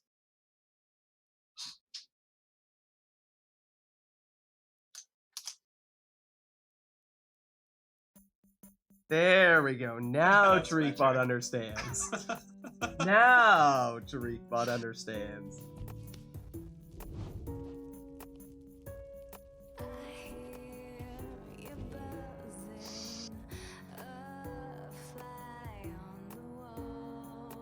Alright, and we have customize turned off. Don't forget that, so that again means random teams here for both players, so that covers just about everything, so let's jump in.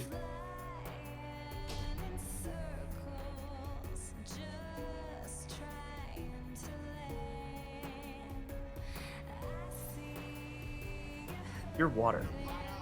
Okay, it's Follow Solium though, not the boat. And it is a sap, a demon, and what was that, an imp? Yes, an imp. Oh, it's an original Nightwings team for core, with Volfred, Orlek, and Tizo, and then it is Palmus, Hamatha, and Headwind for Amanda. Oh man. Random thematic teams for core. That looks like extra throwing range for Volfred, I'm not because that is sure. I think ridiculous. Sap's- That's definitely extra throwing range. Yeah, no Is doubt about it? that. Yeah, definitely. Huh. Oh, you shield all your allies, so that's right 2 or 3. So like, that's why it's so easy to throw it from Oh, here. wow. Yeah, like that's You're ridiculous. kidding. Yeah, Okay. that's why I'm able to get those in.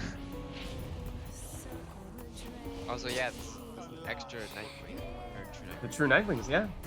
Original Nightwings, true Nightwings, whatever you want to call them. Stop it. Oh, you have a Moondrop. Give that to me. No. Horses don't mind if I do. I'll just take that real quick. Do I have meth on my harp? No. Yeah, it's on your harp. There it Yeah, but goes. it's not fairy spread. No, it is fair. What else Is would it? it be? Oh, I bottled water on my Tizo. What? No. What? No. What is this madness? Usually, the fairy spirit. Oh my no. The snipes. Actually, really good. So, for the record, this was the original I quarterback haven't even manly used Orlick at setup. all. Wait, you have Orlick? Yes, Yeah. yes, or like two. I don't even have the harp salute. No, but usually it would say what item it is. Yeah, Like, if usually it it's would say. Orlick, That is the weird thing. You would normally think it would Yeah. say Fairy Spirit, but it did not for So whatever I'm reason. confused. And what does Orlick have? Like this is so OP. That's quarterback manly for you, except this time it's Wolfred. I mean, we'll allow it because it was randomized, but Orlick can jump as far as your sap can throw, by the way. I almost. do not understand how this was not banned for the first two tournaments. Orlick down. There is the infinite stamina. I don't know what I did there, but it wasn't right. Wolfred. Does Orlick have the full 30-second respawn? Yeah, I think so. I Yes. wasn't looking. It was 15 when I checked. Didn't feel like it was 15 seconds, but... Stop it. Oh no! What is this madness? No. Alright, Amanda has it back. Has Palmas here, and... Oh, Bright Wisp, okay, automatically passes the orb. Then Typhoon Bottle, hey, that works, except it just so happens that Orlick is the best counter, or second best counter to it, because he's the second fastest walker. And then 10 Rekindling. Orlick, no prayer beads for him. So he's gone for this round. Edwin. Vanish. Unfortunate. Izo. No, please. Thinking about it, has the extra damage. That means he's always the way down on the left side. But Tor doesn't need the damage here. Anything will do the trick. Shields off the harp attack. Shields off the harp attack again. And again. And meanwhile, Core just continues to inch closer and Oh, you closer short smash. with Tizo. It was all a distraction. And then a 720 throw from Amanda's harp. Does mean Orlick is back now for Core. Here he You is. wanna see something fun? No. Then he gets infinite stamina on Orlick. Look out. Wait, how? Was it portal or what? No, it was a moon. Your moon thing. Whatever it's called. Moon drop. Why do Moondrop spawn? What is this? Can someone smarter than me please explain? Whenever your You harp have Fairy banishes Spirit. one. Your harp has I- Fairy Spirit. Are you sure? Yeah, Yes. definitely. Okay. We saw one show up right after you banished someone with Oh, harp. really? Yeah, but the text doesn't show up, does it? Yeah, I don't know why the text isn't showing up, but it's definitely happened right when you banish someone with the harp.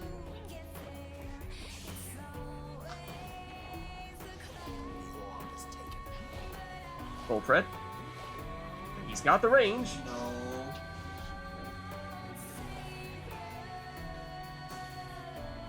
Ametha. Palmas down. That is all of Amanda's characters, but again, Core, has someone next to the Pyre, charges up the throw. Good game. That will do the trick. Yeah, it's, Nice. it's honestly that Talisman. What is it called? The sling bullet, the extra Sling range for bullet, Volpe. Yeah. That's really not that bad actually. Yeah, no, it was legitimately one of the go-to talismans for Saps before Nutrition Stick kicked off.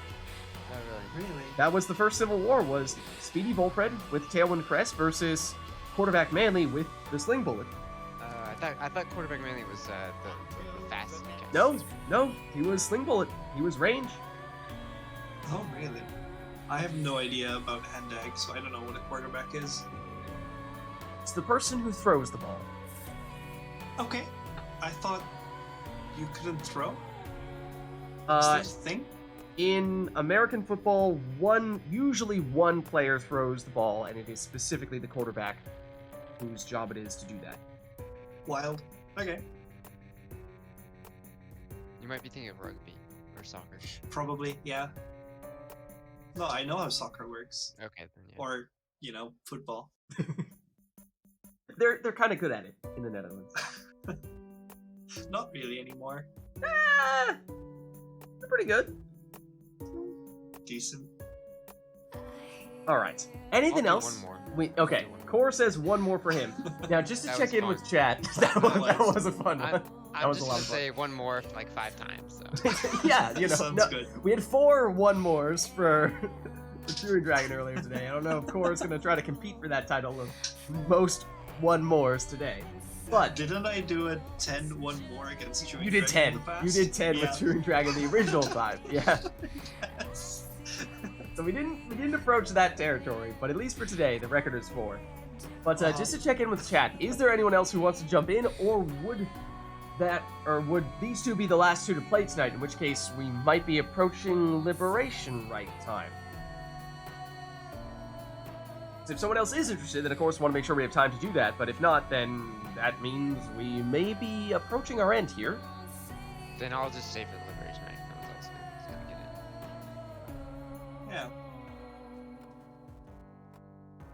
Yeah, not seeing anyone volunteering at the moment. So I think in that case, yeah, so are you guys, do you want to go straight into the Liberation Rite? Do you want to have one more so we can give people the chance to do one more round of requests in case there's anything else they want to do before the night is done? Let's do one more to give people the option of if they want to play or not. I don't know. Okay.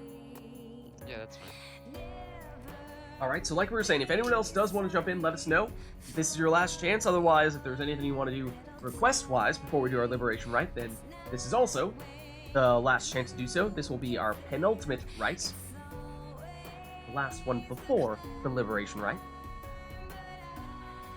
Well, also song-wise, is there anything we want to hear? Because otherwise, I will stop circling around the drain.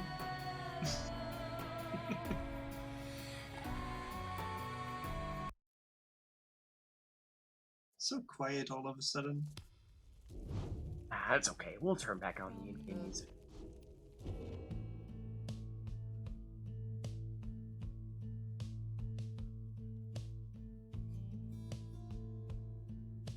Alright, not seeing any requests here, though. So I think this may just be... Oh, hold on. I spoke too soon. Knights of the Sea. Okay, fair enough, fair enough. Of course. Don't even know what the Beyonders theme is. We had one earlier. It's Sandra's theme. It's, where is it? I forget what it's called. Forgotten. No. Forbidden Knowledge. Forbidden Knowledge. Forbidden Knowledge. Right, okay. We had it relatively early. Let's see, Knights of the Sea, where'd it go?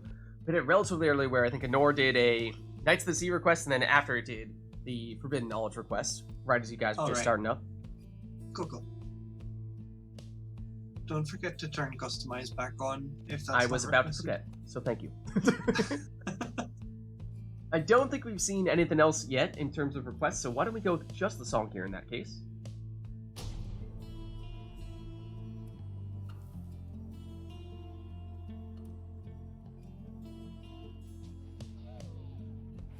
I hear imps. Okay. This is fine. That means Isla Kalimer. There are no team composition requests, so you are free to take whatever you want. Now, I should note, using the sling bullet on Volfred is strictly forbidden. I will permanently ban you if you do that. We started Civil War about it. If you want to do it with Manly.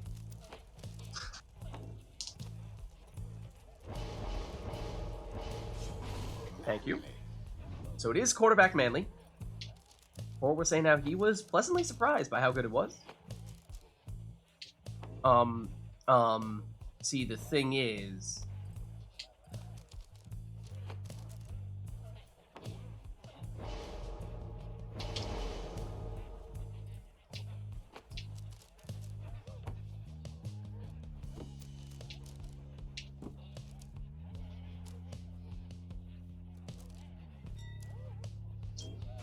Amanda going for the extra damage at the cost of hope. Ametha there in the first spot.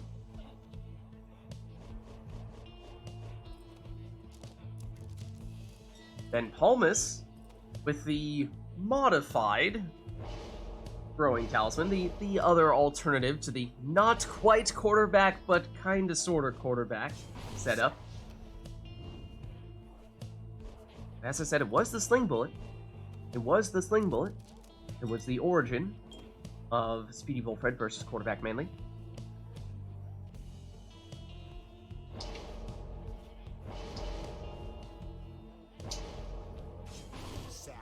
And a quick throwing Palmas from Amanda as well.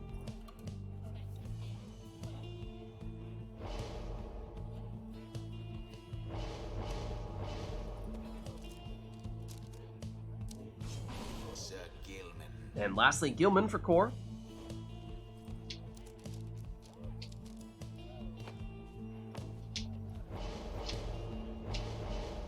And last one for Amanda is a Pyre Life Ignarius.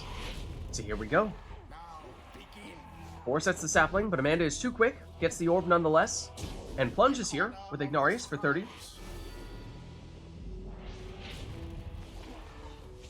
4 with another sapling.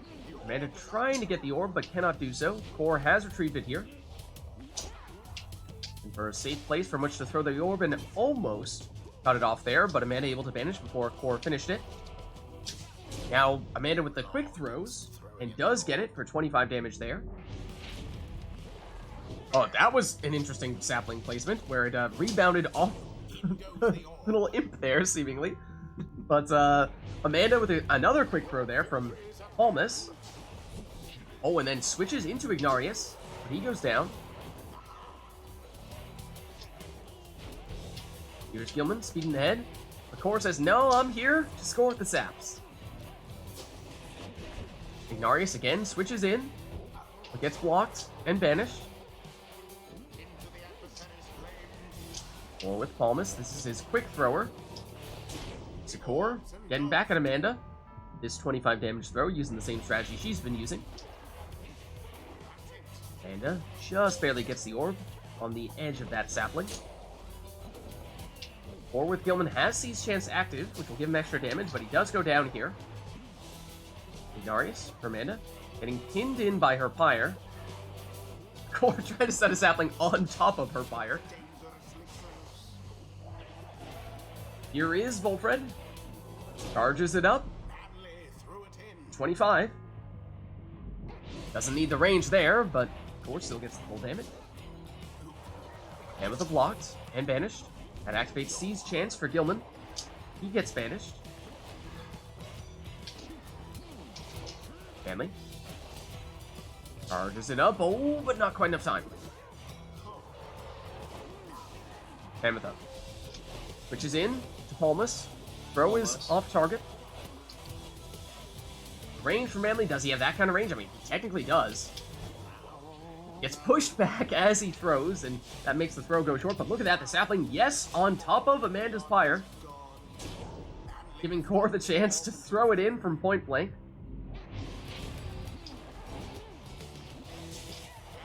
Mammoth down. Manly. Trying to find the safety of his sapling, but it's moving with the help of those imps. But snipes the Pyre. That reaches. I didn't expect that. Ametha switches into Ignarius. He's blocked. Manly. Trying to snipe again. And makes it in again. That's for 25. Okay. That's the danger. That's his strength. Or again, places the sapling on top of the orb. Picks it up here, has it with Palmas. That's the quick throwing sap. Gets pushed around and eventually does get banished. Or with a sapling close to the Pyre. Charges up the throw, has the range. Hits the target for another 25. This is fine. That drops Amanda down to 15. She does have Palmas, so may have some rekindling. But one more score, and Core may be able to trigger that rekindling. Ignarius is blocked. But he still has it here. He's blocked again. Now Core has it. Oh, and has a sap. That's Manly, right next to the Pyre. This time, just time for a 6 damage throw. Amanda first the orb, but ends up in that sapling.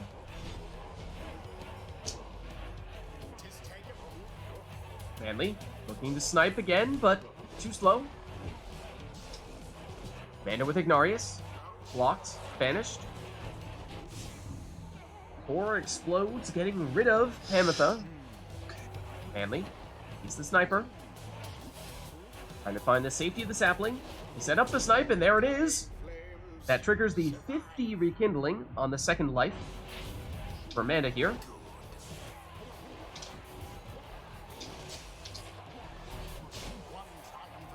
No one to stop the Manly snipes here.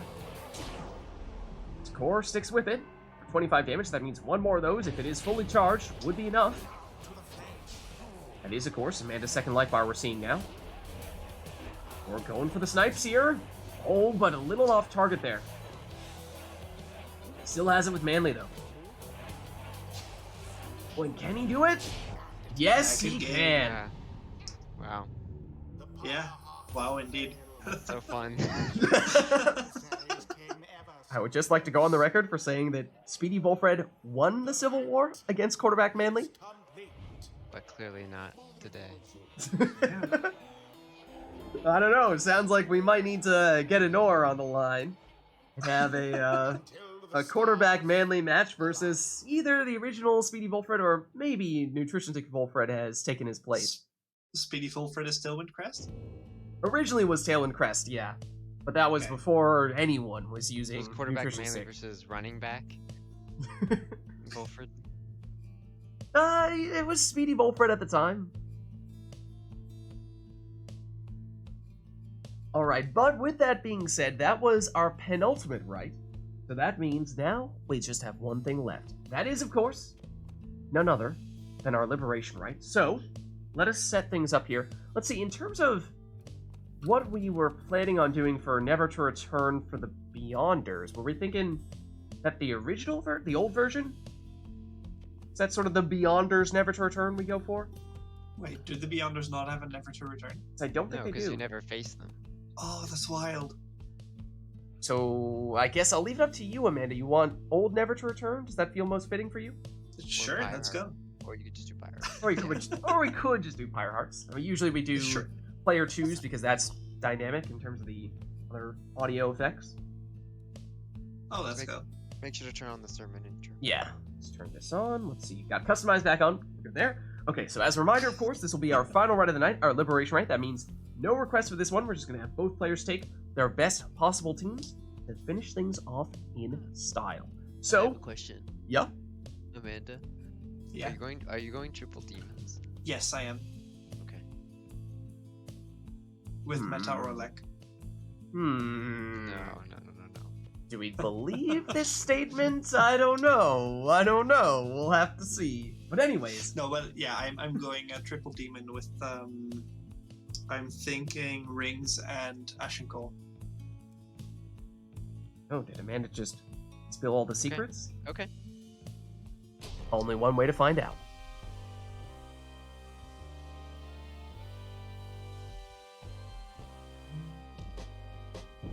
Hear me, exiles. You are gathered at the fall of Solium. Here, one of you may walk the path to glory. Let us see which one of you is more deserving. Pyre hearts, stand prepared. Beyonders, stand ready.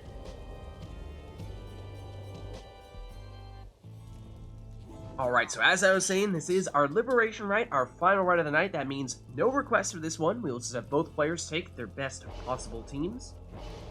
Amanda was saying she would use triple demons, but we will see if she actually follows through on that claim.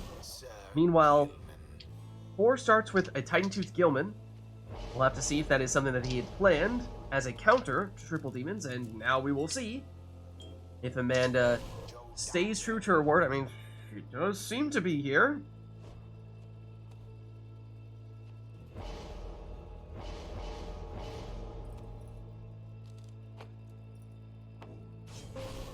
Ashen Cole Bertrude in the next swap there for additional starting Pyre Life for Core. Amanda is seemingly going with the second demon and said she was going to use the rings. So thus far, at least, has done what she said she would do.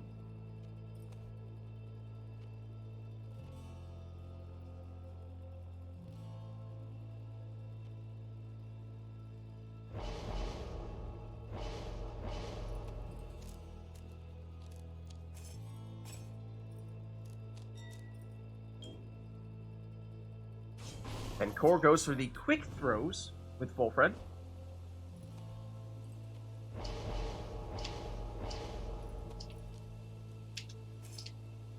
And yes, Amanda maximizes the Pyre life, and here we go, our final round of the night, our Liberation Rite. Core on the left as the Pyre Hearts, Amanda on the right as the Beyonders.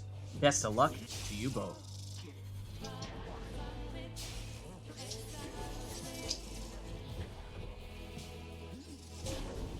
Nice one.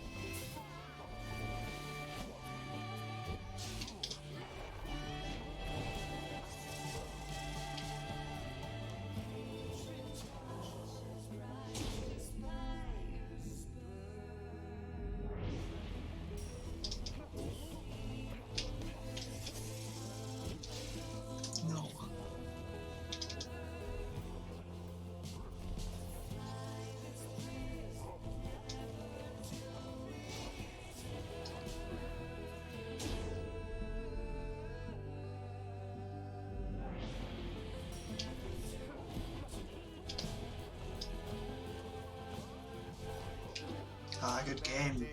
Oh, Good game. gee. What a match. Good game. What a Game. match. I hate Oh, Triple man. Demon, man. Oh, yeah, we'll play. Crazy amounts of pyre life and rekindling on both sides, and yet somehow it still comes down to the final play. Or GG. Ignis. I can't Well believe played. that last one didn't go in. Oh, man. The Well, one where I banished you with the worm right before the Pyre. Yeah. both of you had several really close plays. Yeah. I love. I lost that last orb race. That's wild. Yeah. I saw that too. Yeah. I love playing worms. What a right indeed. What a right. Well, with that being said, that was our final run of the night, our liberation rite, and I think a very good one for us to conclude with here, because that was amazing. Thanks to everyone who played with us today, and thank you everybody who gave us all the requests in chat as well. But that's going to be it for me, so I'm going to duck out of Discord, but guys, next week. Alright, but I'm not quite done with you yet, chat. No. Like I said, this was, of course, Pyre Community Rite Night. That was our last rite, but we are doing these Rite Nights every Sunday.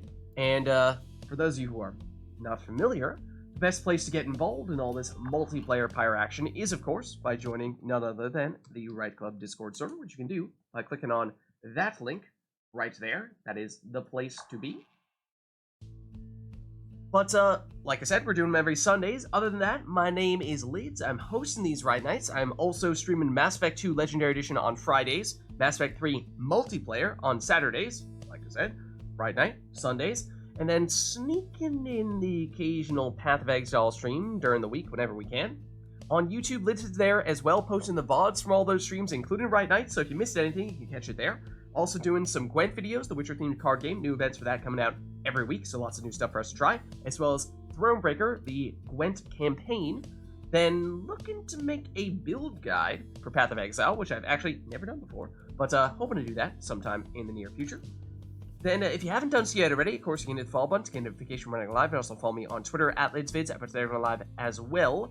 But the best place to stay up to date on all things Lids is actually by joining my own Discord server, which you can do by clicking on that link right there. That's going to be it for me for tonight, so thank you all for watching. Hope you enjoyed the stream, and I'll catch you next time.